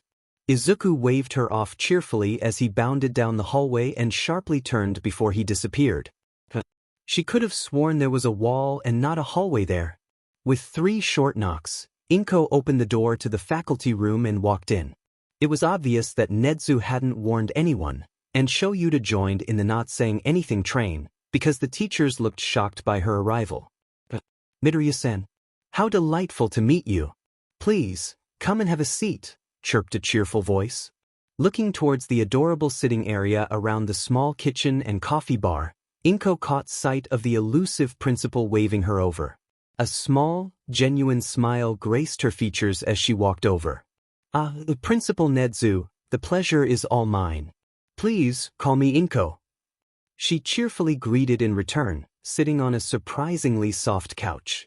Maybe Nedzu was more inclined to soft things due to his nature as a chimera, something to discuss with Izuku later, she supposes. Of course, Inko-san. Nedzu replied, a slightly animalistic flair entering his grin, and Inko didn't even falter to return it with a beaming one of her own. This, of course, made the chimera smile even wider as he pushed a teacup in her direction. There was a groan somewhere in the room, and Inko chuckled to herself as she sipped her tea. Shoyuta was always so dramatic. Nedzu seemed to share the sentiment as he hid a small smile behind his teacup. As much as I would rather spend this time getting to know you, there are rather pressing matters to get out of the way. Nedzu stated after a minute of enjoying delicious tea. She nodded, eyes sharp and assessing as she pulled out the paperwork necessary for this meeting from her bag. I must say, she professed, pulling out a large stack of paperwork, I was rather appalled by the costumes I saw in the provided evidence file. Who would even assign such grossly objectifying clothes to teenagers? Don't even get me started on Hagakure-san's costume. The last sentence held heat to it as she stared at the sheet of paper that held the details of the costume. Or rather, lack of costume. The poor girl was only given shoes and gloves. Yes, Nezu grimaced. Her outfit had been quite shocking to come across. This is, however, why we will be suing them to the full extent of the law. Her smile slowly stretched until it could be called a smirk. It was cold and matched her piercing eyes perfectly. Of course, I do believe this will be a rather satisfying win. Hitoshi just took a long sip of his coffee as Yaoyorozu and a few other girls stared bewilderedly at him. With a long sigh, he decided it wouldn't hurt to repeat himself. I said that your new costumes will be in by tomorrow. Principal Nezu is handling the case against the support companies for you, and any compensation he gets out of it will be used to get you top-of-the-line gear. The case itself is being handled by my friend's mom, so it'll be over within the week. It hasn't even been a full day since we've had them and there's already a case and new costumes being made. Uraraka gasped, voice pitched high in shock. Yes, he replied dryly. I must say, Yaoyorozu added hesitantly, I wasn't expecting such efficiency. Who even is the attorney? You said it was your friend's mom? She trailed off, eyes expectant.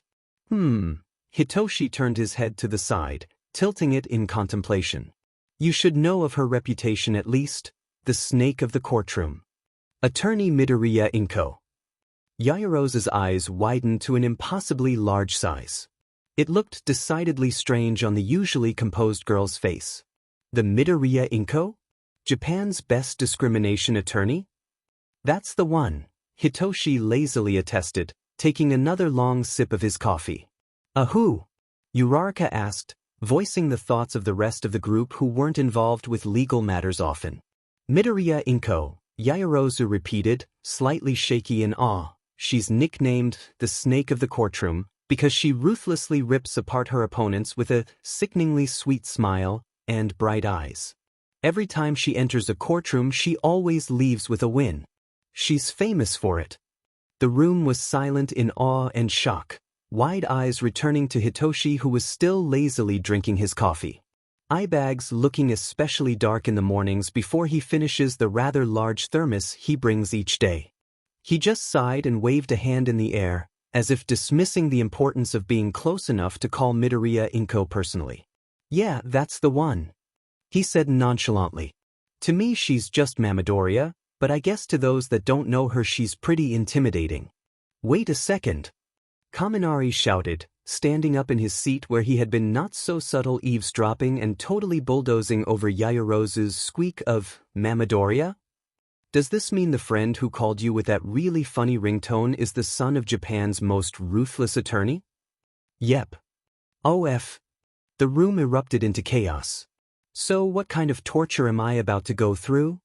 Hitoshi snorted, shooting an amused glance at Kaminari, who was walking beside him. They were at school an hour early due to the threat recommendation from Izuku and Mei. If all goes well, and undoubtedly it would, then Kaminari would have support equipment focused on helping him done by the same time the girls' new costumes were. His dad had grumbled about the whole process throwing the scheduled activities off, but he knew he was secretly pleased about the changes being made. He really was a softie deep down inside. Not torture, human experimentation. This time it's humane, so don't worry. That sentence inspires fear. They turned down the hallway for the support department's first-year studio, and Hitoshi threw up an arm to stop Kaminari in his tracks. You'll see, he responded, pulling out his phone and checking the time. Sure enough, after 10 seconds a loud explosion rang throughout the hall. Previously closed steel doors had been blown open, one swinging uselessly on a single hinge. There was a mad cackle from inside and an exasperated shout from Power Loader that was indecipherable from their current distance. At this point I'm not really sure why I question anything involving you and your gremlins, Kaminari commented, warily looking at the broken doors to the development studio. Valid, he returned, sending a smirk in his newest friend's direction. They approached the doors cautiously, listening to the argument going on inside over whether explosions were necessary for or hindering progress. With a relieved sigh, Hitoshi waved a hand to get Kaminari to follow as he walked through the open doors. The sight before him was expected but no less amusing. Mei was standing in front of Power Loader, gesturing wildly as she pleaded her case. The ground was covered in soot and scorch marks that could be followed all the way back to her seat. When you finally reached her work desk, there was a distinct line between Mei's desk and Izuku's where the soot stopped and Izuku's desk began. He snorted at the visible contrast between the two geniuses. Sure, Izuku caused his own explosions from time to time, but he preferred to think his inventions all the way through while Mei slapped together her first thought and went from there. What wasn't expected, however, was the absence of green. Izuku wasn't anywhere visible. So turning to Mei, who was still being lectured, Hitoshi asked his question. "Where's Aizu?" Mei spun on her heel, ignoring Powerloader's newest tangent which caused the man to groan pathetically, and she beamed. "The tunnels!" She cheered. "The tunnels?" he inquired flatly. "The tunnels," she affirmed, head bobbing up and down rapidly. "Right?" he responded, tone dry. "Well, is he on his way?" He trailed off, turning to look up when he heard a thump. There were a few more suspicious thumps and bangs, the sound getting closer and closer to the ceiling as if something was falling. After a particularly hard bang, the mysterious thing revealed itself. In a flash, the vent that sat in the middle of the ceiling crashed open and with it a green blur fell out. The green blur, who he instantly recognized as Izuku being his usual chaotic gremlin self, landed in a perfect crouch while being interestingly dust-free. "That's different." "Hitoshi!" Izuku cheered, coming out of his crouch. "So you're a vent gremlin now," he said instead of a greeting. Izuku just giggled before responding with a, "Not vent, tunnels, Hitoshi." "Right," he said again, "I brought Kaminari." Izuku lit up like a Christmas tree, a thought that caused him to bite back a snort, as he spun to turn to a shell-shocked Kaminari. "Great!" Izuku chirped. "Come on, we've got some tests to run through."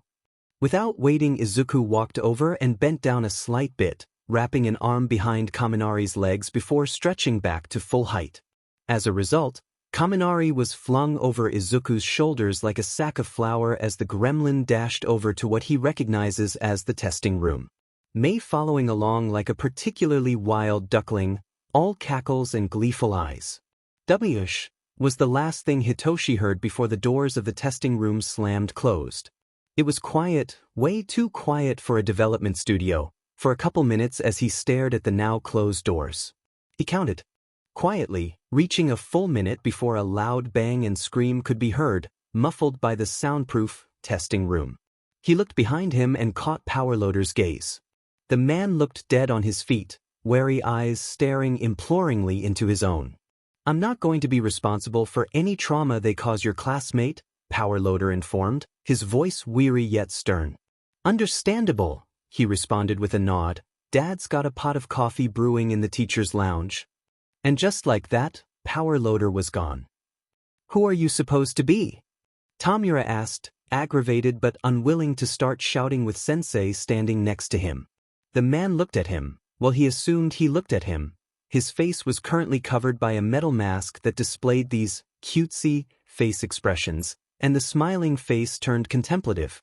"So," the man began, voice warbled and mechanical, "this is your successor?" He grit his teeth. God, people who ignored him set him off. People in general had that effect, but ignoring him and actually existing in a place where he could perceive them? That was just the icing on the cake. "Yes," Sensei said, voice emotionless despite the cheery intonation. "Anthem, meet Shigaraki Tamura. My successor." Tamura didn't say anything, not really knowing if he should and not really wanting to, but Anthem didn't seem to care. The man gave a slight bow, the immaculately pressed full black suit creasing at the waist, before returning to full height. The contemplative face switching out for an eerie smile. "A pleasure," Anthem said. "Now how may I be of service, Mr. Boogeyman? My Tamura here wants to take out All Might and would greatly appreciate some information." Sensei responded, completely ignoring the term Anthem addressed him by. "Oh." Tamura didn't like the tone Anthem used. It reminded him of a predator stalking his prey. Tamura wasn't prey, he was a Shigaraki. The underworld's leaders. The predator. Trembles wanted to ransack his body, fueled by the rage he felt beneath the surface of his skin, but he held them back.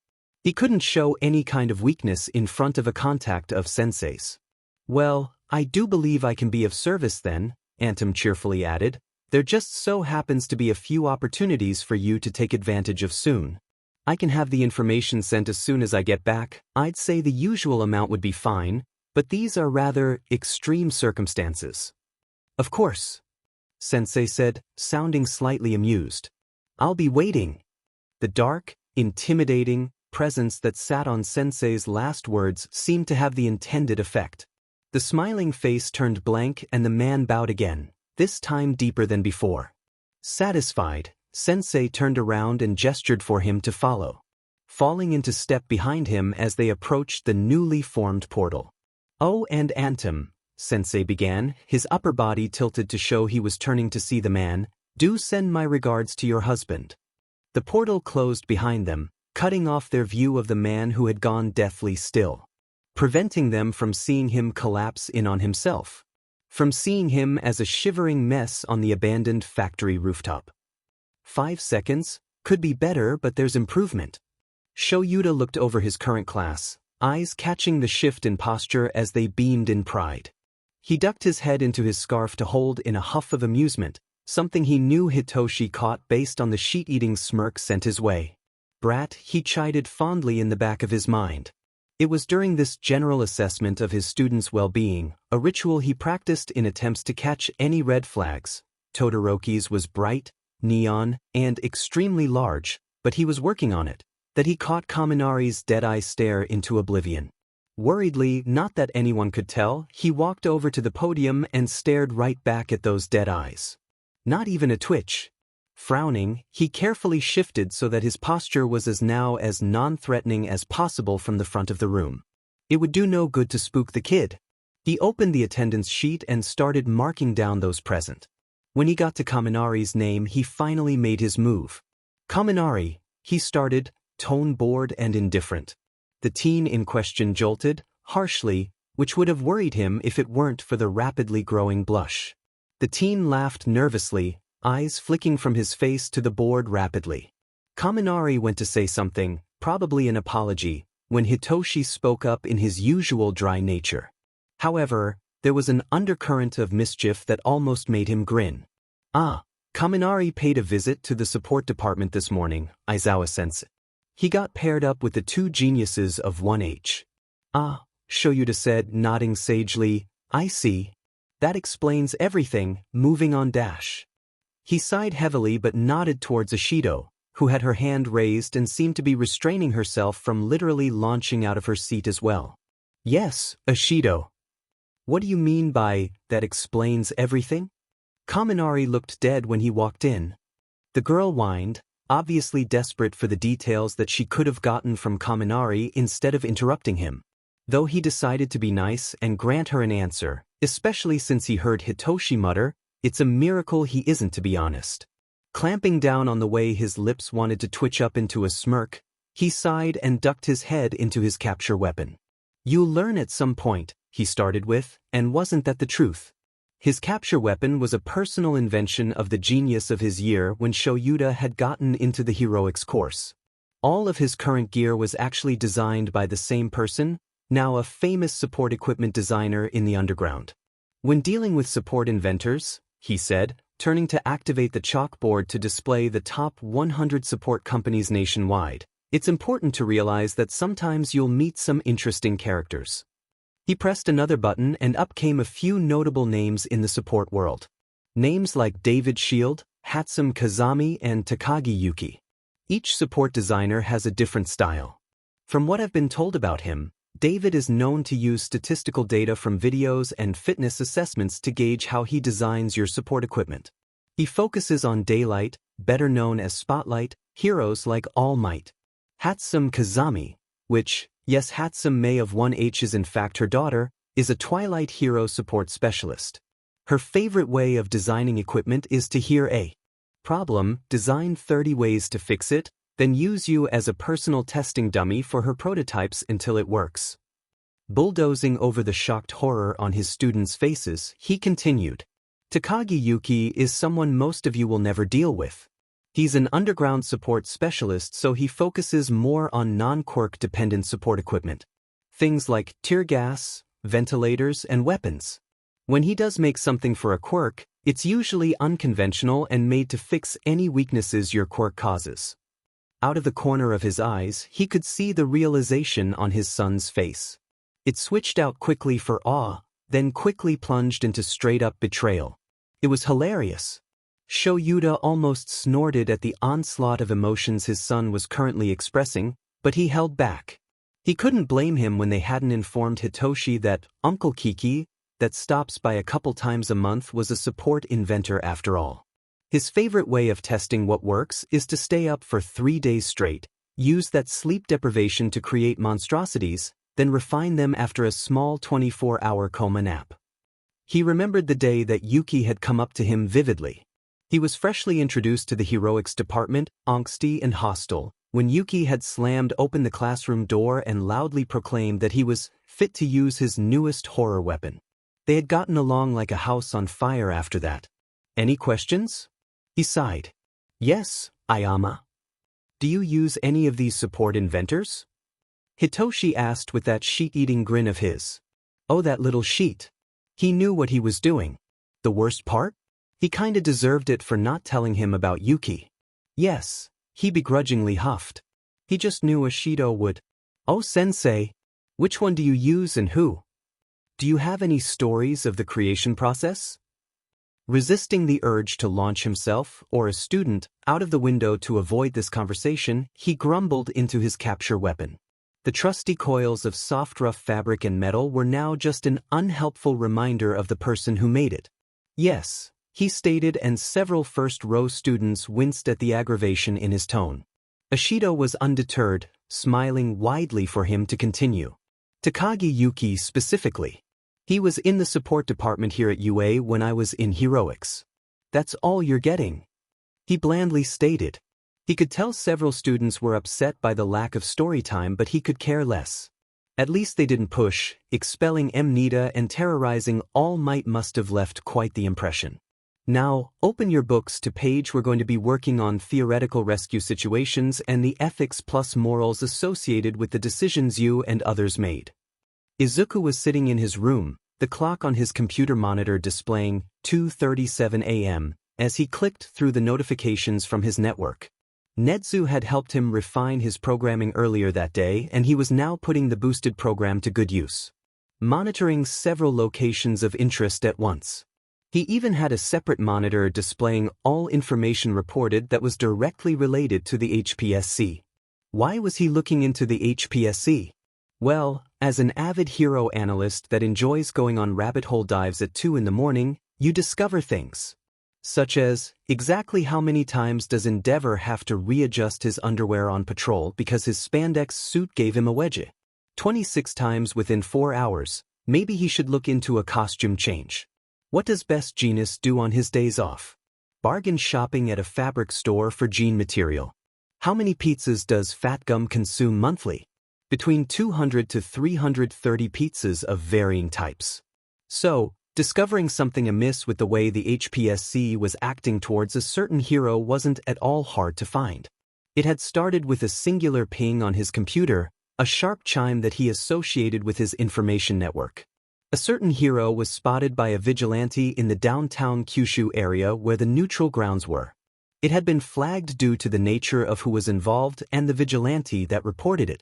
Curious and most definitely sleep-deprived, Izuku had gone on a mad hunt for information on why Hawks was there. This had snowballed until he had a 85-page long Word document that psychoanalyzed and listed every single thing off about the pro. Which was a lot. From there, he reviewed all possible media that involved the pro, overlaying it with security recordings and moments where Hawks was caught unawares. What he saw was unnerving to say the least. There was a stark contrast between the pro-hero Hawks and the man who fawns over fried chicken on top of a roof with an off-duty Miruko. In fact, the only time the man doesn't look like he was tossed into a washing machine on a sanitary cycle is when he's with the rabbit hero. In every interview and fan meet, every single photo and magazine cover, Hawk's eyes looked dead. It was as if someone was using a corpse tied to puppet strings. The lazy playboy charm that is supposed to complement the ruthless efficiency of the hero seemed fake when you watched the man do the chicken dance because he lost a bet, eyes alight with joy and life despite the scowl that painted his features as Miruko laughed. When he discovered this, Izuku made it a point to find out why the hero acted like this. Just what was sking the life out of the winged pro?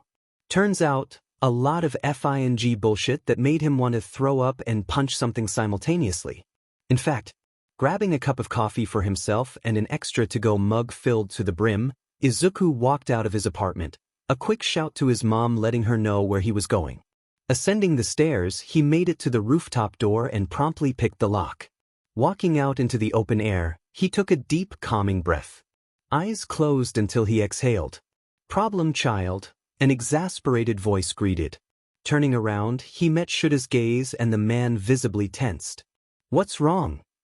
he hurried to say, stepping off the highest point on the roof and coming over to lay a grounding palm onto wild green curls.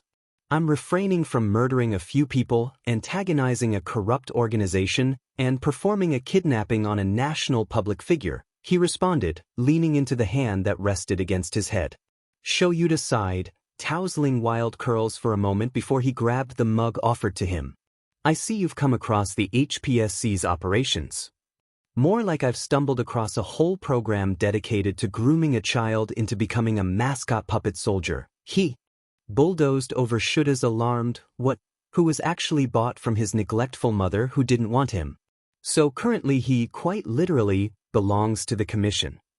Izuku finally stopped gesturing wildly and sighed, exhausted and more than a little upset. "I'm going to save him, whether I have to tear down the commission or not. Netsu is helping out," he warned, bright green eyes boring into the man he always saw as a father figure. A man who nodded, a sharp proud nod. "Never liked the fuckers anyways."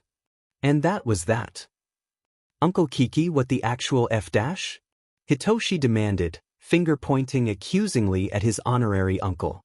"You've betrayed me."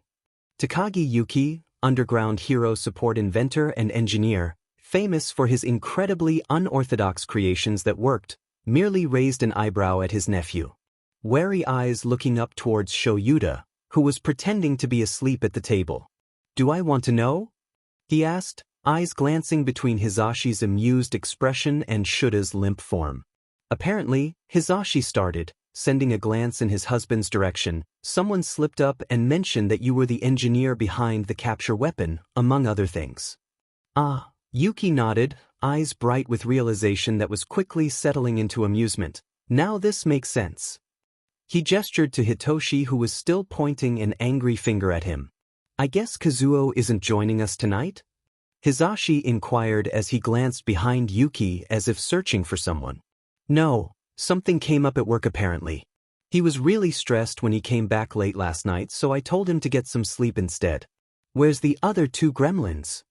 Hitoshi made a sound akin to a dying whale as he hurried after his uncle, the man ignoring him at every turn.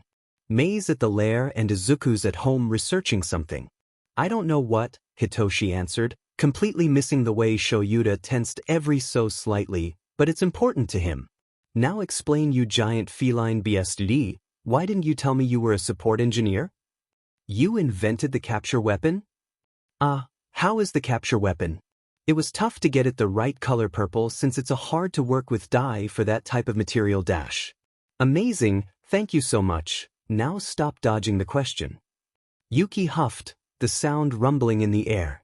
"It's not like I hide it, Toshi, I just also never mentioned it. Besides, you see me monthly, not daily like your blob of a human for a father over there," he quipped, pointing a thumb in Shuta's direction before ruffling wild lilac hair. "Phew," Shoyuta responded, voice muffled by the table. Hitoshi sighed in defeat, batting the hand away from his head, heading over to mirror his dad as he became a blob himself at the dining table. There was a series of rumbling chuffs behind him as Yuki laughed, and he couldn't help the smile that overtook his features.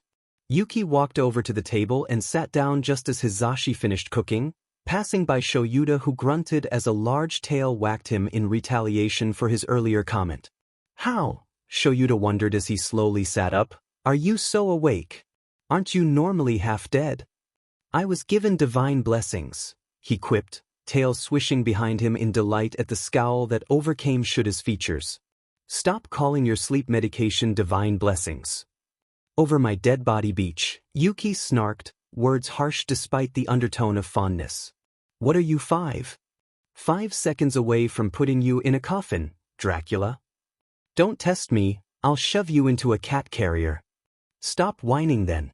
Instead, how about you find some rooftop to perch on a brood like the discount Batman you are? You little sure-dash. All right, Hisashi chimed in, voice edged in a way that had all of them sitting pin straight. Knock it off you two. Don't ruin my cooking with your bickering. Now, you would assume such a statement would be hypocritical since the Ayama family primarily communicates through sarcasm and snark. The difference, however, between that and Yuki Shura bickering is that they get violent. He still remembers the summer when Yuki burst into the gym they were training in and absolutely decked his dad for FANG up his capture weapon on patrol the night before. Yuki takes his work very seriously, and to have that work destroyed? Well, safe to say he was angry. In response, his dad had waited until Yuki went to move, the hold loosening as he reached for a spray water bottle that he always kept on hand for that reason, and sprayed Yuki in the face. The man hissed and launched up looking like an enraged cat. The snow leopard ears and tail only helped the image, eyes pulled into a glare fueled by incandescent fury. Not that he realized that was what happened until 3 hours ago when he made the connection. They had to reconstruct the inside of the gym after that encounter. As usual when the two were in the same room, the silence invoked by the threat of Hisashi ended quickly. Shura's need to get the last word in overriding his ingrained fear response towards a man who could vibrate your organs into mush with his quirk. Yuki, the competitive BSTRD he is, wasn't one to back down either. It started with harsh nudges out of view, then it was loud slaps and harsh quips. Next thing you know, the two were wrestling on the ground like a pair of feral cats fighting over territory. Hitoshi could have sworn Shoyuta had hissed like an actual alley cat despite not being the one with the quirk to transform into a literal snow leopard. Hisashi let out a resigned sigh as he got up, heading over to the kitchen to grab a spray bottle. Well, Hitoshi thought as he stared at the scene of Hisashi chasing two full-grown men around with a spray bottle as they hissed their betrayal, karma's a beach. Without remorse, he reached over and grabbed the last piece of garlic bread as he pulled out his phone. This was prime blackmail material. The minute Shoyuta walked in the door on Friday, his class had gone silent. Good, they're learning. With an approving nod, he stalked over to his podium. Placing the large thermos of sweet Italian coffee, courtesy of Inko and delivered by Izuku, on the podium along with his attendance book. He ran a gaze over his students before ultimately sighing and taking a long sip of his coffee. His face the dictionary definition of apathy. His eyes then caught Jiru silently shaking and he was about to raise an eyebrow questioningly when he also saw Tokoyami ruffle his feathers before slightly turning to glance at Todoroki who looked unperturbed by the sudden attention. Brushing the strange interaction off, Todoroki must have said something and he didn't particularly care to find out due to his exhaustion. He finally addressed the class. All right, he began, eyes drifting lazily over the class once more. Normally, we would have had a special rescue simulation yesterday at an secondary location on UA school grounds. However, due to the mishap with the costumes, and the need for some consultation with the support department, it has been pushed off till next week. Instead, we'll be having a different kind of special heroics lesson. Excited gasps broke out in the classroom, but any chatter was cut off preemptively by a red glare.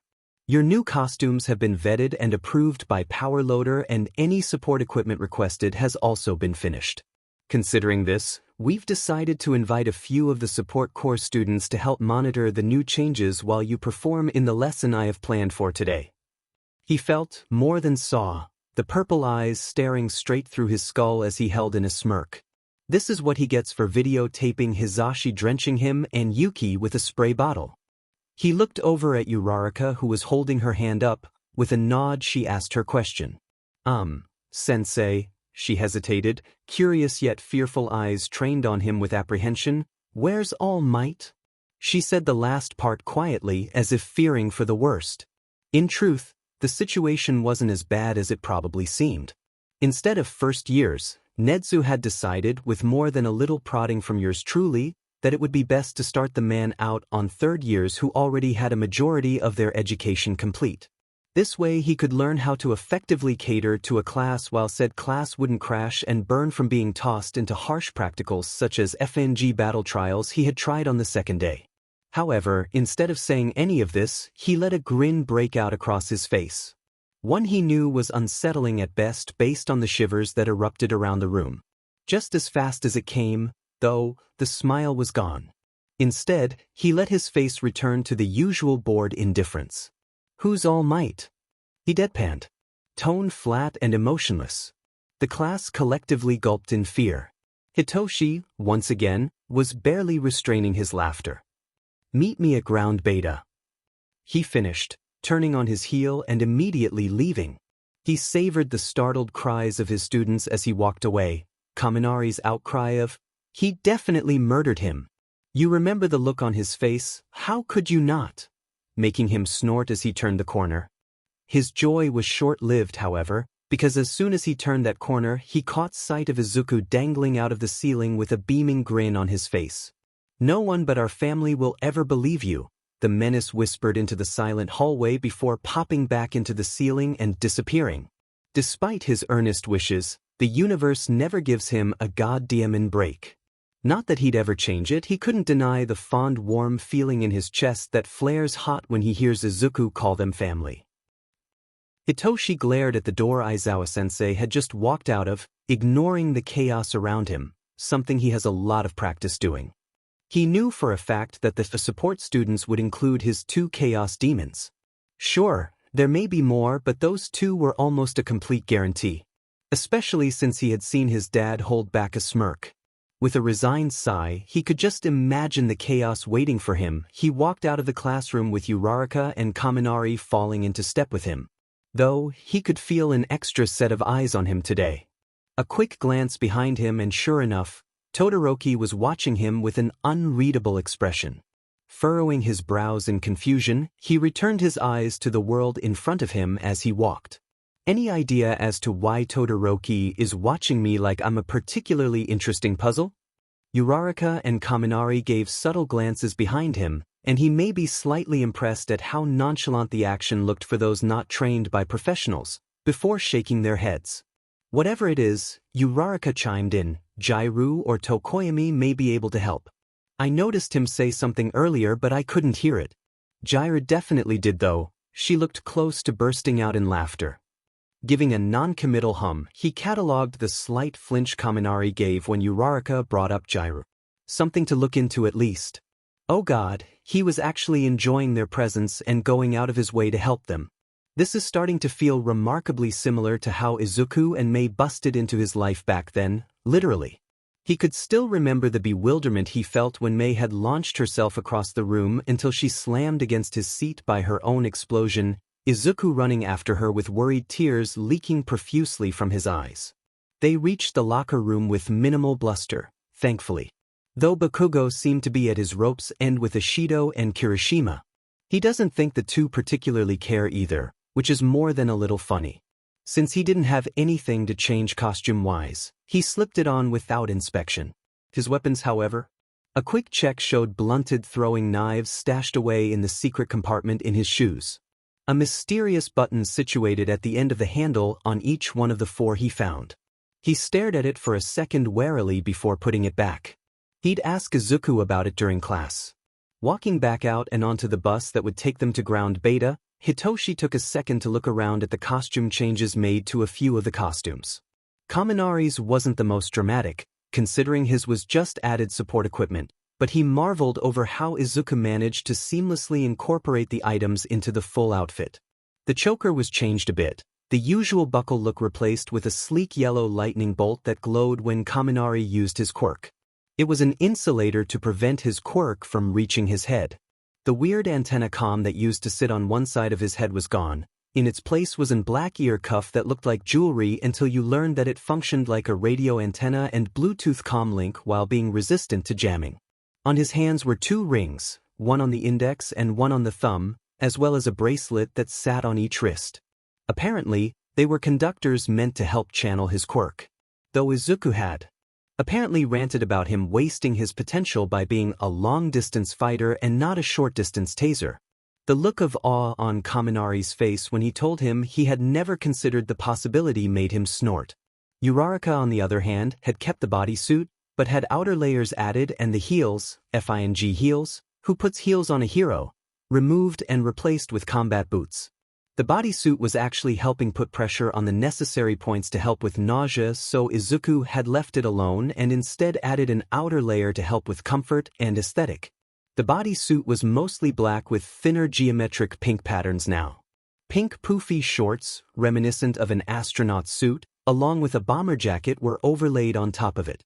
A black utility belt was added, stocked with supplies necessary on rescue heroes along with a recommendation to speak with Recovery Girl for first aid lessons, and the bulky heeled shoes were now form-fitting up to just below the knee with wide soles meant for stomping.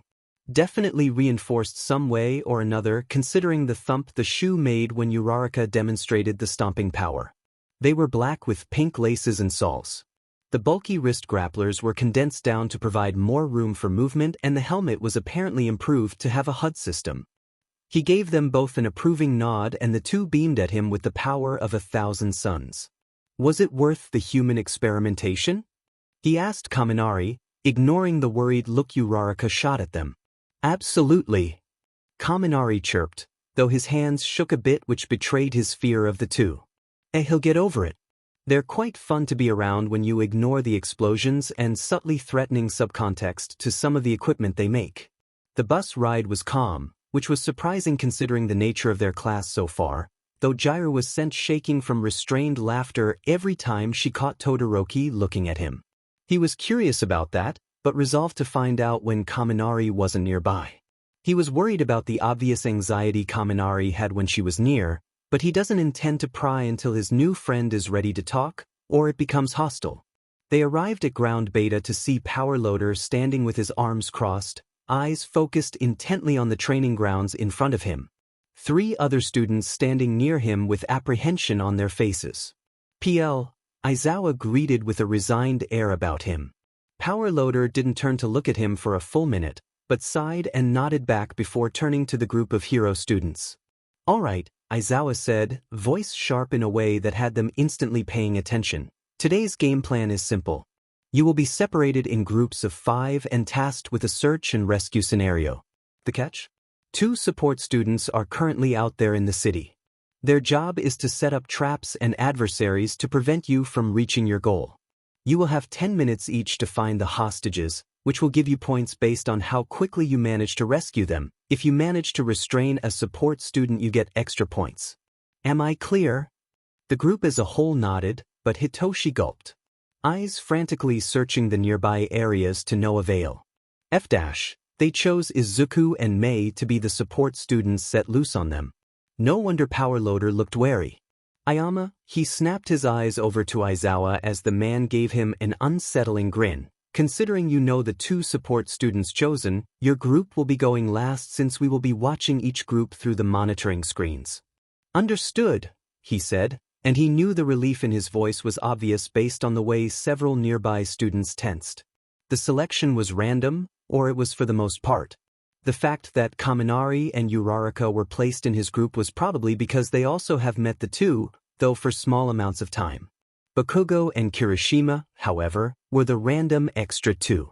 Good luck, Aizawa said to the first group up, their eyes wide as a man who wouldn't be caught dead giving encouragement. Wish them well, you'll need it. And, Power Loader added, his mouth twisted into a frown, if you need to visit Hound Dog, the school's counselor, afterwards you are free to do so. God knows you'll need it, the last part muttered under the man's breath, but they heard it. Well, that wasn't ominous at all. Suddenly, Hitoshi was a lot more nervous than he was before. They wouldn't let them use any of the lethal stuff they make. Right? Cackles filled the room. It was off-putting, the insanity hidden behind the sound. So unhinged and feral that it felt distinctly like a hyena cornering its prey. It filled the tense silence like undesirable white noise, accompanied by the symphony of crumbling buildings. the crackle of splitting concrete and the random explosions acting like the percussion to this apocalyptic orchestra. As he stared at the screen, the one displaying Mei's feral grin in HD as she hangs from a crane's hook, Hitoshi couldn't help but question all of his life choices. How could one practical lesson go so wrong? It had started with the first group to enter the hostile zone, or the end as we all know it, as Kaminari decided to call it. Is the detector online? Yep. Alright, I'll adjust the programming to focus on the unfamiliar heat signatures and features. How is Plan Blocked going? 67.4% complete, 24 more minutes until the estimated completion time.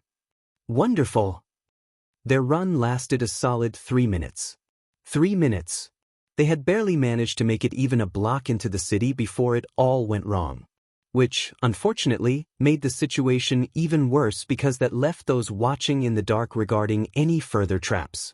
As he stared at the screen, eyes wide in astonishment, he was left wondering how they even got permission to lethalize the robots used for the UA entrance exams. If he thought they were a pain before, then they're a nightmare now. Why the F? Do they have automatic machine gun turrets? You know what? It was probably Nedzu. Hitoshi couldn't even be surprised. Instead, he was mildly desperate for someone to at least make it halfway through the city so he could get a forewarning as to what lies within. Sure, he has an idea of what they could possibly be using. One doesn't stay friends with the two demons without learning a thing or two, but seeing as they were given permission to alter UA property, the possibilities are endless. They were going to need a miracle to make it out of here alive. They haven't even sprang the AGDB TPS. To be fair, they would have to make it a few more feet in for those to be triggered. Hostage status. All in place. The defenses are online and ready for action, plus the anti-aggression drones are in place around zones B, C, F, and G. Great. I'll go get the crane. Group 2 managed a block further than the previous, but had stumbled across some of the more suspiciously tame traps. Besides the bear traps that apparently have narcotics on them, purposefully blunted to prevent injury, but not enough to prevent the victim from getting a dose of sleepy time drags, the traps consisted of slime baths, spontaneous combustion in seemingly random areas, a plate of chicken nuggets in the middle of the street. Why did Zero try to eat them anyway? Who eats chicken nuggets placed on a plate in the middle of a road? And Sven. How's the crane situation? Almost in place, Sector D on top of the office building, correct? Get the AMGTRB and place it nearby for the backup plan. Understood. Do you know where I left my rocket launcher? Wasn't that confiscated by the National Support Invention and Engineering Museum Security? Oh yeah.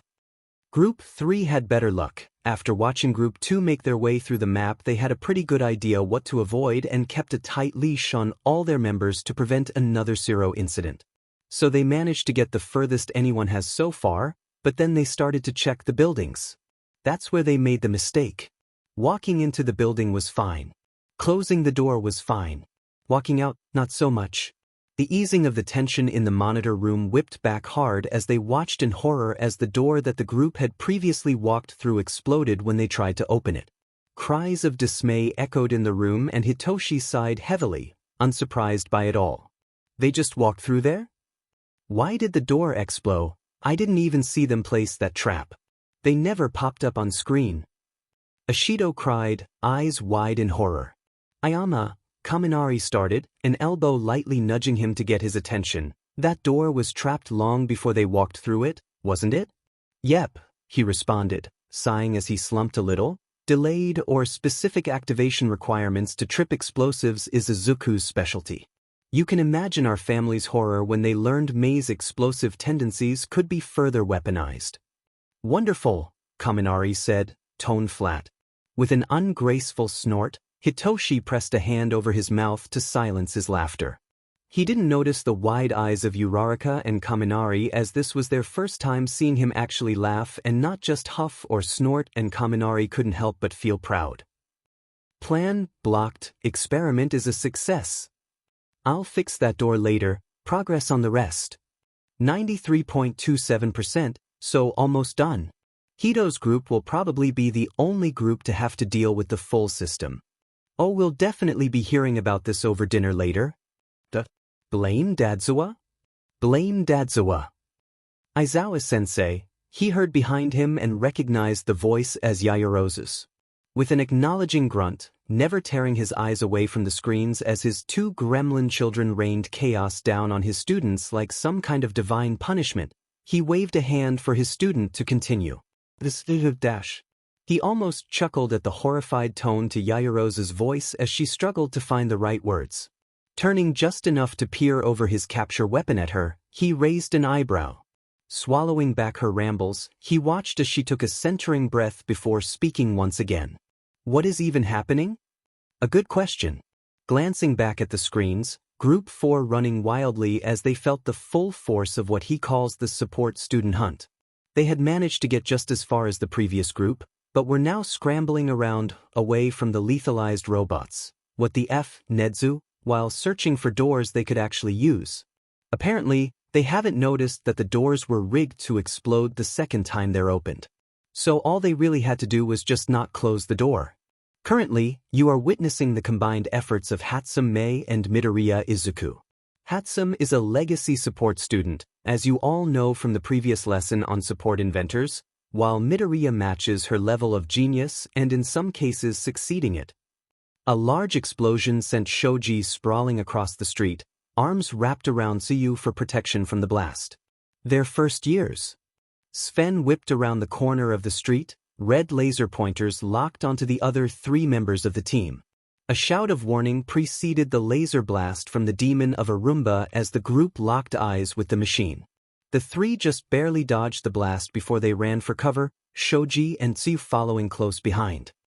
Was that the same Roomba that cleans the Midoriya apartment? Who was he kidding? Of course it was. Yes, he said, pushing aside that crisis for later, extremely dangerous, intelligent, feral, first years. Are they even allowed to do?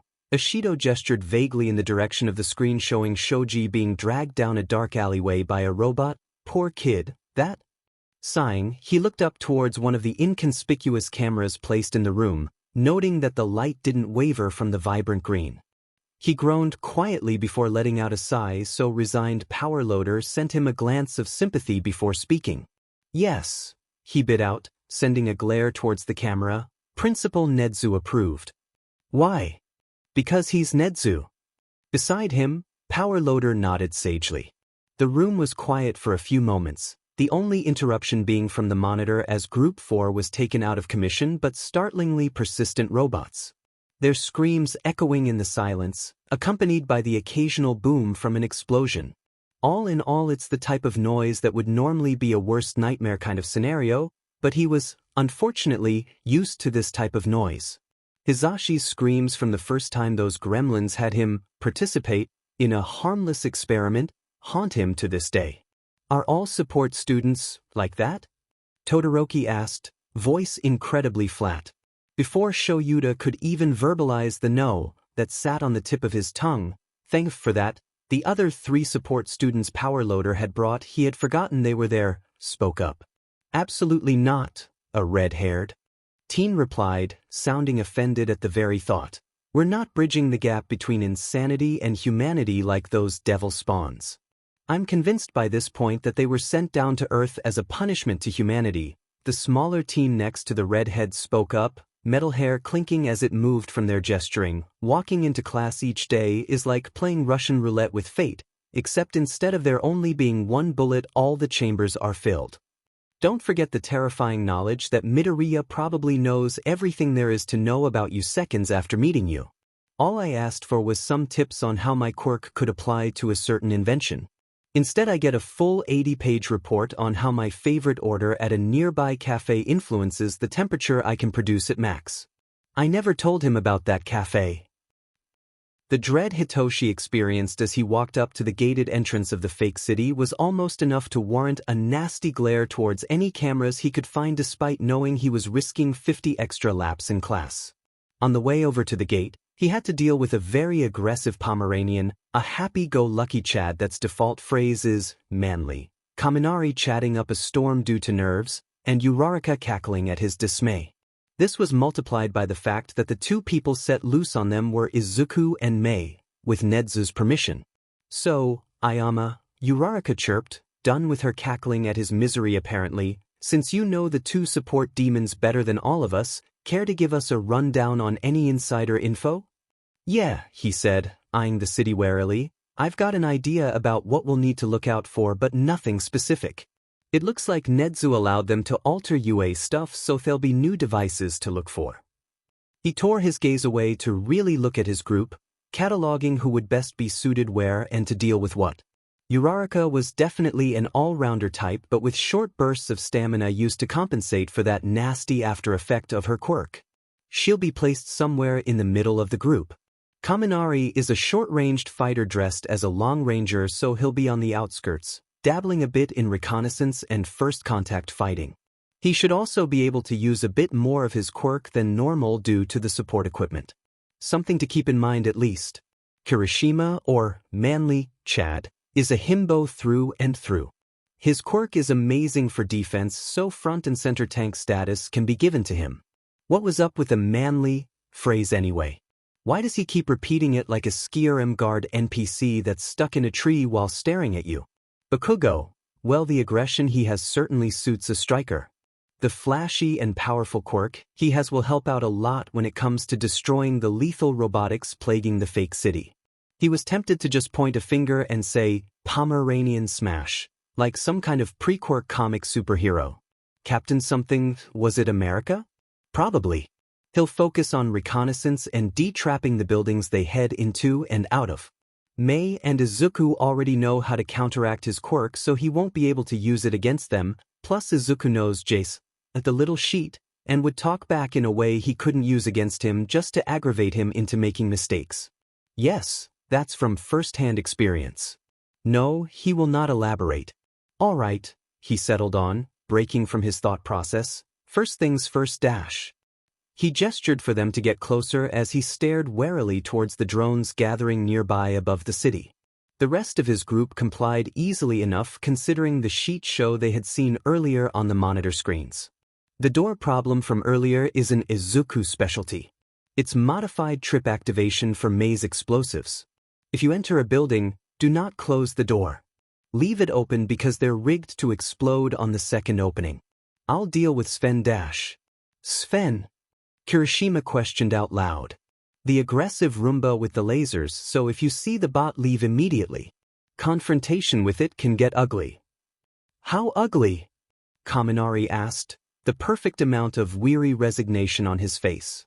Let's just say that last person to face Sven in battle mode, it was him, but we don't speak of that, was covered in what can only be called an aggressive amount of glitter, had a broken ankle, fractured a rib, and received several first-degree burns. Uraraka looked to be stuck between a cackle and a cry for help. Kaminari was just resigned like before. Kirishima looked at him with disbelief, and Bakugo. What was Bakugo thinking? Hitoshi hasn't really been paying attention to the explosive blonde. Ever since the first day of school, the only thing he's really noted was that his group of friends were rambunctious and loud. Which, if you know him well enough, isn't his style.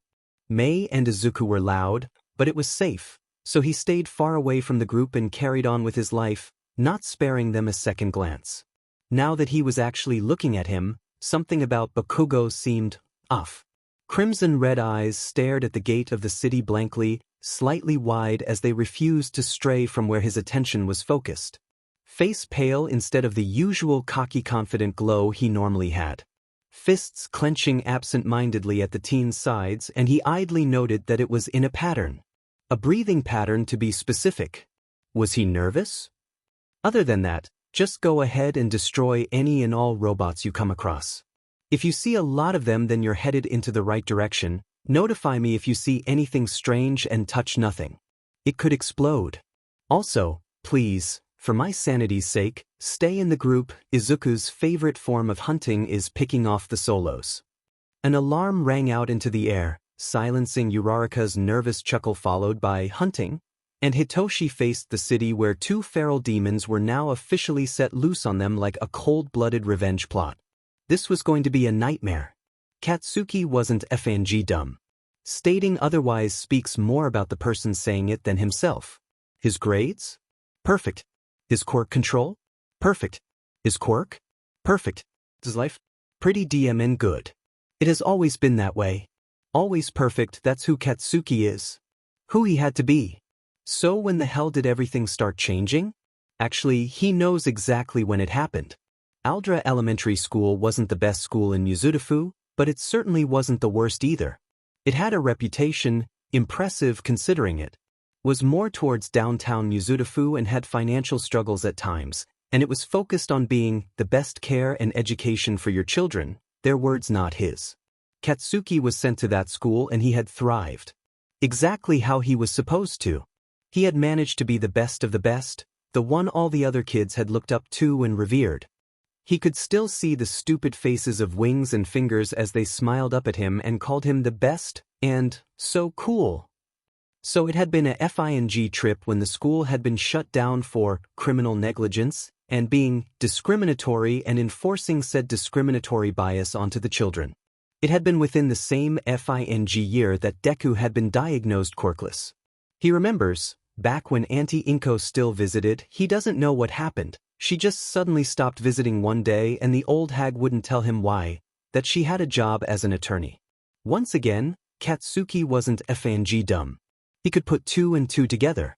Obviously Auntie Inko had been upset over how Deku was treated at the school, which yeah, sure maybe the bruises were a bit much, but was it really all that bad? It wasn't like he was being beaten or some violent sheet like that. It was just rough housing like all the teachers had said it was. Deku was just weak. Katsuki was the best. He had to be. So of course Deku always got a bit hurt when they played. He couldn't stand those eyes. He was weak after all. How they always saw right through him, saw what he had shoved so deep in his mind he couldn't even feel it anymore. He was weak and kept trying to be something he wasn't. How they made him feel vulnerable, picked apart and left out in the open for everyone to see. So Katsuki just did as he was supposed to, he reminded him of his place. The one society made for him, just like Katsuki's. That's all. That's all he'll ever be. Hitoshi allowed Bakugo to stalk ahead of the group, his gut telling him to be wary of the explosive teen for now. He had been keeping an eye on Bakugo ever since he noticed his pale pallor and interesting expression. To put it mildly, it looked like someone had spat in his soup, insulted his mother, dragged his dreams through the dirt, and ended it all with an elegant yet dismissive wave as they walked away. So yeah, Hitoshi was wary. They walked through the gates of the city, or stomped in Bakugo's case, and immediately Hitoshi could tell something was different. It wasn't visible, nothing obvious enough for his eyes to see, but he could feel it in his gut that something was different. Different meant unknown, and the unknown was dangerous.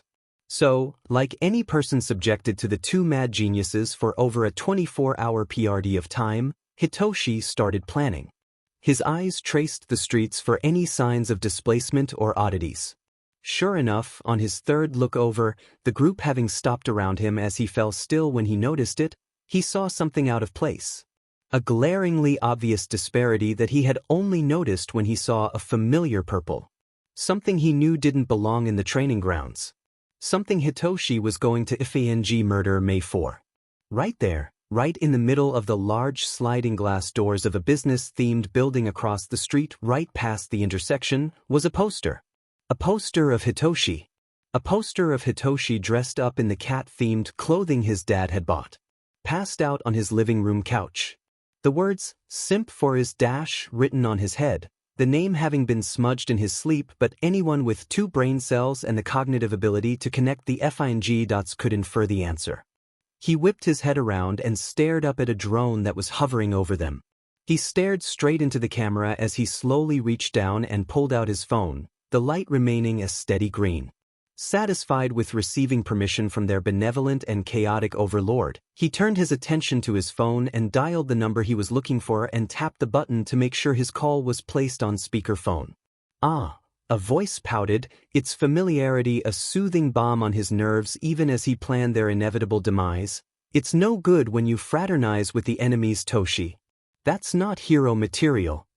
"Hatsum May," he started, his tone taking a dangerous plunge into icy calm. The minute I see your cotton candy-colored head will be the exact moment I send you back to the depths of hell from which you came."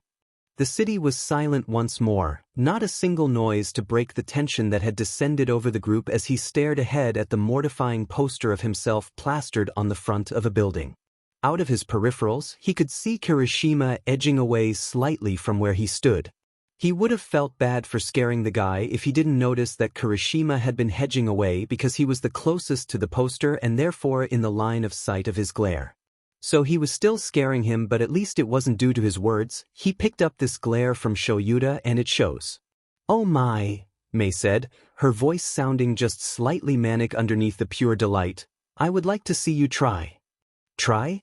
You mean succeed in putting you 10 feet under to make sure you're gremlin but can't dig out? Your threats would be more believable if you could, as Uncle Kazuo would say, grow a pair and confi dash." "Murder," he hissed, jabbing the end call button so hard he could have sworn his screen cracked.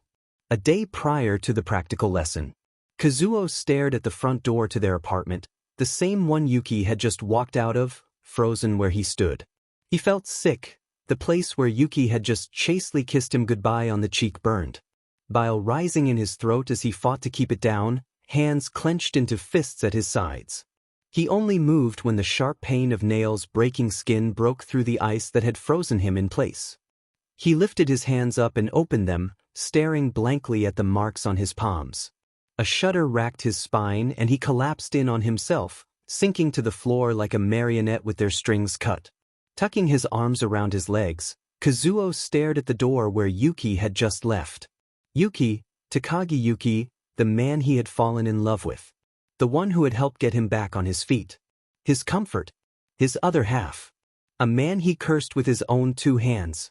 He should never have let himself attach to him. He should have noticed his feelings and then promptly bury them so deep he would never feel them again.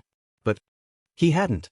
He had fallen so far and so deep in love that he had forgotten his own past, his own invisible strings that dragged him whichever way they pleased. Those demon ifang strings that have wrapped so tightly around him they choked him in his dreams, and now they were wrapping around Yuki as well. His Yuki. Unforgivable. Unavoidable. Clenching his jaw, a habit Yuki always tried to get him to break with light touches and caring words, he stood up once more.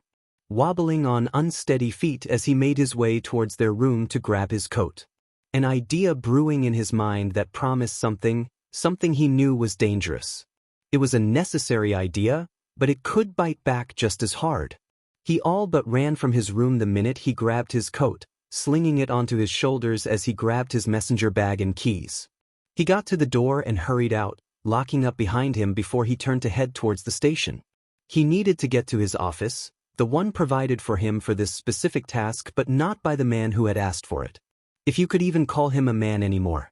He sent a quick text to Yuki, fingertips burning with each press as he typed the message out, alerting him that he had left to go to work for an emergency. He bit back the bitter resentment he felt towards his own words. It wouldn't help him if he started to have another breakdown now. As he walked he could feel the eyes watching him, their faces unknown but their presences easy to pick out. He had been trained to notice those eyes, they wanted him to know they were watching. He bit his lip, forcing their tremble to quiet down under the pain. He couldn't show any weakness now. The eyes followed him onto the tram but stopped shortly afterwards. He took a shaky inhale before he collapsed into the seat, shoulders slumping down as the air escaped his lungs in relief. His hands shook as he grasped at the strap of his bag, knuckles white from how tightly he was gripping it. He stared out at the passing cityscape, buildings and people walking between them a blur due to the speed he was traveling at. With another shaky breath, he closed his eyes and tried to calm the frantic beating of his heart. He might not be able to stop the man, but he'll be dead if he doesn't at least try to mitigate the damage. It's the least he could do for the people he's come to cherish as family. After the whole murder thing, and he was valid in his response, damn it, Hitoshi had calmly walked over to the poster and tore it down, guiding his group onwards, completely ignoring the fire that was burning behind him as he left. At least Mei was nice enough to not fireproof the paper this time. Ayama, Uraraka spoke up, her voice was cautious in a way that reminded him that these people weren't used to the chaos of his friend group. The words on your forehead in the photo dash. We do not speak of it, he cut in, sending a pleading look her way. Never? Got it. It was a waste of if any time is what it was, Bakugo huffed, effectively intruding into the conversation with all the grace of a rabid animal. It took every ounce of patience he had to keep the snarky comment that wanted to escape internal, and that is saying something considering who he spends his time with. Patience was a rarity in his life. Instead, he turned from where he had been observing the buildings for any potential missiles, he wouldn't put it past those two demons, to face Bakugo with a raised eyebrow. Bakugo has always been a loud and violent existence, his friend group consisting of similarly loud and obnoxious people, so Hitoshi had made it a point to avoid him at every turn. Izuku and Mei were also loud and chaotic existences, but there was a very big difference between them and Bakugo. Izuku and Mei were safe. Bakugo felt dangerous.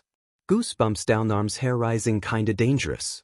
There was always something off about him that sent Hitoshi's instincts haywire. He didn't really want to admit it, even to himself, but being near Bakugo felt like being near the director of the orphanage back when he was still there. Always waiting for the shoe to drop. Expecting the smallest changes to lead to painful outcomes. Tempers so volatile that engaging in conversations was like tap dancing on a trigger while simultaneously playing an accordion. Difficult and with high stakes. As Mei would say, he was a walking red flag. Bakugo's jaw tensed in a way that Hitoshi knew was grinding his molars as Bakugo glared back at him. So, with the pettiness he learned from his wonderful role model parents, don't let Hisashi fool you, he is a petty man. He raised his eyebrow even higher. The tension built, their team members hedging in closer with arms poised to separate them if something started, and, admittedly, Hitoshi kinda hoped Bakugo would. It wasn't as if he had something personal against Bakugo, at least, not that he's aware of, but not even practice spars can truly get out the years of repressed anger he held under a tight lock. Fortunately or unfortunately, Bakugo seemed to make the decision to huff and turn his back against Hitoshi like a petulant child. However, he wasn't going to just drop it.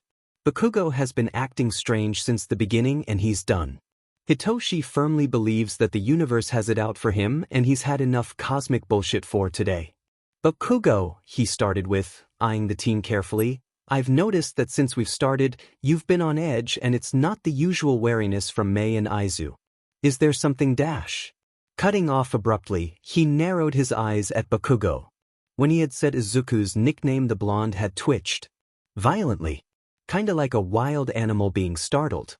He zeroed in on that reaction, eyeing Bakugo carefully as his mind went into overdrive. Bakugo had been nervous since the start of this practical lesson. He had slowly been getting more and more annoyed when Hitoshi would talk about Mei and Izuku, whether it was their habits or abilities. He tensed whenever Izuku's full name was mentioned. He flinched when Hitoshi used the nickname Aizu. Hitoshi himself has been wary of Bakugo since the start of the semester, and something about Bakugo had always seemed off in a way that suggested something deeper. Eyes widening, he snapped his gaze to Bakugo's. Words tumbling from his mouth before he could even stop them. The desperate need to figure out this puzzling situation spurring him on even as a wary kind of hesitancy settled in his gut. Bakugo, he asked carefully, words slow and measured, you know Izuku, don't you? Personally. The blonde stiffened and he felt the pit in his stomach get heavier as the dots connected. Hitoshi had never met Bakugo before UA, but he had been attached at the hip to Mei and Izuku. There was only one time when their trio wasn't together, and that was before Izuku had transferred schools. The same elementary school where Izuku had received torment and ridicule for existing. A place Izuku was determined to forget, pushing aside the memories to never speak of again. A place where Izuku received the now smaller due to growth, starburst scar. What elementary school did you go to, Bakugo? He asked, his voice ice cold with clarity. I'm curious. Staring at the screens, Shoyuta felt something off about the way Hitoshi had just stopped in the middle of the street. The cameras weren't close enough to show his face well enough to discern his expression, but from the slow turn he had just taken towards Bakugo, something happened. He's never seen his son act like this, especially considering all the training he's been through already. He knows better than to let something someone says throw him off and distract him. He, no doubt, has had years' worth of practice ignoring scathing words and offhanded remarks. No matter how much he and Hisashi try, they can't avoid the quirkism that runs rampant in society. They can only be there to shoot down those thoughts and make sure Hitoshi feels loved. So to watch as his son goes ramrod straight, only to turn towards Bakugo slowly while speaking, was worrying. Eraser, he heard Power Loader chime in from beside him, his words low in the practiced murmur of a hero who knows the power of secrecy. You noticed, right? Yes, he murmured back, eyes narrowed at the screen. Something's off. I thought so, Power Loader sighed. I'll tap into the audio systems, though if Midoriya has tampered with them I don't know if I'll be allowed access. Got it, he responded before setting down to watch what happens next, doing his best to ignore the weight that had lodged itself in his gut. Something felt off and he didn't get to where he was by ignoring his gut. Ha! He snapped, eyeing eyebags as he turned slowly towards him, the field gaining a sort of tension to it that even he couldn't ignore. The F-dash? Why do you want to know eyebags? It's Ayama, eyebags curtly cut in, that familiar bubble of anger sparking in irritation beneath his skin, and it's a pretty simple reason why I would want to know. I know you're smart enough to know why, so why don't you answer? Oi, he growled, feeling the heat beneath his skin kick up a few notches. I'm not some kind of extra you can just order around. So F off you six-pack Walmart t-shirt looking butt. So you do know, Eyebags said, the knowing look on his face almost becoming his tipping point, and since you're avoiding even talking about it, you know, on some level, that whatever I'm about to ask is going to sound bad. Don't you? He always has to be the best. No, I fucking don't, purple freak, he growled, hands sparking in a warning. It calms him down. Now Huff. Why does he have to be the best? Aldra Elementary School. Purple stated out of nowhere, and he heard the other extras gasp. You went there, didn't you? It's never Katsuki, it's always Bakugo and his amazing quirk. Bakugo has such a good quirk. A really strong quirk. A flashy quirk. They never see him, they only see his F&G quirk. So what? Oh God, Shitty Hair chimed in, a look of horror on his face. Are you okay, Baku bro? I saw that school on the news all the time. Even though it happened when we were all kids. He could feel the prickle of what? He doesn't really know, run up his spine, setting his entire body on edge as they all started talking about how horrible it must have been. How glad they are that he got out of it. How it must have been scary. Talking as if he was somehow FNG damaged by it. How weak he must have felt. How stronger he could have been. How he should have just. So, Purple cut in, his toneless voice dragging him forcefully back to the present. Considering that's when Izuku met you, I've some questions you Pomeranian look alike. I'm not go dash. A large explosion drowned out their voices and they all tensed, snapping to stare at where a new plume of dust was rising into the sky. The sound of crumbling cement followed and the building where the smoke came from started to lean, slowly falling to the side before it finally collapsed in a heap of rubble and noise. Ah, an unfamiliar voice echoed, distorted in the way it would be if heard through a speaker. Wrong lever. He heard a familiar yet not voice shout in return, freezing the blood in his veins. I warned you about which one was the self-destruct one. Can you go over to Building C and manually activate the defense systems? Izu asked from where he was rapidly typing away at a computer. The cyber systems went down so I can't activate them from here. Sure thing, Hades. May smiled, knowing from others that it probably looked slightly insane. I'll be right back. Thanks, Hephaestus. Izu grinned, tilting his head to send her a bright smile before continuing on with his work. The comm system's over there, take it before you leave. Tossing her wrench haphazardly across the makeshift work table they had constructed in the headquarters, May made her way out. Snatching the comm and placing it in her right ear as the door slammed shut behind her. The trip to the building Izu had mentioned was short, making use of the city's robots and shortcuts to cross the distance easily. The building was one of 3 different decoy headquarters, so the systems were high-spec, containing almost everything the original building had in the attempts to make it look authentic to even untrained eyes. Hitoshi had the advantage of knowing them as well as he does, so they needed to go all out this round to throw them off. Heading up to the top floor where the main access board was installed, she fiddled with the comm in her ears a bit and started to change channels to keep herself busy as she ascended the stairs. It was mainly just the sound of wind and other drones as she went through all the microphones attached to UA's surveillance drones, that is until she connected to Drone B, the drone they had chosen to follow Hitoshi's group.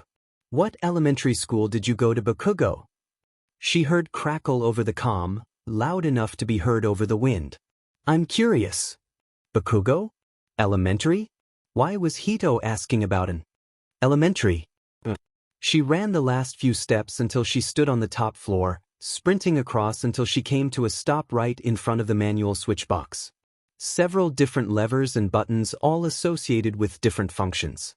Listening intently to the comm, one she knows Izuku isn't because he was currently active on their private line, she went through the steps to start up the building's defense systems manually. If this conversation was what she thought it was, she needed to finish quickly. Hitoshi sounded dangerous in a way they hadn't heard in a long time. "Aldra Elementary School, you went there, didn't you?"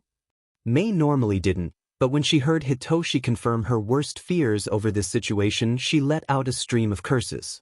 From the tone of his voice alone, May knew Hitoshi was more than a bit bothered by his discovery. In fact, he was growing defensive. Said even. That wasn't good. Hitoshi wasn't the type to get angry, but when he did he stayed that way. Growing quieter but deadlier the angrier he got. Something he perfected after watching Dadzawa calmly but ferociously rip into bigots their entire lives. At this rate, Hitoshi would go against everything he was taught and go after Bakugo. Something she knew Aizawa would tear into him for, especially as Aizawa-sensei. So like the wonderful friend she is, who would rather Hitoshi actually include her into the life-ruining process of their best friend's old bully and not ruin his future in the heroics class by doing something as stupid as letting personal feelings get in the way, May took one look at the levers in front of her and yanked the bright red one down. "Ah," she called out through the open channel, running towards an open window and launching herself out of it. "Wrong lever." With a twist, she slapped the back of her heels and immediately used the built-in jet thrusters to kick herself back into the air and onto the next building. Rolling to a stop even as Izuku's voice yelled out from the open channel himself. "May, I warned you which one was the self-destruct one." "Sorry, Zuzu," she called back, aware that Hades was still a secret, but it was a wonderful test run. "True," came the quieter mumble, "though there wasn't a long enough time lag. I'll have to reset the main programming to bypass the..." For the next few minutes, Izuku devolved into a mumble rant. Easily keeping up with it herself, May kept an open ear out for what changes would need to be made even as she pulled up the video feed of the street where Hitoshi was standing with his group. Sure enough, that explosion had been just what she needed. Hitoshi had abruptly changed expressions. The calm apathetic face replaced for a sheepish but disgruntled look that properly conveyed his exasperation. Obviously he had realized what had happened. They might explode stuff often, but May knew better than to do so during an active practical. Anything they used on others must be the completed version, so they knew what to expect, and was actively shoving his emotions down to continue the exercise. Not that he was going to get too, apparently. "May," Izuku's voice called, the icy undertone instantly having her on edge. "There's a problem." "Debrief," she ordered, eyes narrowed at her tablet that had changed from the video feed to the security mainframe. "Nedza-sensei has given me full access to the mainframe. It's how I activated the drones and bots with my ID code, but this also means I can see the security systems and their alerts." May scanned the system and noticed what Izuku was talking about, gasping in horror at what she saw. "Exactly," Izuku bit out. "Something's been blocking the USJ's alarm systems for over 20 minutes. Blocking SOS alarms. It's compromised," she said, breathless and nauseous in equal measure. The third years were having a recap session with Pro Hero 13, Snipe, and All Might. Izuku hurriedly supplied, and she watched as he started to tear apart the security system's access checkpoints to find where the bug was blocking it. "I need you to inform Zawa what's happening. I've got Nedzu." "Got it," she swallowed, immediately snatching her phone up and swiping to her speed dial section where she had Aizawa's number at the ready. Within a single ring, the man had picked up. "May," the familiar gruff voice answered, concern bleeding through his tone. What happened? Eraserhead, she said instead, the use of the man's hero name no doubt conveying the seriousness of her message. Izuku has discovered a jam in the security system. The USJ has been trying to send out an emergency SOS for 20 minutes now. He's informing Nezu as we speak. The minute she had finished, an alarm rang out. Loud and shrill, coming from the direction of the main school ground before the training grounds they were in copied the sound. The computerized voice warned them much like it had during the break-in with the press. There has been a level 3 break-in. I repeat, there has been a level 3 break-in. Please evacuate to the safe rooms immediately and calmly. I repeat, there has been dash. Sheet, Aizawa cursed, his tone dark and rushed. You are to immediately pull out. That is an order. Get back to the monitor room. This is the safe room for the training grounds. Now. Yes, sir, she quietly responded, unnerved but unwilling to fall prey to fear. I'll head out with Izuku now. Good, Aizawa responded, sounding softer than before, and he hung up. Aizu, she started to call over the comm only to be cut off with his hurried affirmation to meet at the road they last spotted Hitoshi's group at. As she jumped from the roof ledge, armed with reinforced shoes and jet thrusters, Mei felt the buzz beneath her skin that threatened to send her limbs trembling. A feeling she hasn't felt in years, ever since that time she had watched a horror movie with Toshi and Aizu. Fear, she decided, was an emotion she hated more than ice cream that had nuts in it. Who puts nuts in ice cream? They get all hard from the cold and taste like nuts while ice cream is supposed to be sweet. The most revolting, ghastly, taste bud ruining, disgusting, a hate crime given form. Shoyuta had to hold back a growl that threatened to escape his throat when he heard some of his class giggling about how the press didn't know when to stop. They didn't know any better, but he would make sure to impress the need for expect the unexpected, because assumptions will get you killed on the field. Power loader, he barked out, the man twisting to him immediately, still standing in a ready stance from when he had heard the alarm.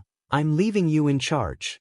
Nezu requests all combat personnel to make their way to the USJ. Copy that, Power Loader stated, firmly turning to start the safe room protocol programming from the front control block. Stay safe out there. With a nod, he flung himself out the emergency exit and down the stairs, leaving the support hero in charge of the Hellions for now. Racing down and out of the monitor tower, he hurried over to the bus depot and was presented with the sight of a bus heading at full speed towards him. It turned slightly and the brakes were slammed until it came to a stop, allowing him to jump on before it lurched to a start once again.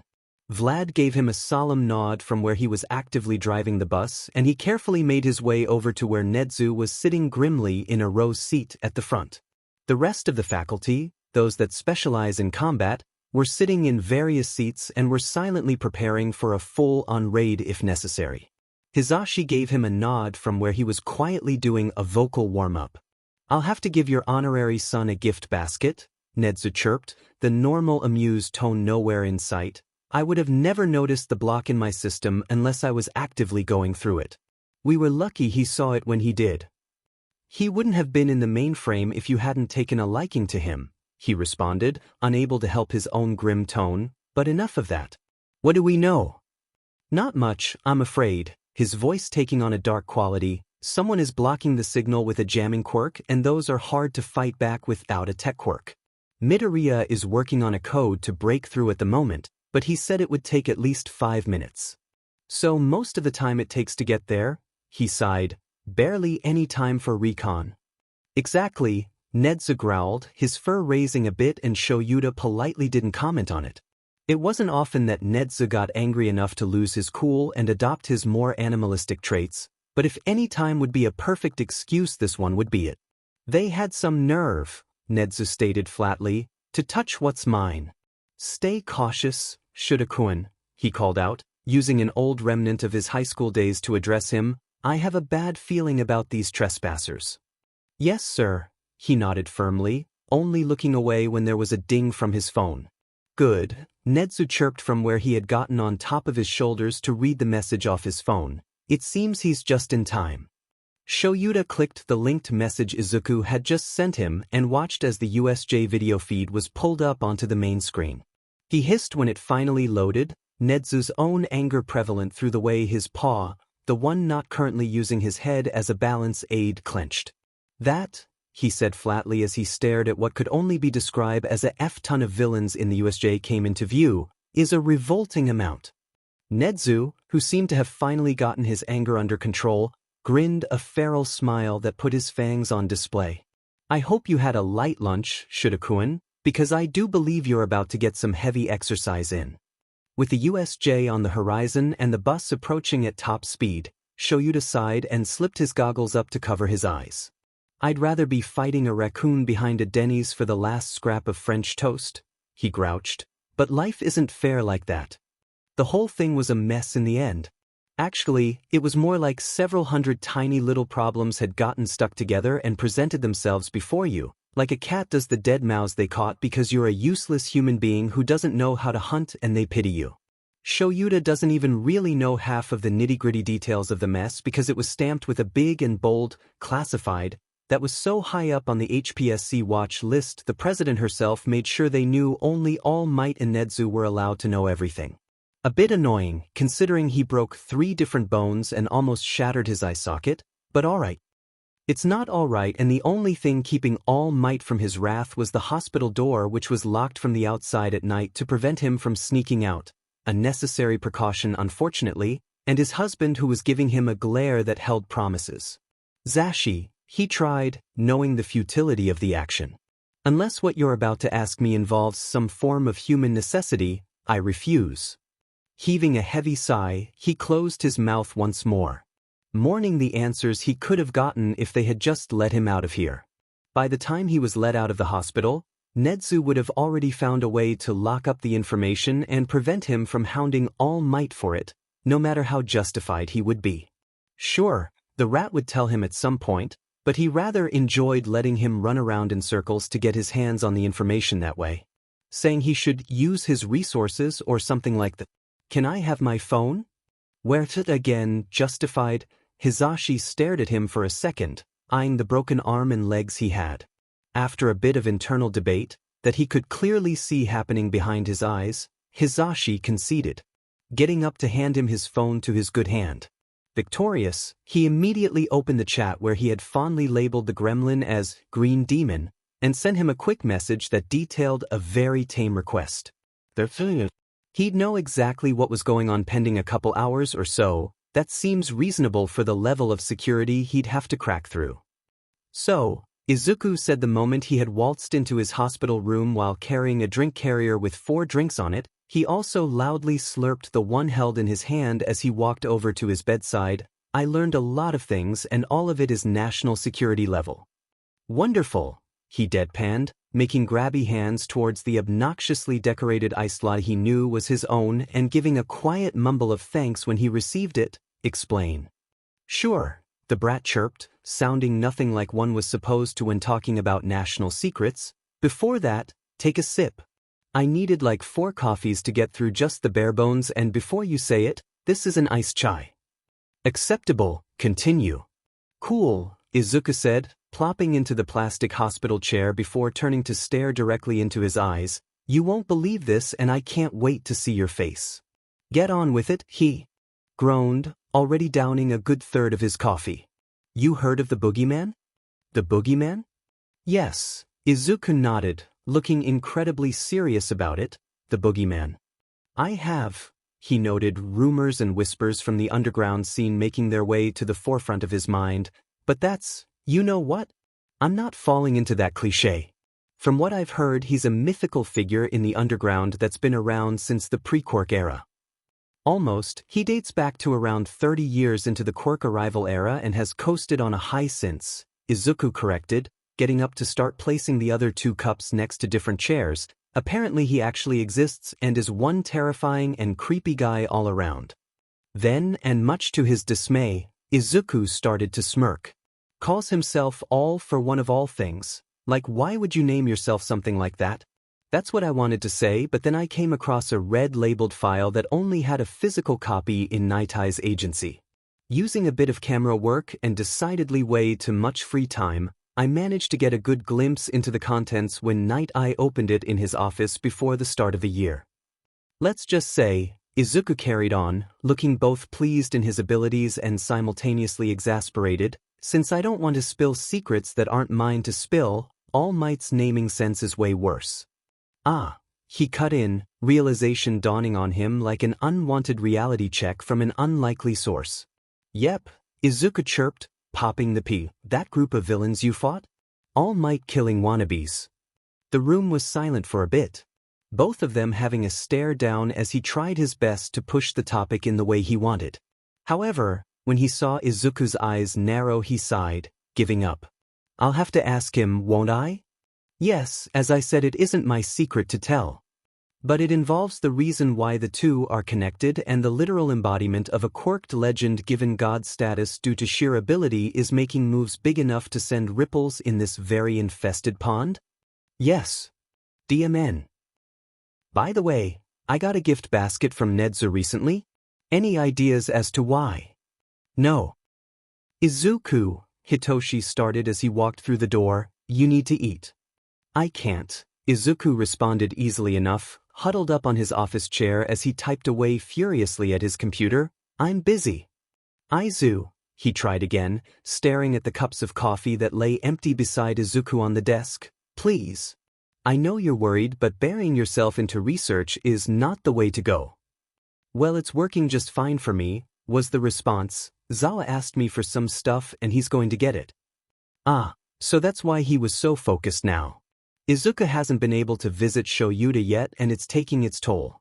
They had only let family members visit, considering it was the first day after Shoyuta woke up from his small coma. The pain from having his limbs shattered had been enough to knock the man out. Then there was also the repositioning surgery he needed to make sure the bones healed correctly. Basically, it's been more than a day, and Izuku, who viewed Shoyuta as his parental figure, was hyped up on adrenaline and nerves. Sighing internally, Hitoshi walked over to where Izuku was once again going through days' worth of security feed. He leaned over the back of the chair and wrapped his arms around Izuku's shoulders, tucking the teen back into his chest before he tightened his grip to have a firmer hold of him. Izuku, he started again, leaning his head against Izuku's own. Please? Fine. He heard mumbled underneath him, the tense posture melting for a more relaxed, exhausted one. Fine, you win. Thank you, he said earnestly, smiling slightly at having won this particular battle. Now come on, Mama Inko made some katsudon. You katsudon addict. How dare you, Izuku gasped. I am not an addict. Could have fooled me, he quipped back, smiling fully now. I swear, Izuku muttered, walking past him, one of these days you'll get it. Oh. He smirked. Kankiwai. Hitoshi. Inko. Hisashi tried, looking at the rather frighteningly determined woman as she stood in front of his doorstep. Really, it's fine. Shoyuta might pop a vein if you try to help him any more than we already are. Ah, Inko said, that sickeningly sweet smile on her face. But you don't have any incentives, Hisashi. I bet you're doing your best to get him to stay off of patrol and failing miserably, aren't you? See, Hisashi really likes Inko. Considers her a dear friend, on the level of Nemuri and Tensei. The problem is Inko has these moments where she uses, what he calls at least, her attorney authority, and manages to break every rebuttal he has ever tried to make against her. Shoyuta was in fact refusing to stay home, ignoring Recovery Girl's very vocal threats about what she would do to him if he went out anyway despite just being healed fully. She wanted him to at least wait until Monday when they all got back to school. Shoyuta, decidedly, did not. Weighing the pros and cons of having Inko come in, he considered the very real possibility of purgatory coming to the mortal plane. Inko, for all that she has been a part of their lives, has never actually met Nemuri. They had schedules that were too different to ever find a moment of time where they were both free to terrorize the Aizawa Yamada house at the same time. It was a blessing that they took advantage of every time, no matter how much Nemuri or Inko prodded to meet the other. This ended today, apparently. Sure, Hisashi sighed, sealing his deal with the devil as he heard the click of heels on his kitchen floor echo through his house. He's on the couch. Nemuri forced him to sit while she made coffee. Understood, Inko chirped, and instantly he knew he made a mistake. Inko had shown no reaction to Nemuri's name.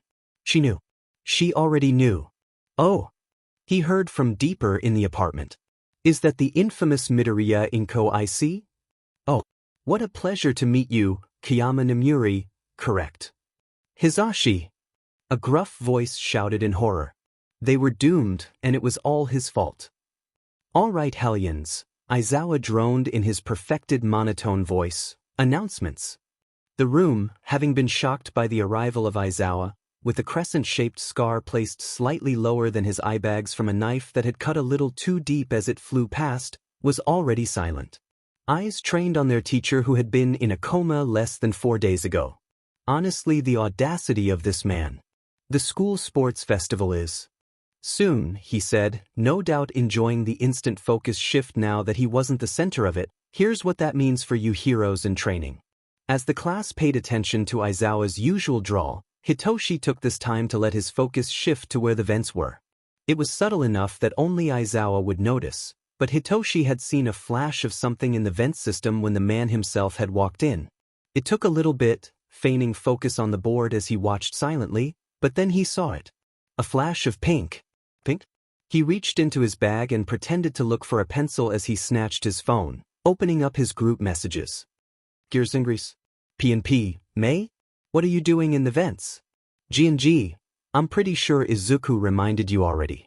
Jinji, tunnels Tosh, tunnels. P&P, what are you doing in the tunnels then? G&G, just a bit of snooping and gear testing. P&P, gear testing. Hitoshi placed his phone back into a hidden pocket before grabbing out the pencil he had been looking for. He looked up to where Aizawa was writing on the board and sent a silent prayer that no one spoke Morse code because this was about to be very, very confusing to an outsider. Pinky got candy, topped the roof. Aizawa hardly missed a beat, never stopping his lecture nor his writing, as he subtly tapped his thigh. Why the rabbit? Possible. Tell. Bomb. Info later. Copy. There was a new type of tension in the room, one of anticipation as both Aizawa and Hitoshi shifted their focus. Aizawa himself had moved towards his podium and stood slightly to the side as he spoke. Angled towards but staying away from Bakugo's desk. It was then that it happened.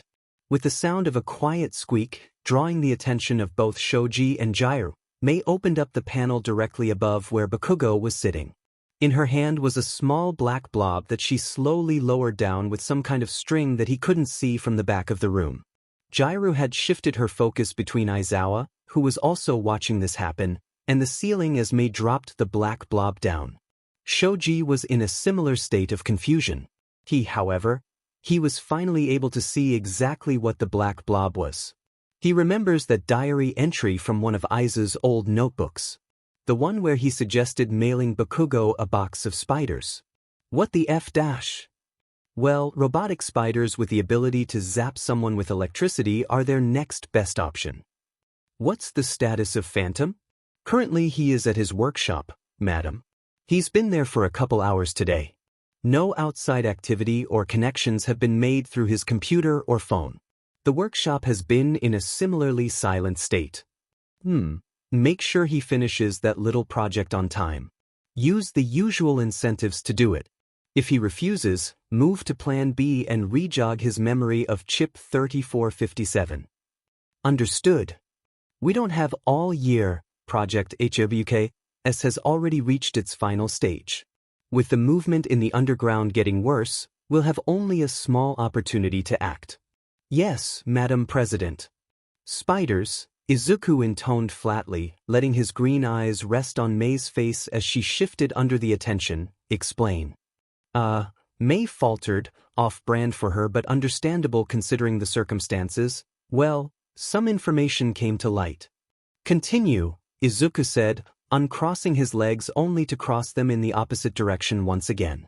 And, considering it was related, I thought it suited the situation if I used one of my babies to involuntarily test it on someone deserving? Someone deserving?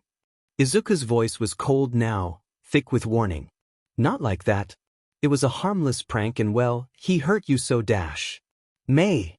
Hitoshi, Izuku cut through, silencing both of them. I'm talking to Mei. Your turn is after I finish speaking with her. Yes, sir. So, Izuku sighed. Who are we talking about? Who hurt me? I'm pretty sure I would know if someone hurt me. Bakugo, Mei admitted, ignoring his unsubtle nonverbal cues to not say it. Bakugo? Izuku questioned, looking confused. Bakugo? I don't remember a Baku. Ah. Both he and Mei questioned at the same time. Oh, Izuku blushed, rubbing at the back of his neck sheepishly. I called him Kakin as a kid and genuinely? I forgot he existed there for a bit. A dash. It happened back in elementary school, you too, Izuku sighed. That was so long ago. You can't honestly expect me to remember everything from back then. Plus, I'm pretty sure I was happy to forget. So there was no need to get revenge for me.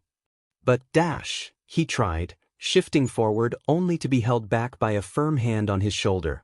No buts, Izuku smiled, leaning forward slightly and dropping his voice a bit lower. Thank you though. For caring so much about me. Of course, was the immediate response out of his mouth, always. He meant that in every way possible. Ugh, Mei quipped, flirt somewhere else you homosexuals. Mei, says the ace, go get greasy. You say that like it's a threat, Mei chirped, ignoring Izuku's blushing outburst. Ayama. Turning to face Kaminari and Uraraka as they bounded over to him after lunch, Hitoshi raised an eyebrow. The two of them seemed out of breath, so they had probably been running around looking for him for a while. I'm worried, he quipped once they got close enough. Kaminari running? Without Aizawa's lethal glare to help? Terrifying. Hey! Ignoring that bit of truth, Uraraka chirped, the sports festival is coming up and I have a hunch. He hummed, narrowing his eyes a tad when a feral grin crossed her face. Your boy, she started, causing him to choke. He can get us insider information, can't he? My what? He coughed. Your boy, don't tell me you're not dating him. You two are practically attached on a soul-deep level. How else would you explain, oh my god, you're not dating him? No, I am not. He rushed out, flustered as a bright red blush crossed his cheeks. Not yet, but dash. Dude, Kaminari piped up, how's? You try confessing to the person whose mom was the reason you got out of a shitty situation and then practically attach themselves to you out of the desire to be friends and then being stuck as said friend for over 9 years at this point. Yeah, he grouched. My point still stands, Uraraka bulldozed, ignoring the entirety of messy emotions he was currently fighting through once again. He can get us the deets, can't he? Depends, he sighed. Why do you want them? Is that a trick? Question? I'm going to dominate the entire thing and then force-feed the conservative hero wannabe nerds my feminine charm as I beat the sheet out of my opponents. You know what? Valid. Aizu, Ochako heard Ayama call out when they had entered the support development room, his voice soft and fond beneath the layer of indifference. I've brought company. Toshi! A cheer rang out, two separate voices conjoining in a chaotic harmony before the two owners of the voices came barreling out of the back storage room area. Both of the two support developers were covered in soot and grease, suspiciously toxic-looking and glowing stains showing on the pair of overalls Midoriya was wearing. They sent bright, beaming smiles in their direction, causing her to squint, before they hurried over to them. Don't you dare, Amma snapped without heat, a hand reaching up to just barely catch the two by their heads to prevent a full frontal hug. Mei, you're greasy and this is my uniform. Izuku, why the F are you glowing? Midoriya turned to send them a smile that was shaded sharp in ways she couldn't express. She knew she had picked the right person to look for when it comes to finding out information. Midoriya seemed like the type to deal out shady information that was true but you weren't allowed to know how he found out. Chemical formulas gone wrong a couple of times, the glowing is harmless. All of it better be harmless. Depends, Midoriya shrugged, turning to face them in deliberate fashion to ignore the outraged gargling noises Ayama was making. What's up? I don't normally catch you too near the support department.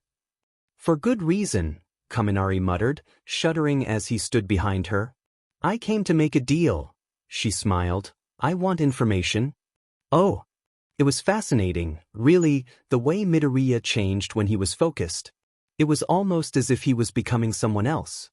His usual bright atmosphere turned cold, calculating, and indifferent. His smiles are sharp and perfectly polite if a bit empty, as if his face was a mask and his smile was carved into a perfectly fake replica of what a smile should look like. The sports festival is coming up, and I want information regarding what it could be and what I should prepare for. Everything I would need to dominate it. Midoriya hummed, tilting his head slightly as his eyes narrowed a tad. I could get that, Midoriya finally said, relatively easily as well, but what will you trade? My services aren't free. Well, Ochako started slowly, honestly having expected a bit more denial about being able to find secret information. I could owe you a favor? I'm kinda broke and I was honestly expecting a bit more denial before I reached this point.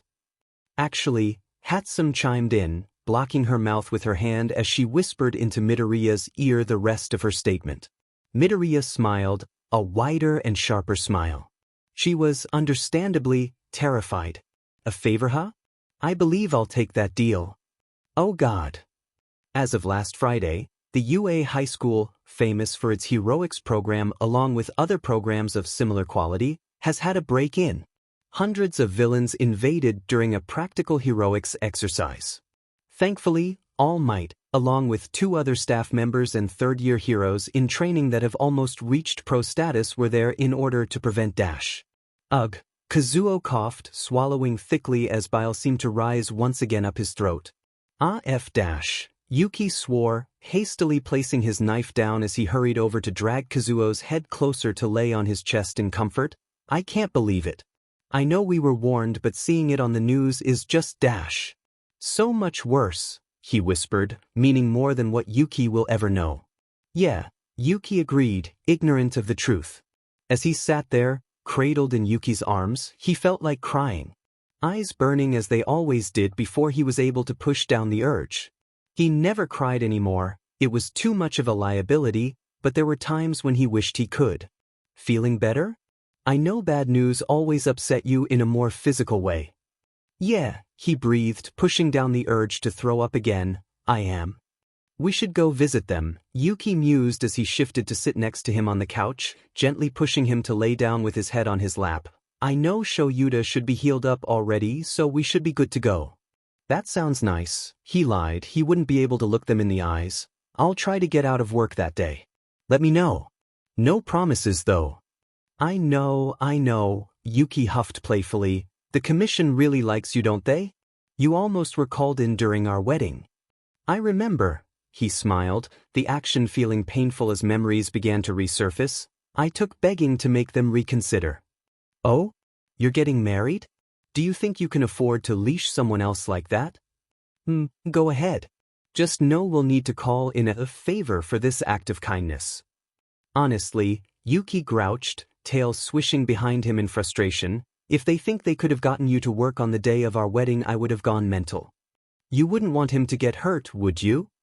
Of course, he smiled sweetly, trying to push memories out of his head by focusing on the love of his life. I knew you would. Leaning up from where he was laid down, he pressed a kiss to Yuki's lips, smiling at the purr that rumbled out of his husband's throat. It was moments like these that he enjoyed the most. A chance to forget all the chains that were attached to him. A chance for him to just exist. Yuki was his miracle, and he would never let anyone ever harm his miracle.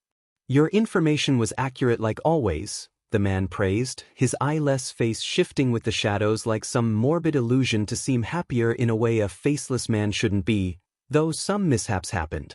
That was due to my successor's inexperience though. Of course, sir, Antum replied, I aim to please. Of course you do, the man smiled then, you couldn't afford anything less. The night was silent then, the man's words hanging heavily in the air with their implications, only to be broken by the man once more. Now I have something else for you to do, the man hummed, and I expect results. Or I take what you care for most, was implied if not said out loud. And I always give them, Antum chirped, feeling those heavy chains get heavier. The day Inko met Kiyama. I've been meaning to have a meeting with you at some point. Inko smiled, voice soft yet still. Dangerously authoritative as she looked up at Kiyama. but it seems our schedules just never align. That's all right, Kiyama smiled back, grin sharp in the way she's weaponized so well over her years as a pro. We're meeting now and that's what matters. I can't believe this, Shoyuta muttered from the couch. I'm going to murder you, Hizashi. Turning to give Shoyuta a softer and more concerned smile, Inko walked over to place her bag on the counter.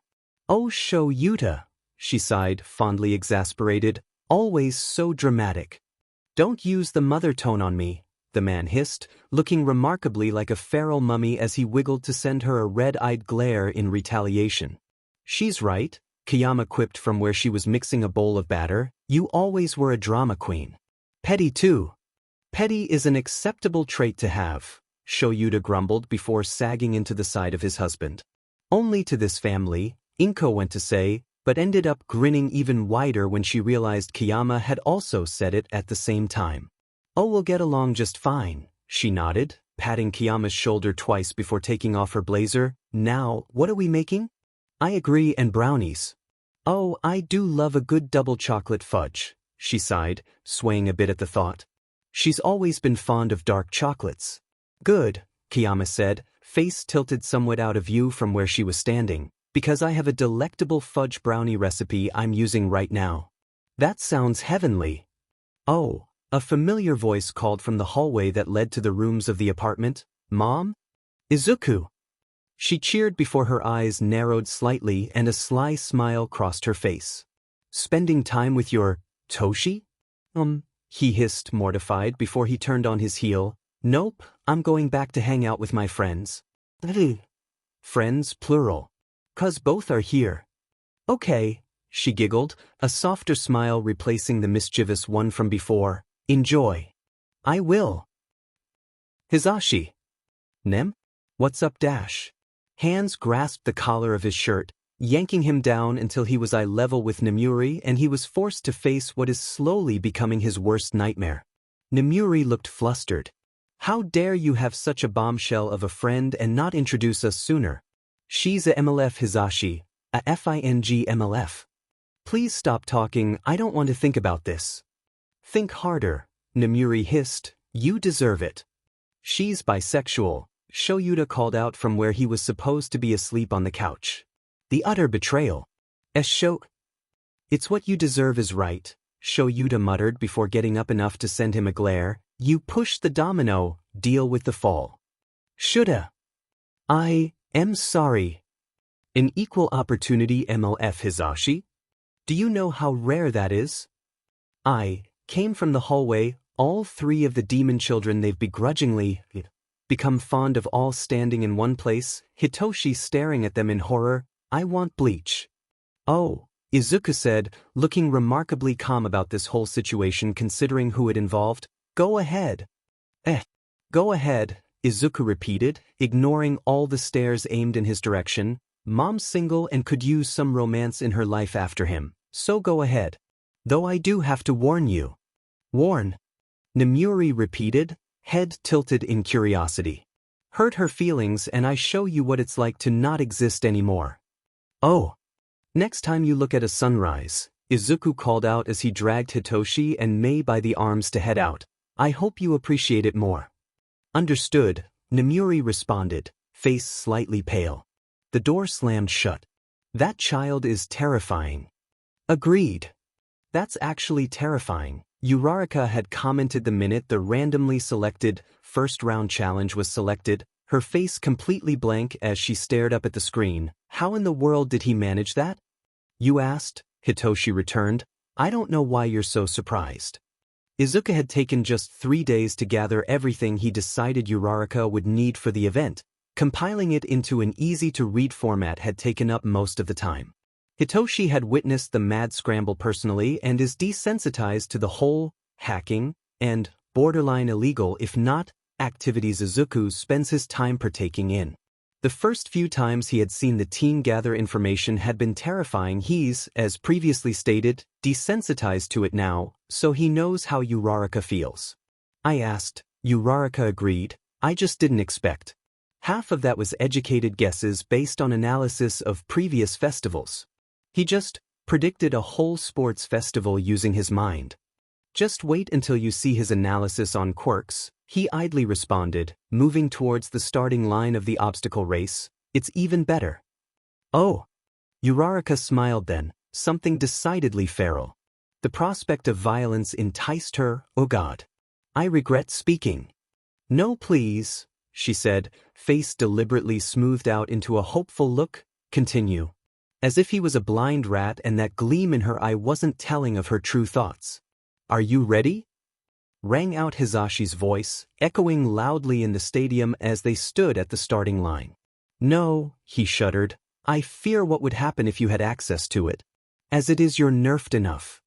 So you're saying I could potentially become a cheat character? You say that like you aren't already terrifying.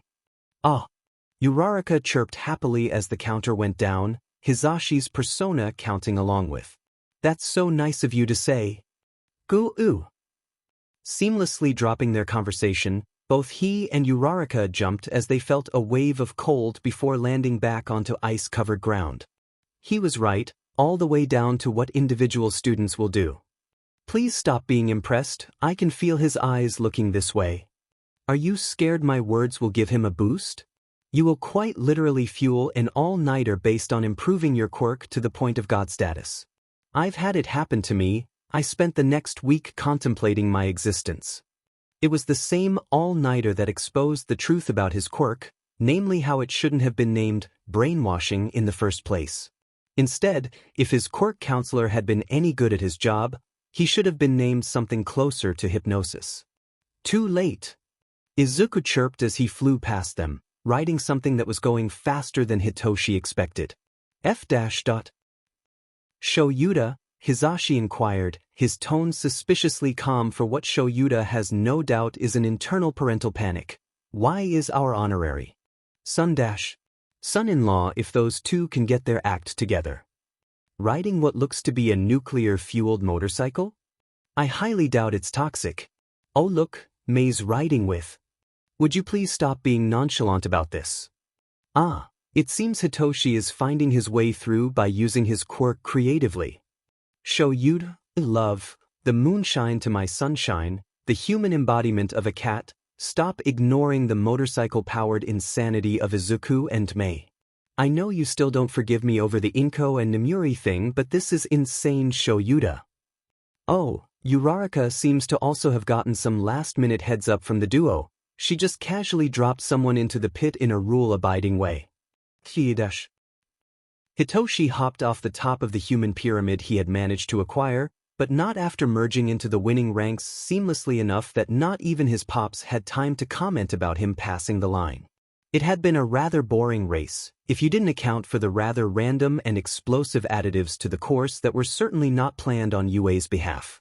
In fact, he would bet his last piece of garlic bread that Netsu put Izuku up to it as a rather fun little game. He's heard them use that word in increasingly more disturbing circumstances for him to ever think of it the same again. He had noticed that Uraraka had taken their advice and made sure to keep herself safely within the top 10 but not enough to get caught by whatever Netsu cooked up for first place in the first round. After all, the rat is a SDST. He's starting to believe Izuku and Mei are too, to be honest. He should have known this would happen at some point. Tamura has decided to use the sports festival as a way to find some new recruits. I've decided to toss in my own hand for a pick. That's not good. Not good at all. This entire situation was already bad, considering they actually did manage to break into Yue. Thankfully there was no casualties, but how long would that last?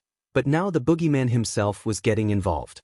If he starts moving, the HPSC will start moving, and they'll have a full-blown-out war if things head the way he expects them to. And how would you like to go about that, sir? He managed, carefully keeping his tone neutral. Well, the type of person I'm looking for is someone with rather technical skills. You see, my Tamura has collected a rather eclectic group of SC people that could use the help of a supporter. You want someone from the support course? Yes. Support students don't usually go past the first round, if they participate at all. Oh, but I believe they have and will. Uraraka, what do you think about teaming up with someone other than Hitoshi? Huh. Uraraka tilted her head, confused. Hitoshi wants to go underground while you want the spotlight. He plans on dropping out of this round in order to keep his civilian identity safe. Rather, why not get Kaminari on your side? May, do you have the insulation suit I talked to you about? Yep. Insulation suit? Well, Uraraka. Izuku smiled, a sharp and terrifying smile. Ever heard of lightning strikes? Oh. I do believe at least 2 will make it past the first round. The man grinned and Anthem felt his heart drop. You already know who you want then. I do. Why did you ask for my help? If you already knew who you wanted, then there was no need to get an informant. Well, Takagi Kazuo. The boogeyman smiled wider, sealing his fate in such a simple sentence. I do believe your husband takes on interns, doesn't he? He wanted to throw up. Yes, he said weakly, thankful for the mask's effect in hiding the drained tone in his voice. Not that it would hide much considering he knows he's being read like a book. Invite one of them then, All for One said, something dangerous cutting through his polite tone. I'll handle everything from there. What the F? Hitoshi watched from the sidelines of where he stood, having purposefully lost in this round, as the culmination of May's safety guidelines, bent and twisted in all the ways necessary for her chaos, given form and Izuku's quirk analysis combined to rain holy hellfire upon the students of UA. The insulation suit was something Izuku and May had created in order to test out Kaminari's quirk while still being in the same room. The full potential of his quirk, without the short-circuiting limitations.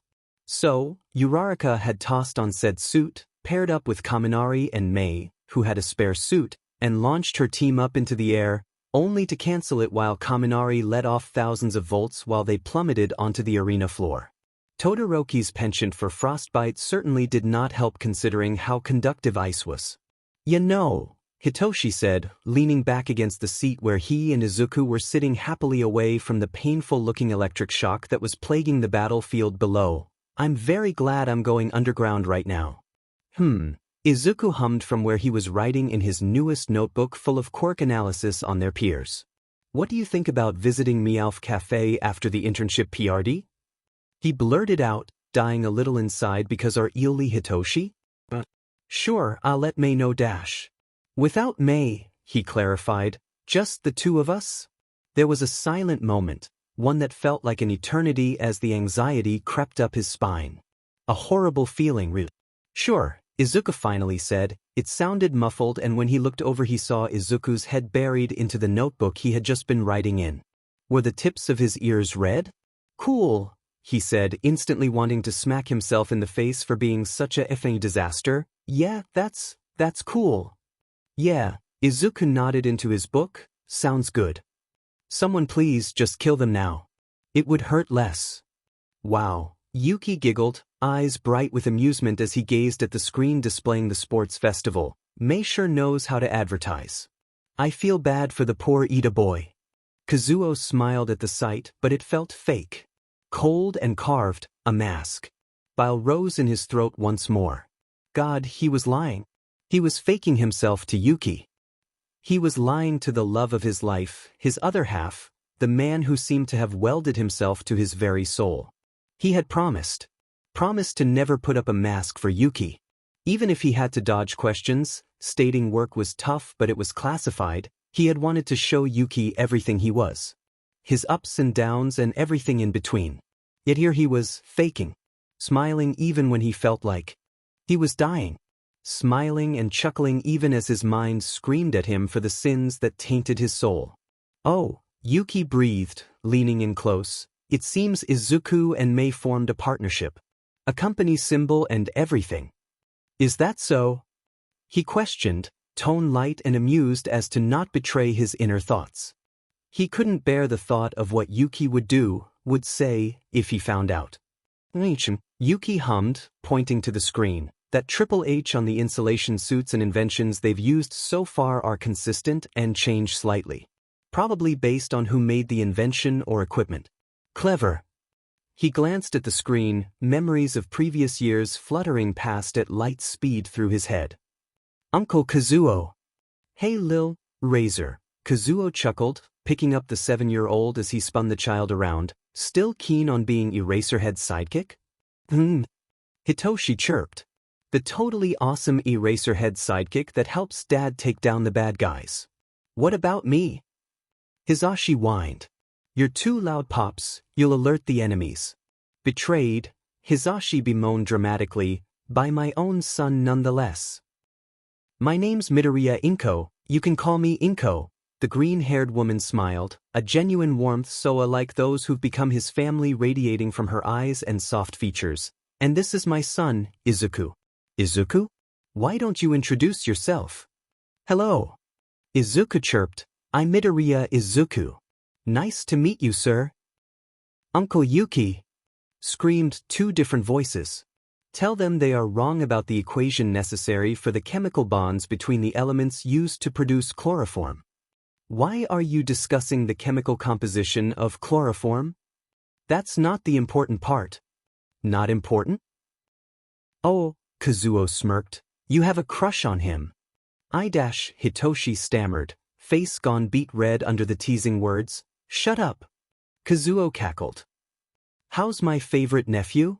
Kazuo sang as he walked in for their monthly dinner night. The Ayama family, with the addition of the Midoriyas and Hatsums, all sat around the dining table, eagerly waiting for dinner to finish.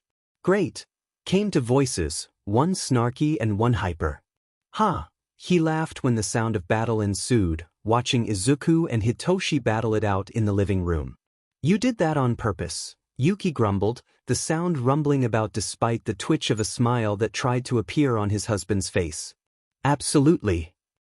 Yuki, he said, voice barely above a whisper as he so desperately wished to go unheard, what do you think of taking one of them as an intern?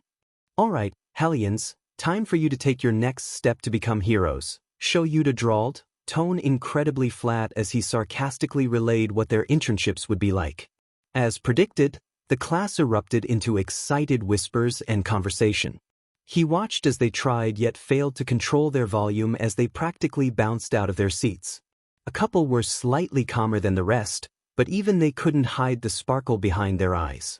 Namely, Bakugo, who has been eerily calm since the USJ incident, was sparkling behind his scowl. That was good. He was starting to get worried about that one, but it seems it will work out in the end. He was debating on getting involved considering it seems to involve Hitoshi, which means it involves Izuku because God forbid that child ever gets angry about something not related to his crush, but he refrained. It wouldn't do them any good if he got involved before they came to him. People who don't ask for help will react explosively to unwanted attempts, and it hadn't gotten to the point where he would need to. Chose from the lists of people who have offered you internships based on your performance from the sports festival, however. If you didn't receive any, that's also fine. UA has a list of agencies that we work with to provide internships for those who haven't received any offers. With those words concluding his teaching for the homeroom PRD, Shoyuta snatched the yellow sleeping bag from his podium, a very practical gift even if it had a snickering and unfairly amused Inko attached to it, and collapsed into it on the ground. He had to deal with a slightly hysterical Hisashi all weekend after the festival. He deserves a nap.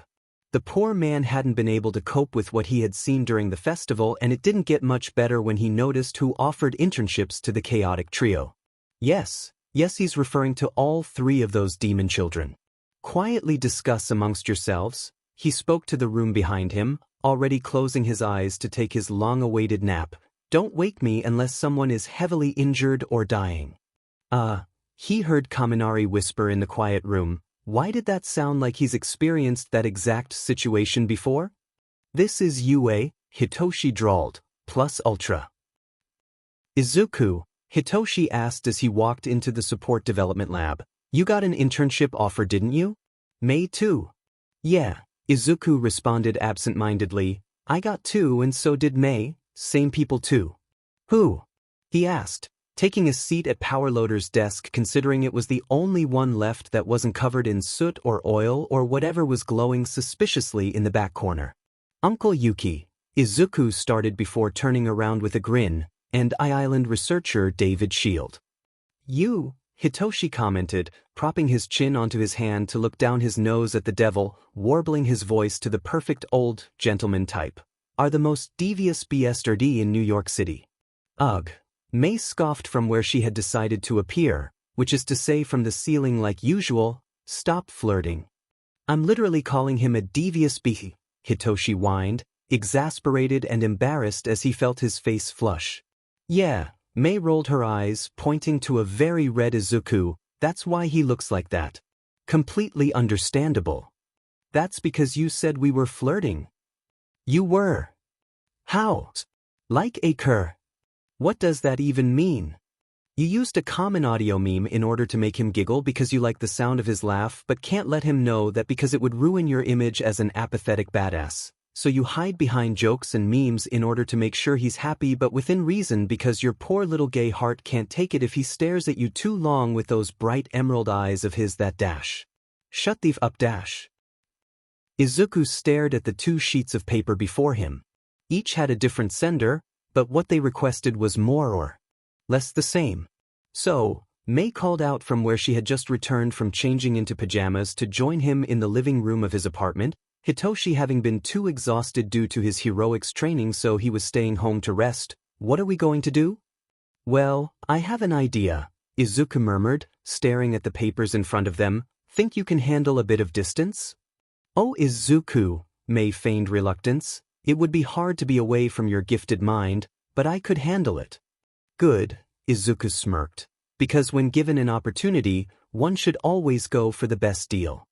Of course, May nodded, a smirk of her own spreading across her face. Hades-san. Well now, Hefesting, he leaned back in his seat, grabbing the paper he decided to go for and tossing the other to May. Drain them dry. Of course. They stared at each other with wild smirks, eyes glinting with mischief and mirth before they cracked. May led them both into a fit of cackles so terrifying to witness let alone listen to, that the cops had been called out of fear from the nearby apartment tenants who had believed a villain had been scheming next door. Yuki, he heard called behind him, arms wrapping around his middle, and he sighed contentedly as he leaned back against his husband while still keeping an eye on the pot he had on the stove. What are you cooking? He hummed, the sound coming out more as a rumble than anything else. Potato leek soup, along with cheddar biscuits for dinner. Delicious, Kazuo praised, sagging and letting all his weight fall onto him, making him stumble to keep both of them upright. You're a gift from God. Dramatic, Yuki chuckled, feeling heat rise on his cheeks. Sappy dramatic man. My miracle, Kazuo whispered reverently beside his ear before letting his face drop into the crook of his neck. Kazuo, Yuki hissed in embarrassment, dropping the spoon to place his face into his hands to hide. Stop. But you like it? Kazuo smirked. He knew he smirked from the way he could feel his lips move on his shoulder. Your ears are moving. Sure enough, they were. With a disgruntled whine, he focused on his ears, making them still from where they were flicking around. Feeling somewhat betrayed when all that did was make his tail wag instead. Menace, he griped, turning the stove's heat off as he twisted around in Kazuo's hold. You're a downright demon, Kaz. Something flickered across Kazuo's face, too quick for him to take note of what it could have been. He was going to question it, would have questioned it, but the smile that came after quickly dispelled any worries he might have had. After all, what kind of person could smile like that while feeling down? You're demon, Kazuo returned, his eyes crinkling as he smiled wide and cheekily. Just for you. Yuki grinned. With that, the two of them stepped away from each other, content to start plating their dinner and spend the rest of their night relaxing with a nice homemade soup and a movie. Something he has taken to doing every Friday to make sure they spend time together in a relaxing way. It was his favorite part of the week. I love you, Kazuo, Yuki whispered as he leaned into the half-cuddle they had while watching a movie on the living room couch. I love you too, Kazuo whispered back, almost too quiet to hear. A perfect Friday evening. Inko sighed heavily as she made her way to her usual stop at Meowfie Cafe to grab a coffee after work. It was a habit so deeply ingrained into her routine that every time she tried to head home instead, wanting to just go to bed early, she'd accidentally find herself walking through the cute cat paw print-themed doors. Accidentally. As per usual, the nice barista behind the counter recognized her on sight and smiled, moving to type into the computer her usual order, a medium iced lavender latte with cold foam on top and a dash of cinnamon. A calming drink that still gives her energy, a perfect drink for the end of a day after dragging, removing criminals and bigots from places of power. Inko smiled back towards the kind teenager, nodding a bit while dumping all of her payment into the tips jar with no mercy. Enjoying the pout she got in return. If they wouldn't let her pay for her coffee, then she'll pay them in another way. She was just waiting on the coffee to be finished at her usual spot, a booth with only room for 2 people, and was tucked away close to the cat enclosure. The windows allowed her to properly view the adorable felines while also giving her a nice view of the rest of the cafe to people watch. Because of this, she saw someone familiar walk into the cafe with a strut unique to them.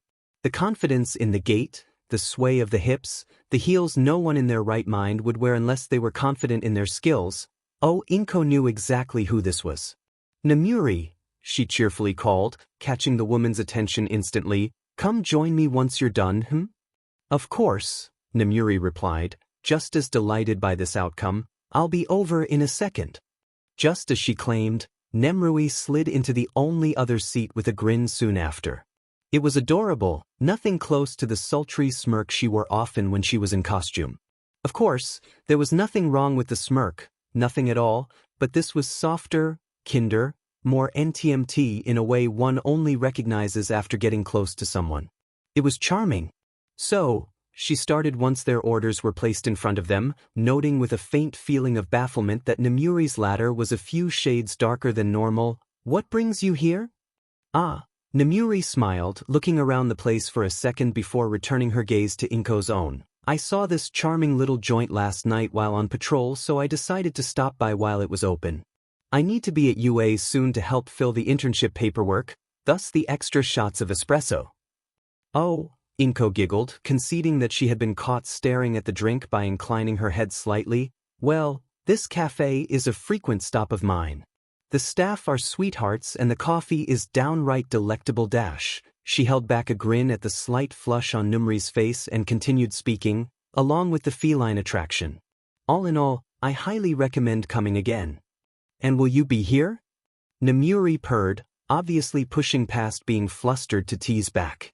Too bad Inko's unfairly skilled with her words. If you wish, Inko let her tones soften and sweeten, like dripping honey into tea. I'll make sure I am. That's so, Namuri bravely powered through, clearly ignoring the blush on her cheeks. I'd rather like that. Then it's a date, Inko stated clearly, not one to beat around the bush with her wants. I'll see you tomorrow same time? Absolutely, Namuri returned, a small smile on her face that looked so soft and sweet that it nearly stole her breath away. Good, she said instead, smiling back. Now tell me about that man from the news. Do you need an attorney? I don't mind helping after all dash. It's done, the digital voice whispered into what seemed to be an empty rooftop. He did as you expected. There was nothing but silence to greet him as he stared off over the rooftops, hands wringing together in violent twists and pulls that left them aching. He could feel the hollowness in his chest grow as the silence continued, the only company being the night's cold air. It stayed like that for a long moment, long enough that he began to think that they just wouldn't respond this time before the silence was broken. A familiar hollow voice that reflected how he felt so perfectly that it made him want to laugh. The master sends his regards, stated the monotone voice, and his thanks. There was a gust of wind, bone-chillingly cold, that dragged across his skin like knives, cutting straight to the deepest part of his limbs and sending him shivering. He glanced back, catching the tail end of the man's portal closing, and he sighed. Turning his gaze up, he stared unseeingly into the starless sky. Yuki, he whispered into the night, the only beholder of his words being a crescent moon. I'm so sorry. I'm sorry that I love you. I'm sorry that I'm me. I'm sorry that I let you love me. I'm sorry that I let you in. The moon was gorgeous, a bright white shaped in a perfect crescent. Silent yet knowing as it lights the otherwise pitch black of night, revealing secrets to those who are awake to see them. Just like how it gently embraces his features, now that his mask was removed and lay against the ledge beside him, casting a soft glow on him as he speaks his truth into the otherwise quiet night. I'm sorry that I chained you just like I am, Kazuo spoke. I hope when you find out, you'll love me enough to let your last name be carved into the headstone for my grave. Hey guys, so I've realized that it has been a while since I last posted, so I wanted to update you so your expectations don't run wild. Currently, I am in a really good place mentally, which makes it incredibly difficult to write. My writing is a piece of me and is heavily influenced by my moods, so being happy isn't really conducive to writing angst and many of my current fics. I've also been extremely busy with my life as of late, so I hadn't had the time to update my fics as often as I would like. I'm also lacking the motivation and inspiration for my current fics, so I can't even start writing when I am in the mood or free. MJ has kind of fallen out of my hyperfixation and some old fandoms have resurfaced instead, so I'm writing for those for a bit. I am not dropping this fic. I'm putting it on hiatus for now, though I may randomly update as the mood strikes. Feel free, if you want, to write your own versions or continuations of this fic as long as you credit back. I would love to see some of them. Also, no calling me out for random one-shots or different fandom fics I post. It's the best I can do considering my current circumstances to keep writing and polishing my skills. So sorry for any inconvenience, but it's either this or shitty work that's half-hearted at best, so I decided to take the best option for all of us. Love ya. Chapter text.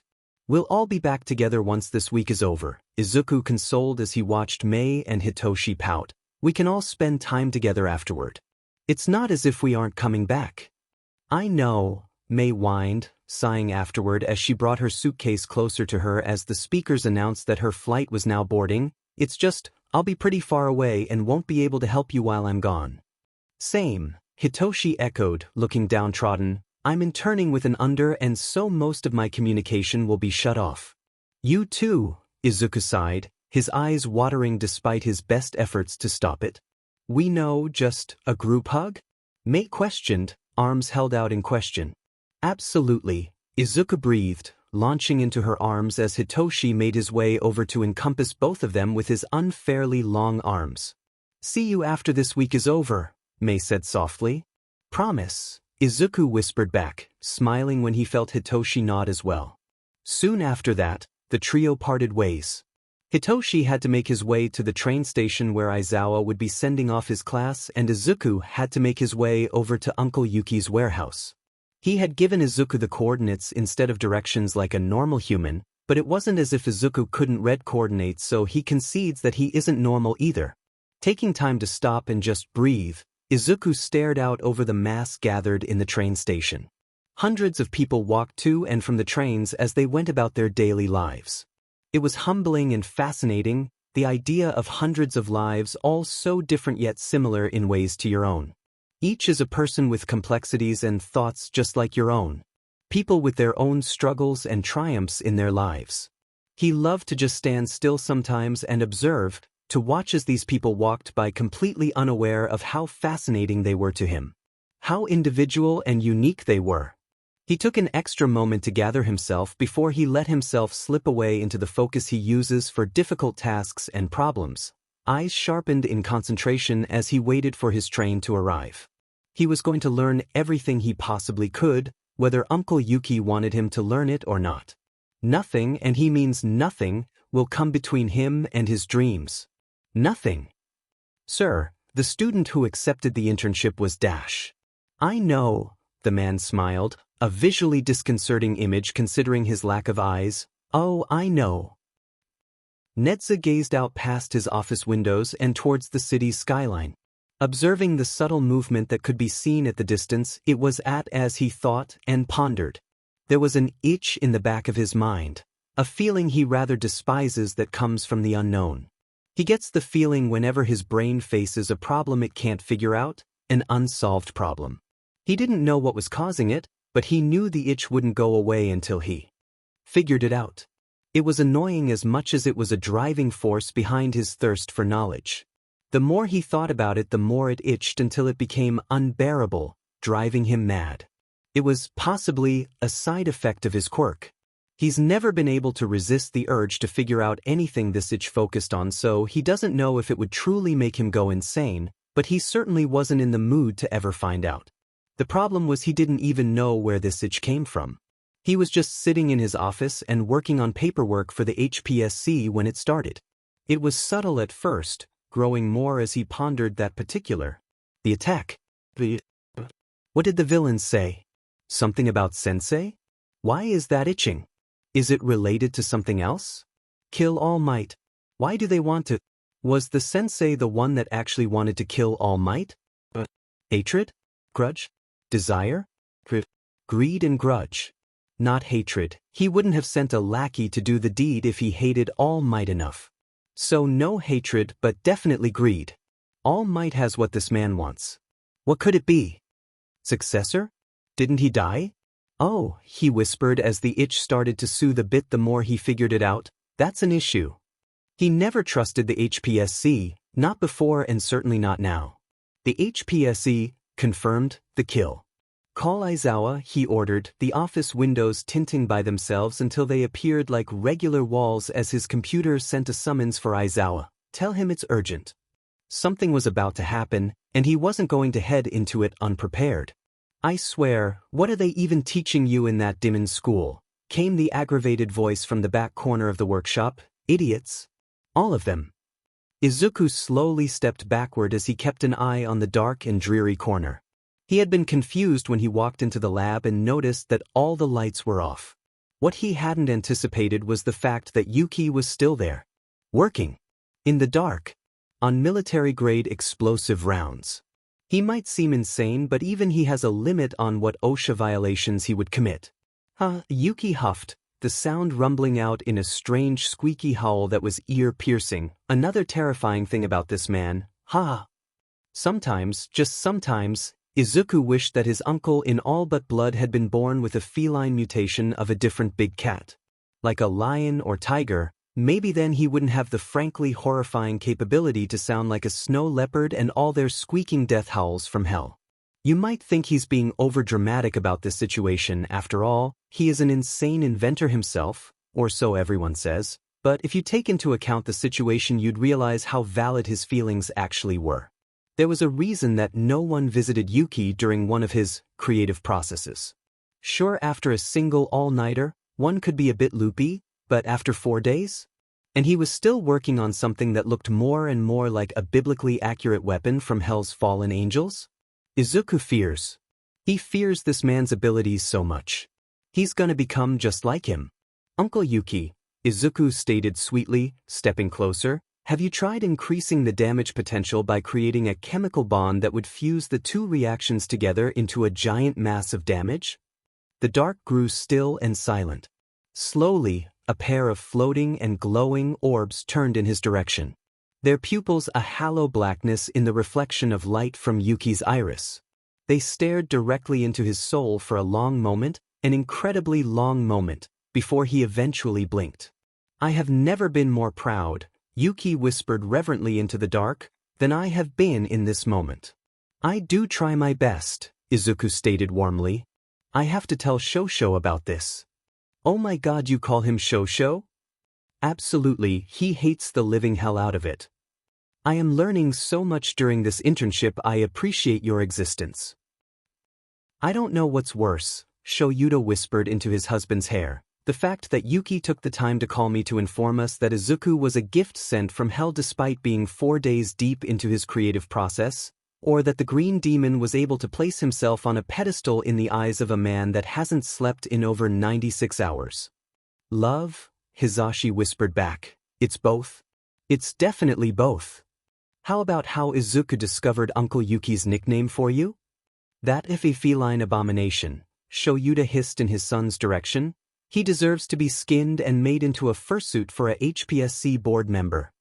Ow, that was harsh. Mason, Shield spoke quietly from behind, quite a ways behind. Oh, so that's why he sounded quiet. I think you should at least wear safety goggles. Absolutely not. May responded with enthusiasm. That would hinder my creative sparkle. Sparkle? Shield asked with a wobble to his voice. How else would I make something like this? May cackled, holding up what looked to be a portable atomic collider. It's the sparkle. Turn the sparkle off. A voice shouted in fear from the doorway, revealing hundreds of I-Island scientists standing behind Shield. You're not God. There is no God. May shouted back, turning the device on. All I see up here is myself. Somebody stop her. Repent. Afu dash. Diary entry vlog number 364, the handheld Atomic Collider Jr. extravaganza mounted dash. Still, I think May's frequent video diary updates take the cake, Hitoshi added, flopping onto the floor from exhaustion after dealing with Demon Sensei Aizawa for an entire night. They started calling her a fallen god. How fitting, Aizawa mused. She does seem like the type to descend directly to hell. That's an insult to demons, Hitoshi piped up. True, Hisashi added. I'm pretty sure Satan would be more gentle than her. A scratchy voice, one thick and gruff from smoke damage spat. That's effing disgusting. You're all effing disgrace, Tamura hissed, stalking his way over to the bar's entrance. I should have dusted you all a long time ago. Disgrace is a big word for you, that shitty but voice said, the scarred-up effing mess attached to it popping into view. Impressive. I will make you regret being born, Tamura grouched, trying to open the door in a rush and succeeding in only dusting the door handle. In a fit of aggravation, he slapped his palm on the door and removed the entire thing, much to the dismay of Kurogiri, who was standing right behind it sweeping. Already do, you should've. Checked in with my father if you wanted that privilege. Nice door opening skills, by the way. Dabi, Tamura warned, fortunately or unfortunately getting a shrug in acquiescence. He had a small amount of hope in his chest that the man would continue so he could dust him with a reason, but he let that hope die out as they fell silent upon entering the bar. Feisty tonight, huh, Dusty? Came a chipper voice that he absolutely loathed. He's on his time of the month, Dabi whispered in no way that could be considered one. Hey, that's offensive to women. Sorry, I learned my humor from my shitty dad. That's an excuse. I deserve a good stabbing in apology. Why would I ever let you stab me, you bloodsucker? Because you deserve it. Tamura, Kurogiri quietly asked, standing at a healthy distance away from the mayhem. What can I help you with? Tamura stopped for a second, staring into the golden eyes that the warp gate holder beheld. How they wavered slightly before going back to their normal squint. Like a sad puppy that had its toy taken from them or their tail stepped on. He turned his head away, pouting like a child. Sorry. They were silent for a moment, both of them turning to view the group of rascals that were already causing a wreck in the bar anyway. It's quite all right, Kurogiri sighed. I'll just replace that by tomorrow. Sorry. It's fine. So who will I be interning under tomorrow? Hitoshi asked as he rolled over to stare at Aizawa. A surprise. I know I explained to you how under internships work.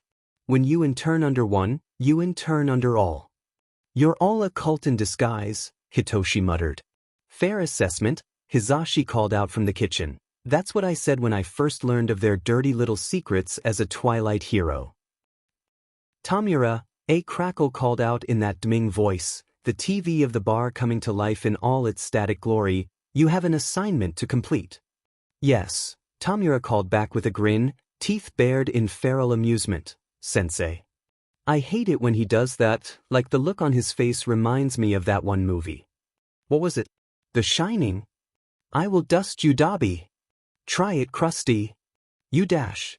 Kurogiri, the voice said once again, at a lower volume that only Kurogiri could hear. Make sure he gets this job done right. Yes, sir. Aizawa, Nedzu calmly spoke, back turned towards the man as he typed away at his computer. We have an issue. I'm not gonna like this, Aizawa sighed. Am I? No, Nedzu chirped. You most definitely are not. Fantastic. Do I at least get the option of dying on the spot? As always, Nedzu said in the most sympathetic voice he could muster, the answer is no. Worth a shot, Aizawa shrugged. Lay it on me. Of course. What do you know about ancient supervillains that not even the HPSC could handle during their prime and that stalk the underground of Japan for hundreds of years? Effenji knew it. Some nights are more silent than others. There is no scientific explanation, nor is there a spiritual one. There could be superstition or even wise words from the old man at your corner store, but there is no proof. Nothing concrete to base this horrid gut feeling on. Izuku looked out of the window of the bedroom he was currently occupying. It has been 2 days since internship started, and this room has served to be more of a nap spot that he gets dragged to after passing out while inventing. Yuki's knowledge was golden, and it was hard to come by past this internship. He was determined to soak up every last drop of the stuff before he had to go back. He can already imagine the improvements he was going to make to his in-progress projects. Dragging his sore eyes away from the street lamps that light the roadway, he focused on the sky. Gazing at the moon as it sat tall in the sky, its full face illuminated in a bright, beaming light that removed some of the shadows from the night scenery. It was a night like tonight that Izuku had made it a point of never working on something, as it seems it always either goes wrong or goes wildly out of control. There was no reason for it, it just always happened to react that way. He wouldn't say he's superstitious, but the data accumulated all seemed to point out that full moons were the worst days to work on anything. With a sigh, he dragged his eyes back down and let himself flop against the mattress with his tired eyes closing on the way down. He was exhausted, too many days and nights spent awake, and the feeling of his soft pillow and the scent of eucalyptus lulled him straight into sleep, no matter how on edge the pair of eyes in his window made him feel. "Izuku, breakfast is ready," Yuki called out absent-mindedly, tail flicking in every direction as he tried to catalog everything he needed to complete that day in order of most important to not at all. He kept walking around the kitchen, cleaning up a bit more before dragging the assortment of breakfast dishes toward the table. It was the 3rd day of this internship, and so far Yuki was astounded by the way Izuku would collect and memorize information, putting that information to use almost immediately after a demonstration. He's glad the kid was a sight-based learner. He could only imagine the horrors of having to describe his creative process. After a bit more shuffling about setting the table and bringing food over, he tilted an ear toward the 2nd story of his warehouse. "Izuku, breakfast," he called out again, this time listening for the sound of shuffling and footsteps. "Nothing. I swear, was he tinkering again last night?" Yuki grumbled to himself, walking towards the steps and heading to the guest bedroom on the 2nd story. "Izuku," he called out again, starting to grow concerned and paranoid. Letting his ears tilt completely forward, pointed down the hall Izuku was supposed to be sleeping in, Yuki listened. 1 minute passed. Nothing. 2 minutes passed. Still nothing. 2 minutes and 15 seconds have passed now, and Yuki has come to realize something. The only breathing he can hear in his warehouse was his own. Izuku wasn't here. Eraserhead speaking, Shoyuta announced as he lifted up the heavy-duty phone the commission assigns as a hero's version of a walkie-talkie, answering the rabid buzzing that had been happening in his pocket the entire time he was in class. "Aizawa," Detective Tsukachi's voice crackled over the line, the heat behind his words sending Shoyuta straight into his well-earned paranoia mindset. "We have a problem." Criminal did something weird, problem or dash. He started, but he didn't get that far, being cut off by that familiar smooth and terrifying voice he knew well by now. "The problem, Shudakuen," Inko's voice cut in, smooth like rich velvet and dipped in molten lava, "is the fact that my son was just taken from Yuki's house. During the night. Without a single person hearing a DMN thing. Shoyuta cursed, rage splitting through him like wildfire even as dread and anxiety dragged his spine through ice-cold water. "I'm heading to the station now. Tsukachi, I expect a full report on my way there, and for God's sake Nedzu, you better get a search going on in your little rat holes." This was one of the few times that Shoyuta was actually glad Nedzu spied on conversations and phone calls he finds curious. The telltale sound of a beep from a disconnecting phone was all the warning he needed to know that Nedzu had left the call to do just that. It allowed Tsukachi to fully debrief him as he flew through the hallways and towards the teacher's garage, flipping out his ID with the precision that comes from years of use and running toward his car. The trip to the station had definitely broken several laws within the country of Japan, but he couldn't give any less of a shit. What the hell was a hero license good for if it didn't aid in situations such as this one? He stalked through the police department and slammed open the detective's door with the same kind of force he uses to knock out villains with particularly nasty quirks that reinforce their durability. What's the plan? Who's been notified? And where is the goddamn coffee pot? I'll need more than one of those to get this sheet done. We're making it now. The immediate family and Nedzu along with the police department, and an official notice has been paging for about 20 minutes on the HN, and to the left already brewing the first batch. FING perfect. Someone get Inko a punching bag. Stat. Roger that, Kurasumi. Fetch one from the training room. Inko-san, he began but stopped short at the fire that was practically spewing from her. Inko, as far as he's known, has never been one to break her poker face. No matter what the situation. She's shown empathy, that's a given, but when she was faced with dangerous or stressful events she's never dropped that ever-present snake-like smile. That was not the image Inko was showing him now. Show Yuta, she spoke, tone clipped and cold. Until my son is within my arms, I do not recommend trying to console me. I'm afraid I am not in the right headspace to be nice right now. Namuri? There was a pause, a stillness in the air that Sho Yuta loathed more than anything considering what had put it there, but it was broken fortunately enough. Yes please. Alright, I'll call her over. Nedzu's probably already given her leave of absence. Cunning man, Inko idly stated in a mockery of her usual jokes. Cunning rat, he responded, grateful for even a bit of the usual Inko he was used to. It shows that she's still got her head on her shoulders. They needed that now. Do we have a list of potential suspects or motives? A few, but Inko is a well-known lawyer with a lot of enemies. Tsukachi sighed heavily, there's a lot to cover. Inko, Sho Yuta turned, looking at her as she gazed soullessly at the papers on Tsukachi's desk. Do you know of anything that might stand out? Just one. Inko? Please, what is it? Sho Yuta begged, eyes pinning the woman to the spot as she gripped the wood of Tsukachi's desk hard enough for them all to hear a slight creak. A shameful past, Inko laughed, a scratchy and hollow sound. Izuku wasn't born from thin air after all. His father. That man doesn't deserve to be called a father, Inko spat, more like a walking SPRM donation.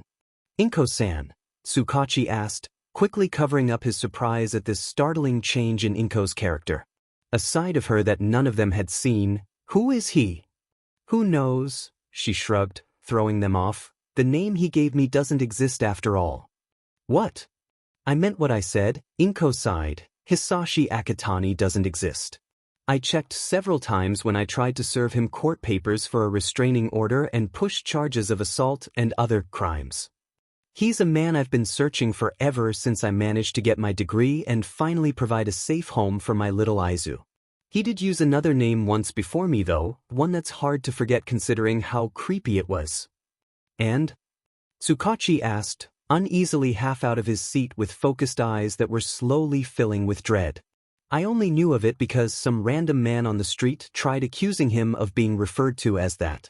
He denied it, but I know the look of a liar. Called himself Shigeru. Tsukachi cursed, scrambling out of his seat. Tsukachi? Do you know what that means? Sho Yuta questioned, cutting in front of a scarily calm yet determined Inko who looked 5 seconds before strangling that question's answer out of the detective herself. Inko. Tsukachi seemed to deflate, sighing loudly as he covered his face with his hands. If this is who I think it is, you courted a man much worse than anything you thought he was. Detective, Inko asked coldly. Shigaraki, otherwise known as All for One, Tsukachi said quietly, the mastermind of the underground and a villain that's been plaguing the streets of Japan for centuries. Yo Hypno! He heard called behind him, night flight joggin', passed on their way to the locker rooms. Looks like Owl trained you good, nay? Shut it, Hitoshi huffed back with a smile. He launched a haymaker at me after dropping from the sky. The cackles of the Twilight hero echoed in the lobby as they disappeared. Smiling as he shook his head, Hitoshi left for home. It was late, nearing 4 a.m. in the morning, and he was finally done with his training for his mentors were unders, so all of his internship training and experiences happened during the night. Yawning into his hand, he brought up his phone to check the time and his notifications. Knowing his dad was already trailing him from the roofs at this point. It was how they agreed to keep him safe. Hitoshi stayed vigilant on the ground and Dad watched from his stalking points on the roofs. Suddenly his phone buzzed. For short buzzes. A break. For more buzzes. Another break. This kept going, continuously buzzing until he finally unlocked his phone. From there, his screen went black, a triangle in 3 different colors spinning in the center of his screen. One pink side, one purple, one green. These sides stretched and folded in on themselves, slowly forming the shape of the now familiar logo that stood for the 3 of them. The symbol stayed there for a minute before the image of Izuku's cat popped up on the screen. Mask proudly display on the cat's face rather than hanging around his neck. This was serious then. Izuku was in Hades mode, not his own. Hypno. A cheery voice, warped and garbled yet still clear enough to be heard, spoke. Hades requests you make your way to the lair. You'll need to collect some data sheets and bring them down to Detective Tsukachi's office immediately, Naya. Oh god, he made the cat say Naya. I hate this so fucking much dash. Stat. Alright, I'm going as soon as dawn breaks. Dad will be sad if I go out at night. Hypno, the cat continued, the eyes of the mask glowing dangerously, this must happen immediately. The last word spoken was dark, thick, and heavy with hundreds of voices molded into one. It sent shivers down his spine and he almost tripped as he made his way up the first flight of steps to his apartment. All right, he conceded, hands admittedly shaking a bit. Not creepy at all. I'll head out soon. Just what could be so important that he had to hear a demon cat predict his words with such accuracy and rip his soul straight out of his body like that? It's not as if Izuku's in danger or anything, so just what could have happened? Password. To be cruel is to be kind, but to be kind is to be cruel. Accepted, granting access. Welcome Hypno, you have an urgent message awaiting Terminal H. Understood, Hitoshi stated, walking through the hallways. The lair had undergone serious modification during the first 3 weeks of their time at UA. Izuku had somehow managed to get a hold of the building plans of UA and decided to build upon some of the programs that were implemented in the gyms onto the lair's security and layout. They had gotten several noise complaints until the soundproofing had been reattached again.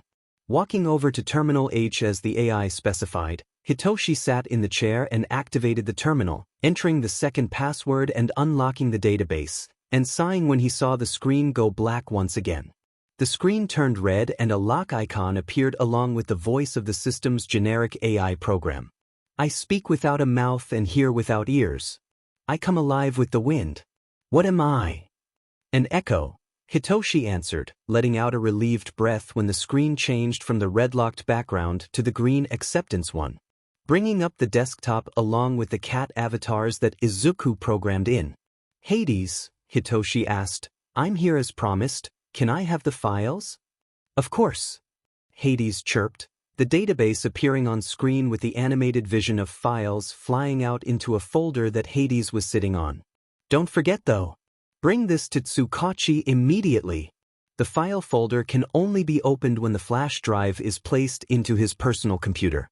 Again, personal computer.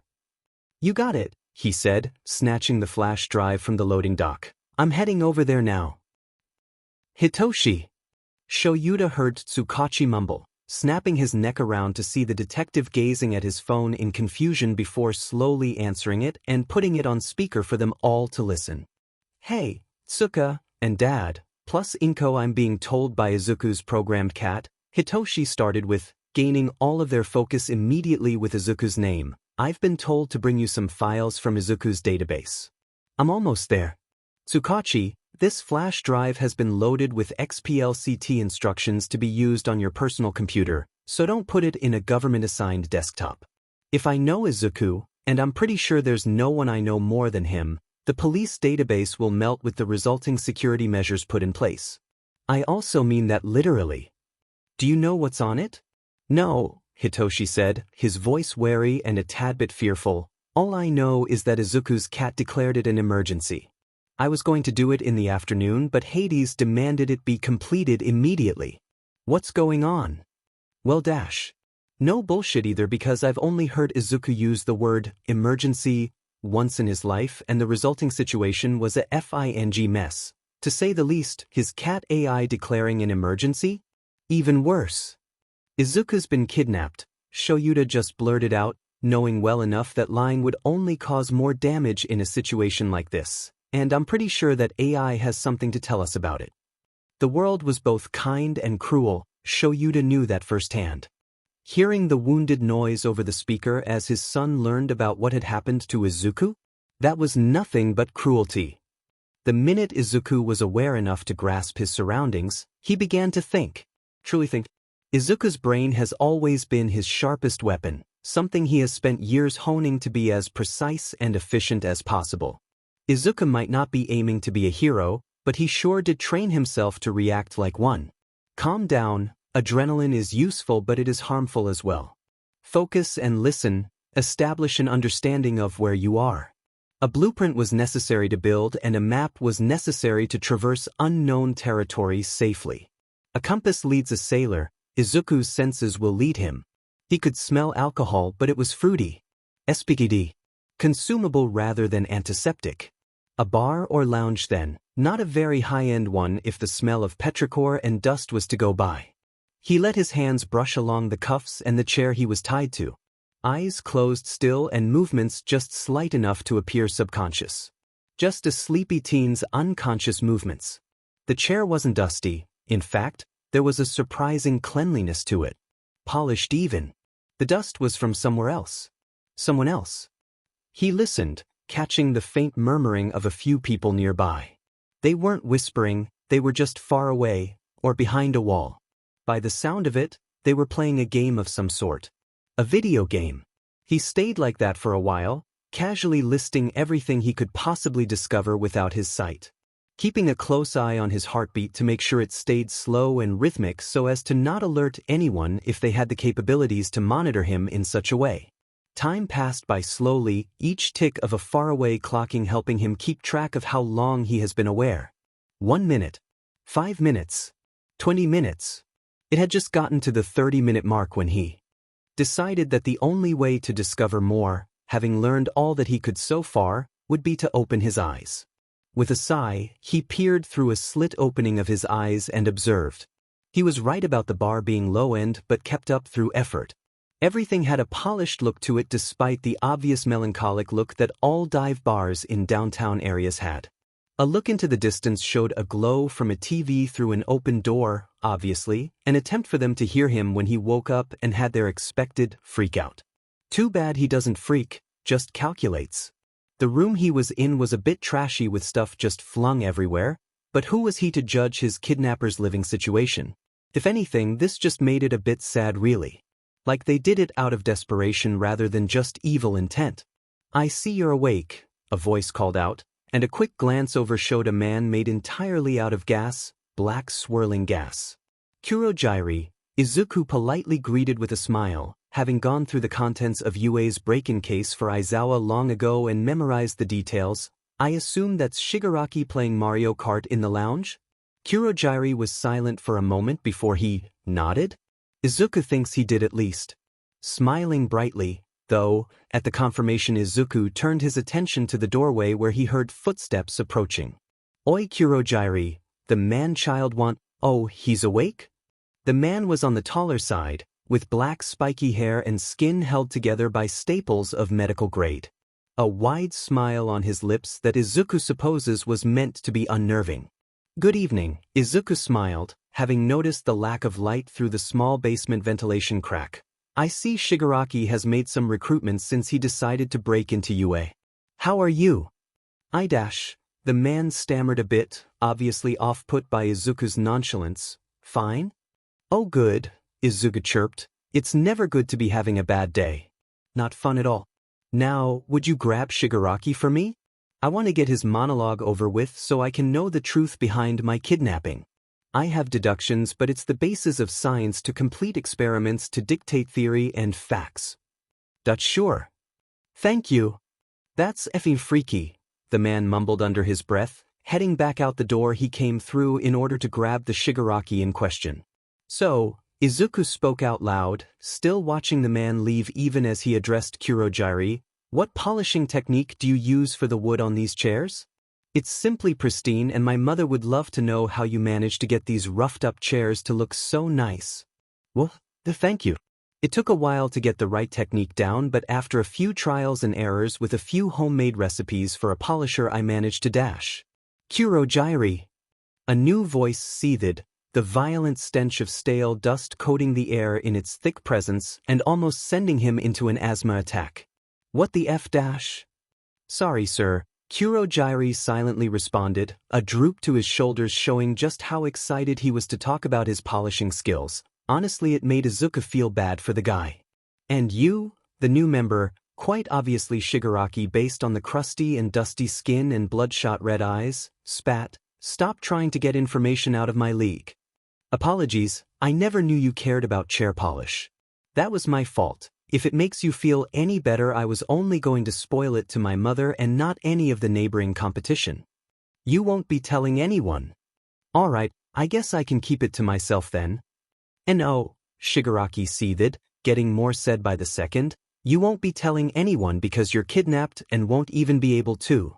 Pretty aggressive tactics to prevent your secret polish techniques from getting exposed, but whatever you have to do to survive dash. Just shut up. Shut up. Shut up. That was rude, Izuku huffed, pouting at the man. Didn't you ever learn that saying shut up is incredibly rude? Everyone deserves to have a voice in life dash. I'm gonna dust him. Stop talking. Alright, Izuku conceded with a gentle smile. Dust him? Good to know his theories on the man's quirk were right. Finally, Shigaraki exhaled heavily as if that entire conversation took tremendous amounts of his energy. It probably did considering the man didn't get out much. He was quite pale. Now listen here, brat dash. Oh good, a villain's monologue. They were always so informative. While Izuku sat there, being told the ins and outs of Shigaraki's league and their plans to end the public figure All Might, already something he was aware of, he thought back to AI's programmed protocol when he was unable to send a check-in when he woke up in the morning. If he didn't provide a check-in every morning when he woke up, then there would be a system put in place to provide his loved ones with all the necessary information to be able to help him in a worst-case scenario like now. Though microchipping himself with a vitals monitor and GPS, satellite-based and not Wi-Fi or Bluetooth, may have seemed like an extreme measure at the time, Izuku always prided himself on being prepared. Location pinging. Current health status. Heart rate, 62 BPM, athletic resting rate. Cortisol levels. Current estimated status, healthy optimal.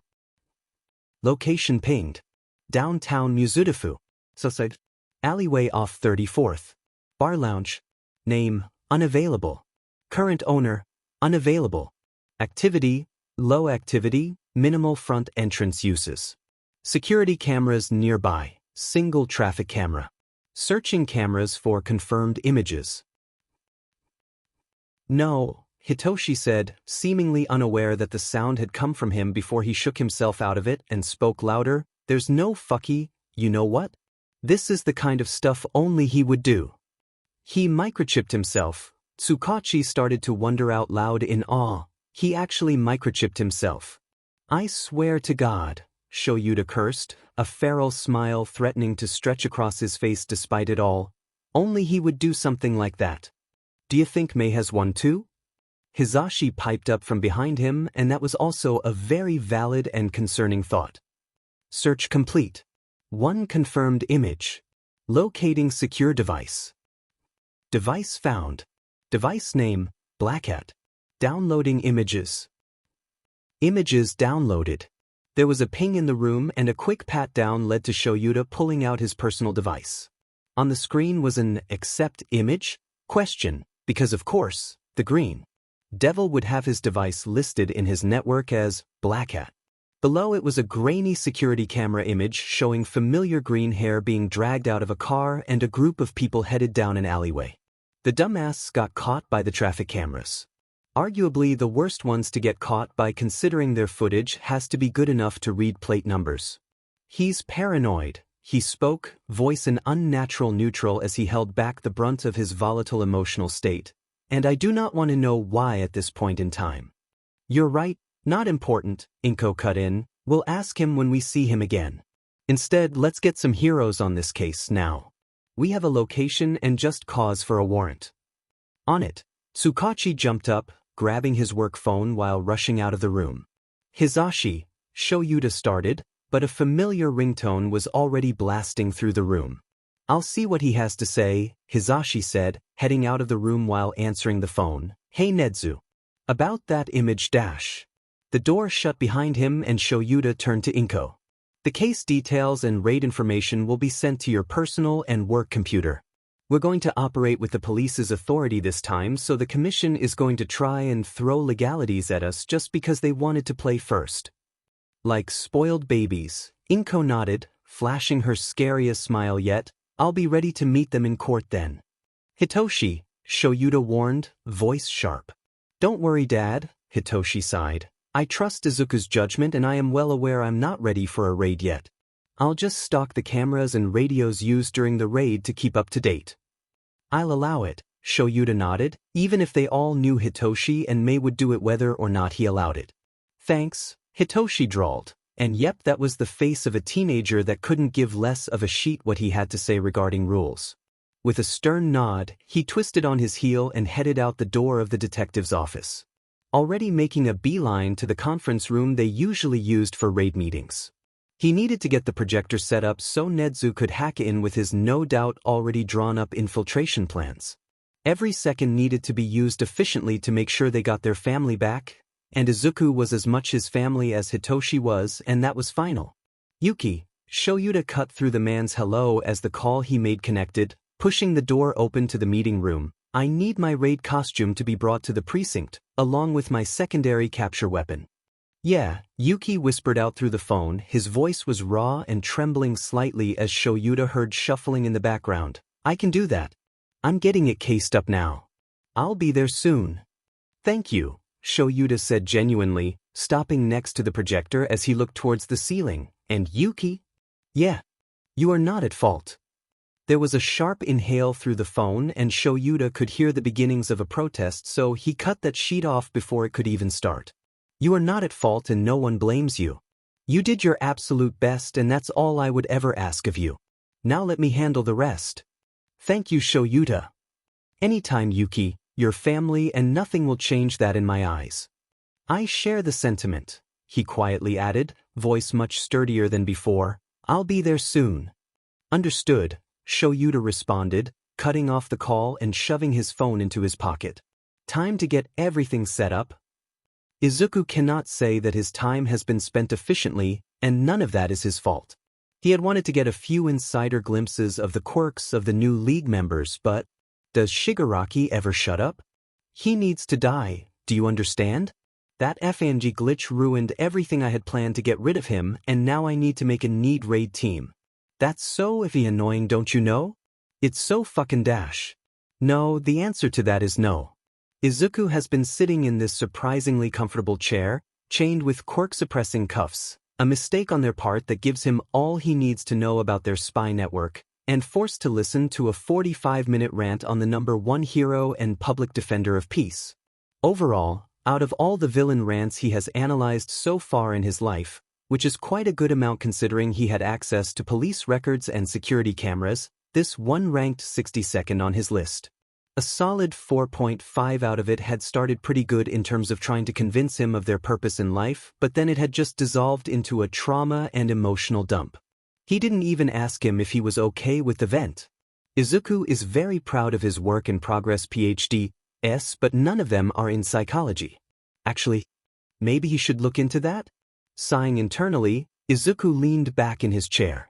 He positioned his head in a way so that he could vaguely glance at Shigaraki's face while he got comfortable. Then, and with great effort, he let his brain click off.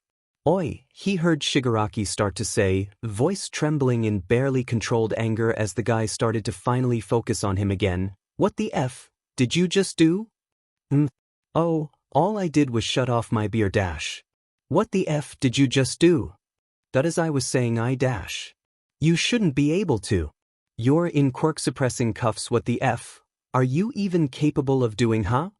A sudden and sharp pain erupted from the side of his face, followed by a forcefully changed point of view as Izuku sat there and processed three things. 1. Shigaraki thought he had just used a quirk, A piece of faulty information he was aware of, but it seems that they weren't even considering he was quirkless. 2. The quirk suppressant cuffs on his wrist weren't official and were made by the government. Likely underground mechanics work that has a chance of being faulty, and it's putting Shigaraki on edge. 3. Shigaraki just slapped him. He only used 4 fingers, but he had still slapped him. So tell me what the dash. Shigaraki Tamura, he found himself politely saying, twisting his head back with a small and lifeless smile. What the F do you know about me, huh? Quite a bit. I am diligent in my research, after all. It's a pride point for me. However, let me make something else very, very clear for you.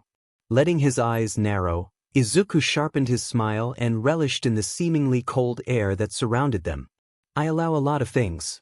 Whether to observe or just because I am unbothered by it, the main thing is that I allow people to do a lot of things around me that most wouldn't. Some may call it the behavior of a pushover, some would chalk it up to my passion for analysis, and I call it vaguely interesting to get a good look at what people choose to do if left to their own devices. Just shut dash. Silence. The room grew quiet as Shigaraki's stunned face seemed to get stuck on him. Kurojire's shocked expression was much harder to read but was still here nonetheless. You will speak when I am done, he spoke carefully, calmly, and with the type of underlying poison his mother would use to make sure they didn't interrupt her mid-sentence, and I am not done. So as I was saying, I allow a lot of things. That doesn't mean I allow people to do just anything. Shigaraki Tamura, I am letting you know now, think of it as a warning of sorts for future reference, but the next time you put your hands on me I will make sure you will never, ever, be able to use them again. Am I understood? Excuse me? I understood. There was silence. Shigaraki, I can remove each one of your index fingers with a slow precision that will make sure you feel the agony of such an action in chronic pain and nightmares for years if that's what it takes. An action that would also leave you quirkless considering you have a 5-point activation requirement for a touch-based quirk that decays the objects it makes contact with. Now, am I understood, Tamura? Yes. Good. Izuku let his face slide back into a joyful expression, eyes alight as he stared at Shigaraki. I would hate to have to give a demonstration. A loud thunk accompanied his sentence, and the 2 villains in front of him stared down in shock as the nefarious, quirk-suppressing cuffs lay flat on the ground, no longer wrapped around his wrists. There was a knock at the door, breaking the 2 out of the stupor and grabbing Izuku's attention. 3 short taps before someone called out loud enough for even Izuku to hear in the back of the bar. Pizza DLVI. Who the hell ordered pizza? An unfamiliar voice called out, angry yet confused. That was the cue. Smayawayawash. Tashinori yelled, acting as the physical cue for the rest of the heroes to start the operation in full. A job he was proud to say he was used to by now. It's not the first time the number 1 hero's face was used as both a signal for raids to commence and physiological warfare. There are times when Unders and Twilights need attention focused on a sole point to make it easier to sweep up the enemies, and he was happy to provide that for them.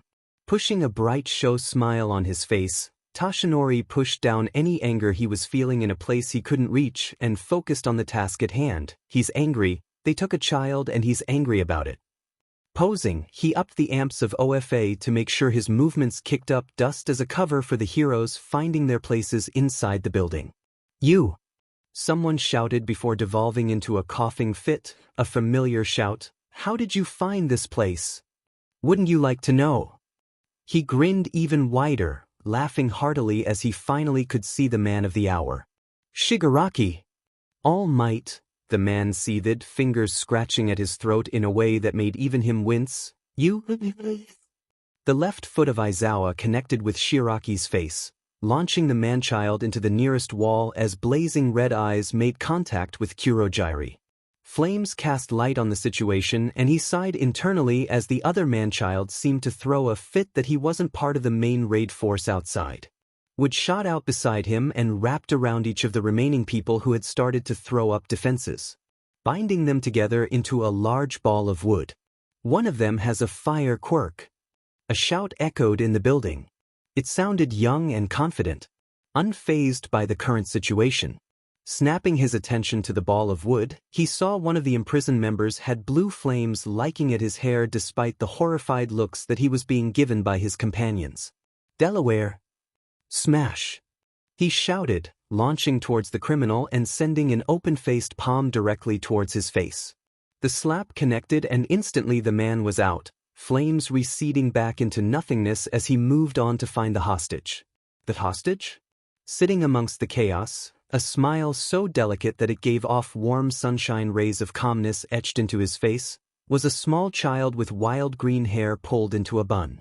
The only indication that this was the kidnapped student was the cuffs that sat off to the side on the floor near the chair with visible bench points for kidnapped people. "Hello?" he questioned, carefully moving forward and tilting his head to the side in confusion.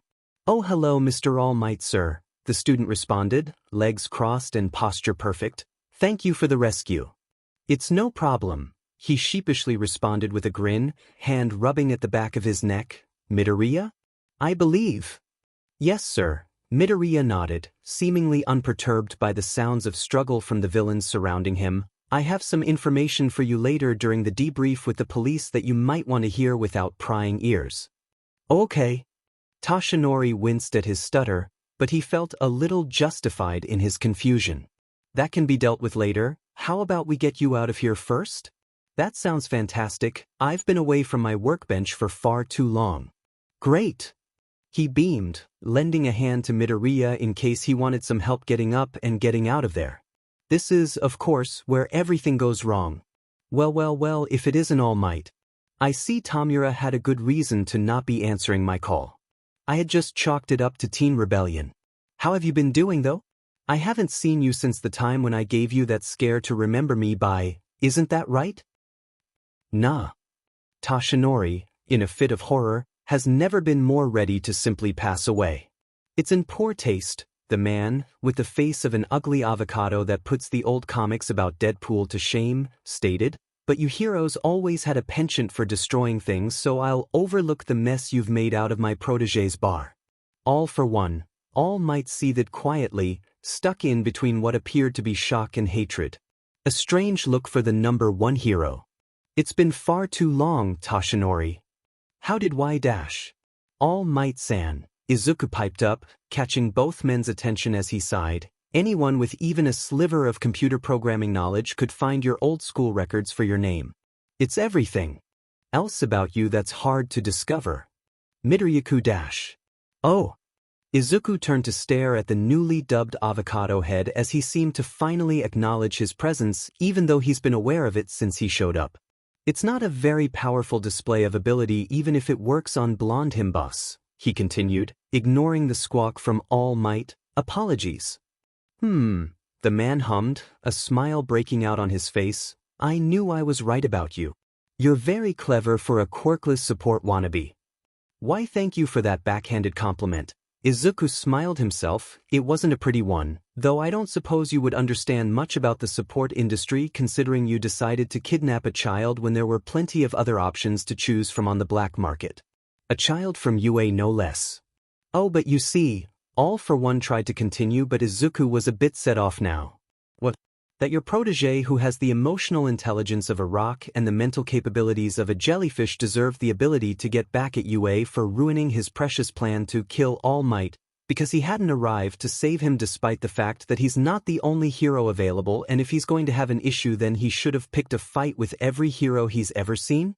Especially since All Might most likely was already stuck in his own rescue operation considering the man doesn't even know what a day off looks like, and the real object of his hatred should have been the patrolling hero of the area in which he had his emo moment? The man talks like a wannabe YN novel where they're the villain, but instead of being a published bestseller, it is instead the written work of a 12-year-old middle-class child with mommy issues. The field was silent, the smile on All for One's face cracking a bit as one of the corners dropped down. He offered up this weird half-smile or smirk of confusion as he rammed every issue he's had since being kidnapped into the man. "I just had to sit through 45 minutes worth of one of the worst villain monologues of my life, and I'll be dead if you don't suffer with me." "Seriously? Was brainwashing the best you could do?"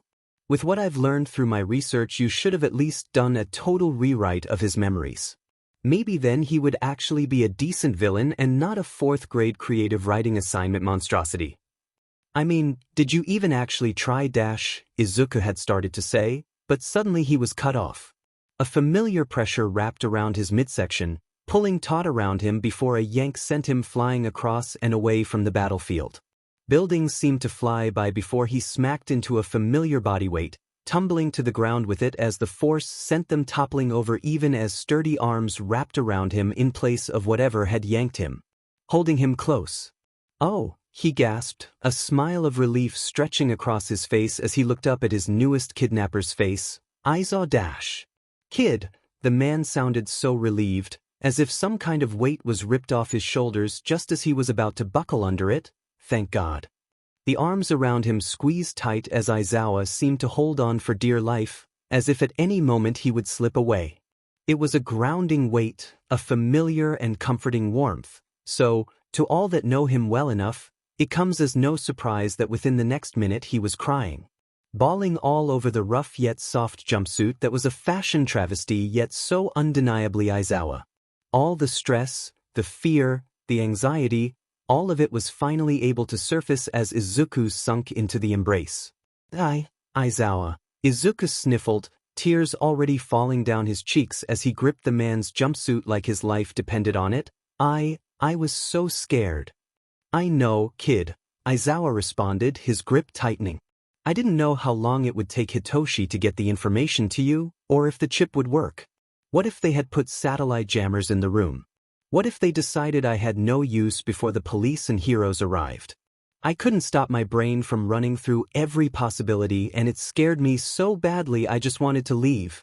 I had to sit there in that overly well-polished chair and listen as that demon man-child dash. He was rambling, he knew this, but Izuku was listening and never stopped him. He let him ramble until he fell silent, getting all his worries and anxieties out in the open. Everything he had kept bottled up, hidden behind a mask of indifference and confidence, was let out in a flood of words and tears.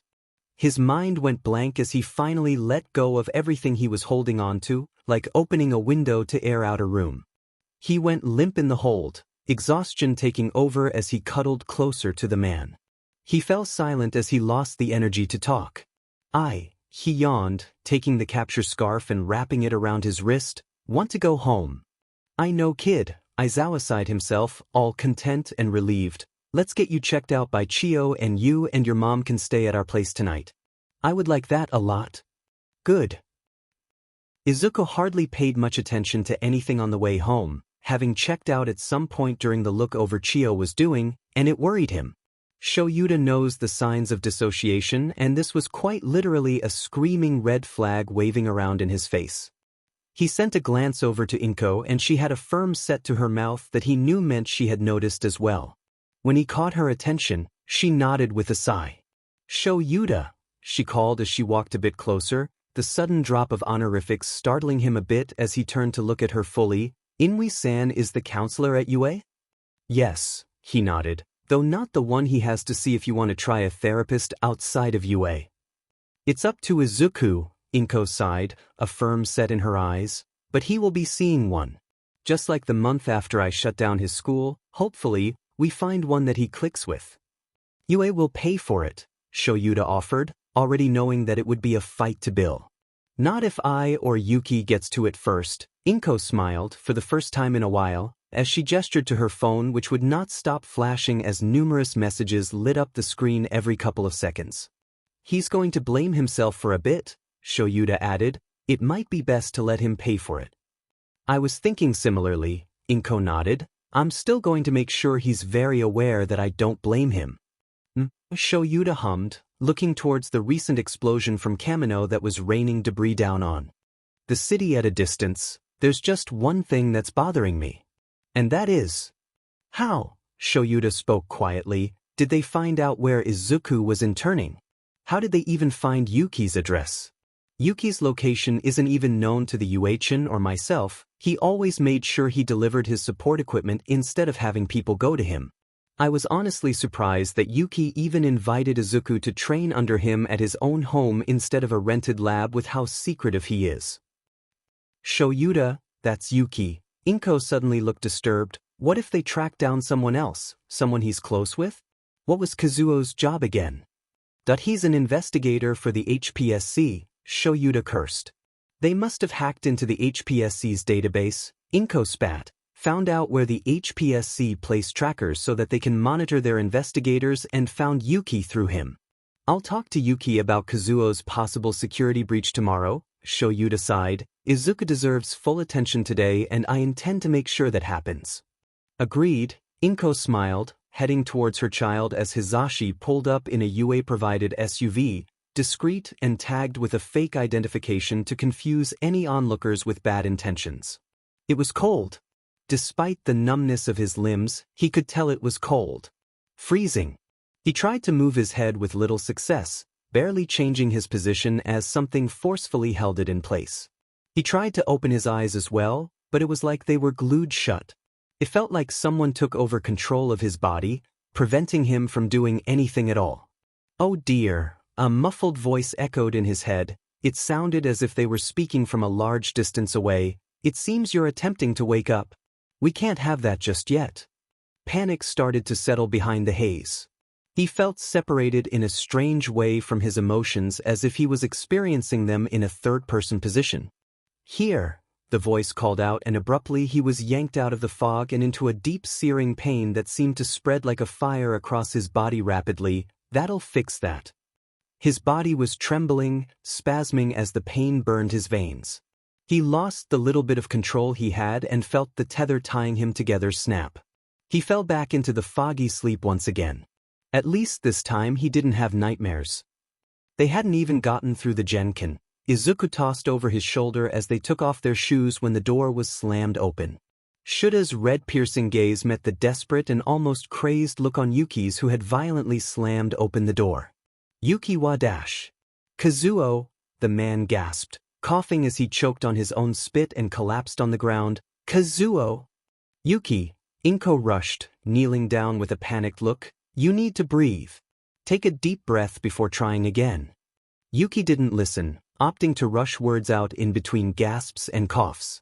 It's Kazuo, he coughed, gasping for air. I can't find him. I looked everywhere. I tried calling his workplace, but I couldn't find him, and after Izuku's kidnapping I got so worried. I went to his laboratory even though he always told me not to and that he could get in trouble with the HPSC, but I had to. It's my Kazuo, my love, and he's gone. Wait, Yuki, slow down. Hizashi tried to calm him down, placing both hands on his shoulders as he forced Yuki to look into his eyes. What do you mean? Yuki went silent, tears falling from his eyes as his lips wobbled. He choked out a sob and collapsed into Hizashi's arms.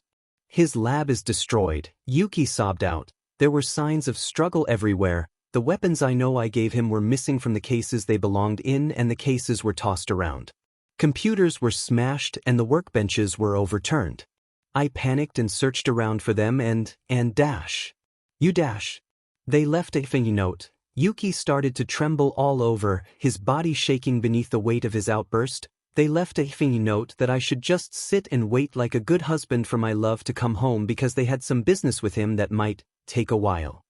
Said I should be ready to love a man who might be a bit broken, but that's fine because that's what love is about, no? Yuki reached down and ripped out a paper from his back pocket, shoving it into Shuta's hands as he sobbed. They took him. He yelled, grabbing Hizashi's wrists as he seemed to sink even further into his spiral. They took him. Who? Hizashi tried to ask, hands trembling as rage seemed to set in despite his tries to seem calm. I don't know. Yuki cried out. I don't know. Shoyuta stared at the sheet of paper. The Beastus had written it in crayon and squinted. He looked over each individual word as if it would give him some kind of clue, flipping the paper over and over to see if they were missing something. And they were. On the back of the paper, traced so lightly with pencil that it took shining a light on the paper to see the reflective tint of the graphite, was a single word. Antum. Antum. Shoyuta questioned, staring at the sheet of paper. Just what the hell did that mean? And what did Kazuo have to do with it? Shoyuta, Hisashi quietly called, catching his attention immediately. He passed out. Sure enough, Yuki was laying limp on Hisashi, completely dead to the world. Move him to the couch, I have a call to make to Nedzu. Izuku dash. I'll be fine with Hisashi and Mama. Izuku, despite his own anxiety and experiences, confidently nodded toward him. Hitoshi and Mei too. I have so many people here for me. Kazuo is going to need people too. Okay, he whispered, putting Izuku down from where he had been dangling off his shoulder like a sack of potatoes and giving him a hug. I'll go make this call and notify you all when I get me new orders. Okay, Dadzawa. Izuku smiled, a glint in his eyes so reminiscent of Inko's when she was on a warpath to get Izuku back. Good. He stepped out of the Genkan and made his way to the stairwell that led to the roof of his apartment. Calling Nedzu when he made it to the roof that had no cameras or recording audio. Nedzu, he demanded, staring out at the cityscape. It seems the HPSC wants to hide something. Nedzu practically growled into the phone, and someone else wants to let them crash and burn. What? Basically, the HPSC had issued an order for the relocation of their criminal investigator and technician only for the order to be cancelled because a third party had intervened. They decided to label said investigator as and scratched off the employee from the directory. What? Two organizations want Kazuo dead. Nedzu spoke calmly but with heat, and one of them got the upper hand. I'm afraid we won't have long, Shudakuen. Kazuo's use as a hostage has already lost most of its value when the HPSC discarded him. Shoyuta cursed. I'll pull HPSC records from here. The sound of rushed typing piercing through the background of the call. Get the police on the security cameras from around the location of the lab. I estimate we've got less than 24 hours to find this man, otherwise, you'll be helping to arrange a funeral, Shoyuta. That's if they're nice enough to let us recover the body, Shoyuta hollowly responded, ending the call. He'll be dead if some shitty villain made him bury another loved one. He'd rather rot in hell than let that slide. Tsukachi, I need your district on a case. A whole police district. Nedzu simmered slightly, anger crawling through his veins. 5 limelights, a twilighter, and 2 unders. Yet, not a single one of them was able to gather much besides the basic knowledge that he did not go willingly and that he was brought to an undisclosed location. So, the HPSC representative shrugged, as he stared at Nedzu with boredom written all over his face. Agent Kazuo knew the risks of his career. It's hardly a surprise that he ended up going MIA. Something festered beneath the sharp smile Nedzu was sending the rep, and it wasn't a happy feeling. No, this was something darker, something he had spent years ignoring. Well, maybe not ignoring, but he tended to gloss over it for the sake of going under the radar. As always, Nedzu spoke, his grin growing, sharp canines glinting in the artificial light. You humans are always so interesting. Excuse me? The rep began to say, something offended in his face before it was quickly replaced with caution. A wise decision. I have been forced to interact with humans for several years now, especially since I was bestowed the esteemed position as UA's principal, a position I give my all to despite your organization's constant and endless stream of commentary regarding otherwise, and I have come to a conclusion of sorts. You see, I can separate humans into 3 categories. Something I believe your scholars have done with the study of morality and ethics. Nedzu wasn't smiling now. Let's say that I present to you the same problem I present to Hyoric's course candidates, a question that helps me determine whether or not they would be a good hero. You're faced with a decision during an emergency evacuation. This decision involves which out of 3 people you'll be able to save before the building collapses. There's a young girl to your left. She has been pinned beneath a column and is crying out for help. There's a middle-aged man to your right wearing the scraps of a business suit. He is crying out that no, you should save him, and he'll in turn present you a reward benefiting saving the life of a man like him. Across the room is another, hanging delicately from the ceiling, crying for help. They have a mutation quirk that is similar to a rhino and is obviously strong enough to hold on for a bit longer before they fall.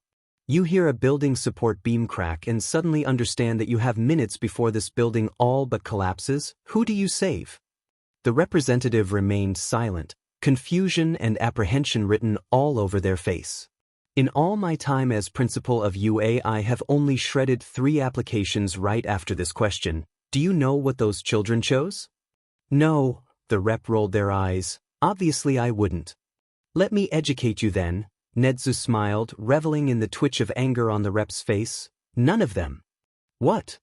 They chose to, in a roundabout way, say they would simply leave the building as their health was important to save more people along the way. They simply chose to not even try. And what does this have to do with us? The rep scoffed, looking incredibly confused. Shikoku Jisu, Kamisaki Kyo, and Heiga Fumio. I believe you'll recognize their names, yes? I would be quite disappointed if you didn't, considering their prestigious positions as directors and chairmen within your corporation. We were not a corporation. Could have fooled me. Nedzu shrugged, letting his smile dull into something similar to the bored face he had received earlier. With all your lack of care and desire to cut costs, as you put it so eloquently earlier when you denied our search warrant. However, that is beside the point. Nedzu shifted so he could lean forward in the seat provided to him. Those superiors of yours have found their way onto a list. I will not describe this list, nor its purpose, but you can tell them that they are on one and that I spend a good amount of time focused on this list. As for the other 2 categories I separate humanity into, well, that's not important. Nedzu hopped out of his seat, turning to exit the room. I do hope these superiors of yours realize that I am personally invested in this case as it pertains to a close friend's relative. I do not take kindly to those who mess with what's mine after all. With that, Nedzu walked out the door of the cramped office he was rather familiar with in a frustrating way. The HPSC would never address an animal like him directly. Always through the lower levels, always out of sight. He made his way out of the building and grimly looked towards Shoyuta, who seemed to go through several stages of grief before settling into a familiar anger. Anger does you no good, Shuda-kun, Nedzu advised, hopping into the man's car. We have more productive things that need to be done, and with a calm mind. Yes, sir, Shoyuta grits out, carefully pulling out of the parking lot once they are properly secured, the steady sound of grounding breaths echoing in the silent car as Shoyuta brought himself down from the brink of rage, visibly settling for a cold and calm fury. Head to Detective Tsukachi's office. We need to formulate a plan of action now that the HPSC has confirmed how useless they plan to be. Understood, Shoyuta calmly stated, hands gripping the wheel before he yanked it to the right and sent them flying down a secret police and heroes tunnel that's modeled to look like a simple garage entrance. Nedzu simply yanked his seatbelt till it locked. Weird and stressful. There were numerous words to describe the first 24 hours after Kazuo's kidnapping, but those 2 took the top spot on Izuku's list. Yuki had collapsed in exhaustion and emotional distress, laying completely still on the couch despite being wide awake. Not a single twitch. Not even from his ears and tail. It was unnerving to witness. Inko was slumped over the kitchen stove, Hizashi having been called in to go over his agency's resources to see if there was a hint to where Kazuo may have ended up. Mei was blowing up Izuku's phone, wondering how he was and what was happening, and then proceeding to spam him with messages asking for updates on Kazuo after he spilled the beans. Hitoshi hadn't left his side. The lanky teen was doing his best impression of a barnacle as he latched onto his side, following him everywhere, even waiting outside the bathroom when he needed to go. It was sweet but also quickly getting on his nerves.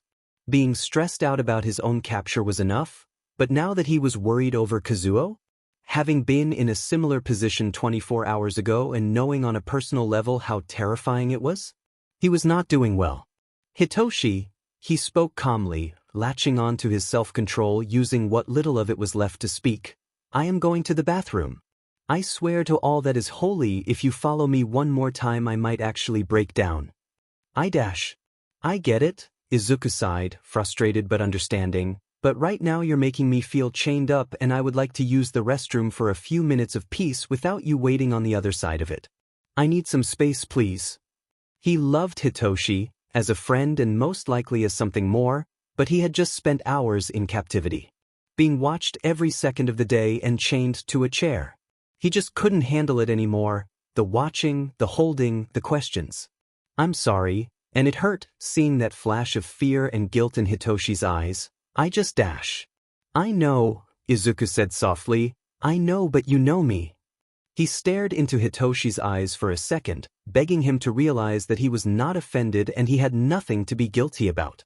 Yeah, Hitoshi nodded, making his way over to the kitchen to hang out with Inko. I'll help Midoriya with the cooking. Slumping his shoulders in relief, Izuku beelined for the bathroom, closing the door and slowly collapsed onto the floor. Inhaling a deep, unrestricted breath as he finally had the space he needed ever since he woke up with chains wrapping around his legs and cuffs around his wrists. He felt safe sitting in the familiar apartment's bathroom, safe enough that the tears he needed to shed were finally falling down his cheeks. He was safe. But Uncle Kazuo wasn't. Hitoshi stared at the bathroom door for a moment before finally forcing himself to enter the kitchen and head to the coffee maker. Stress buzzing underneath his skin as he reprimanded himself. He knew Izuku. He knew how much Izuku valued his private time.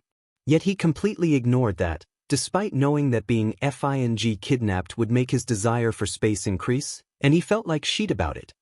He cursed quietly to himself, going through the familiar motions of making a pot of coffee. Izuku had always had an issue with being around people for too long. Even with him and Mei, there were times when Izuku just needed to be alone. He would warn them, stating that while he enjoyed their company, his brain was currently going to set itself on fire if he stayed near them, and it was alright because they knew Izuku loved them. He just needed the space to be himself. Being kidnapped, forced under watch, and chained up must have pushed him over the limit. Izuku hadn't even spent time alone, with internships and UA and all the planning for HH, since the beginning of the school year. This was long overdue. He probably hadn't helped one bit. No, he knew he hadn't helped one bit. Staying plastered to his side the entire time. He had just been so scared, so worried, that letting him out of his sight hadn't seemed like an option. As if Izuku would get taken again if he slipped up even once. The steady chick-chick noise of the coffee maker whirling to life complemented the sounds of frying pans clinking on the stove. A part of it, he reflected as he grabbed mugs for everyone, was due to that matter.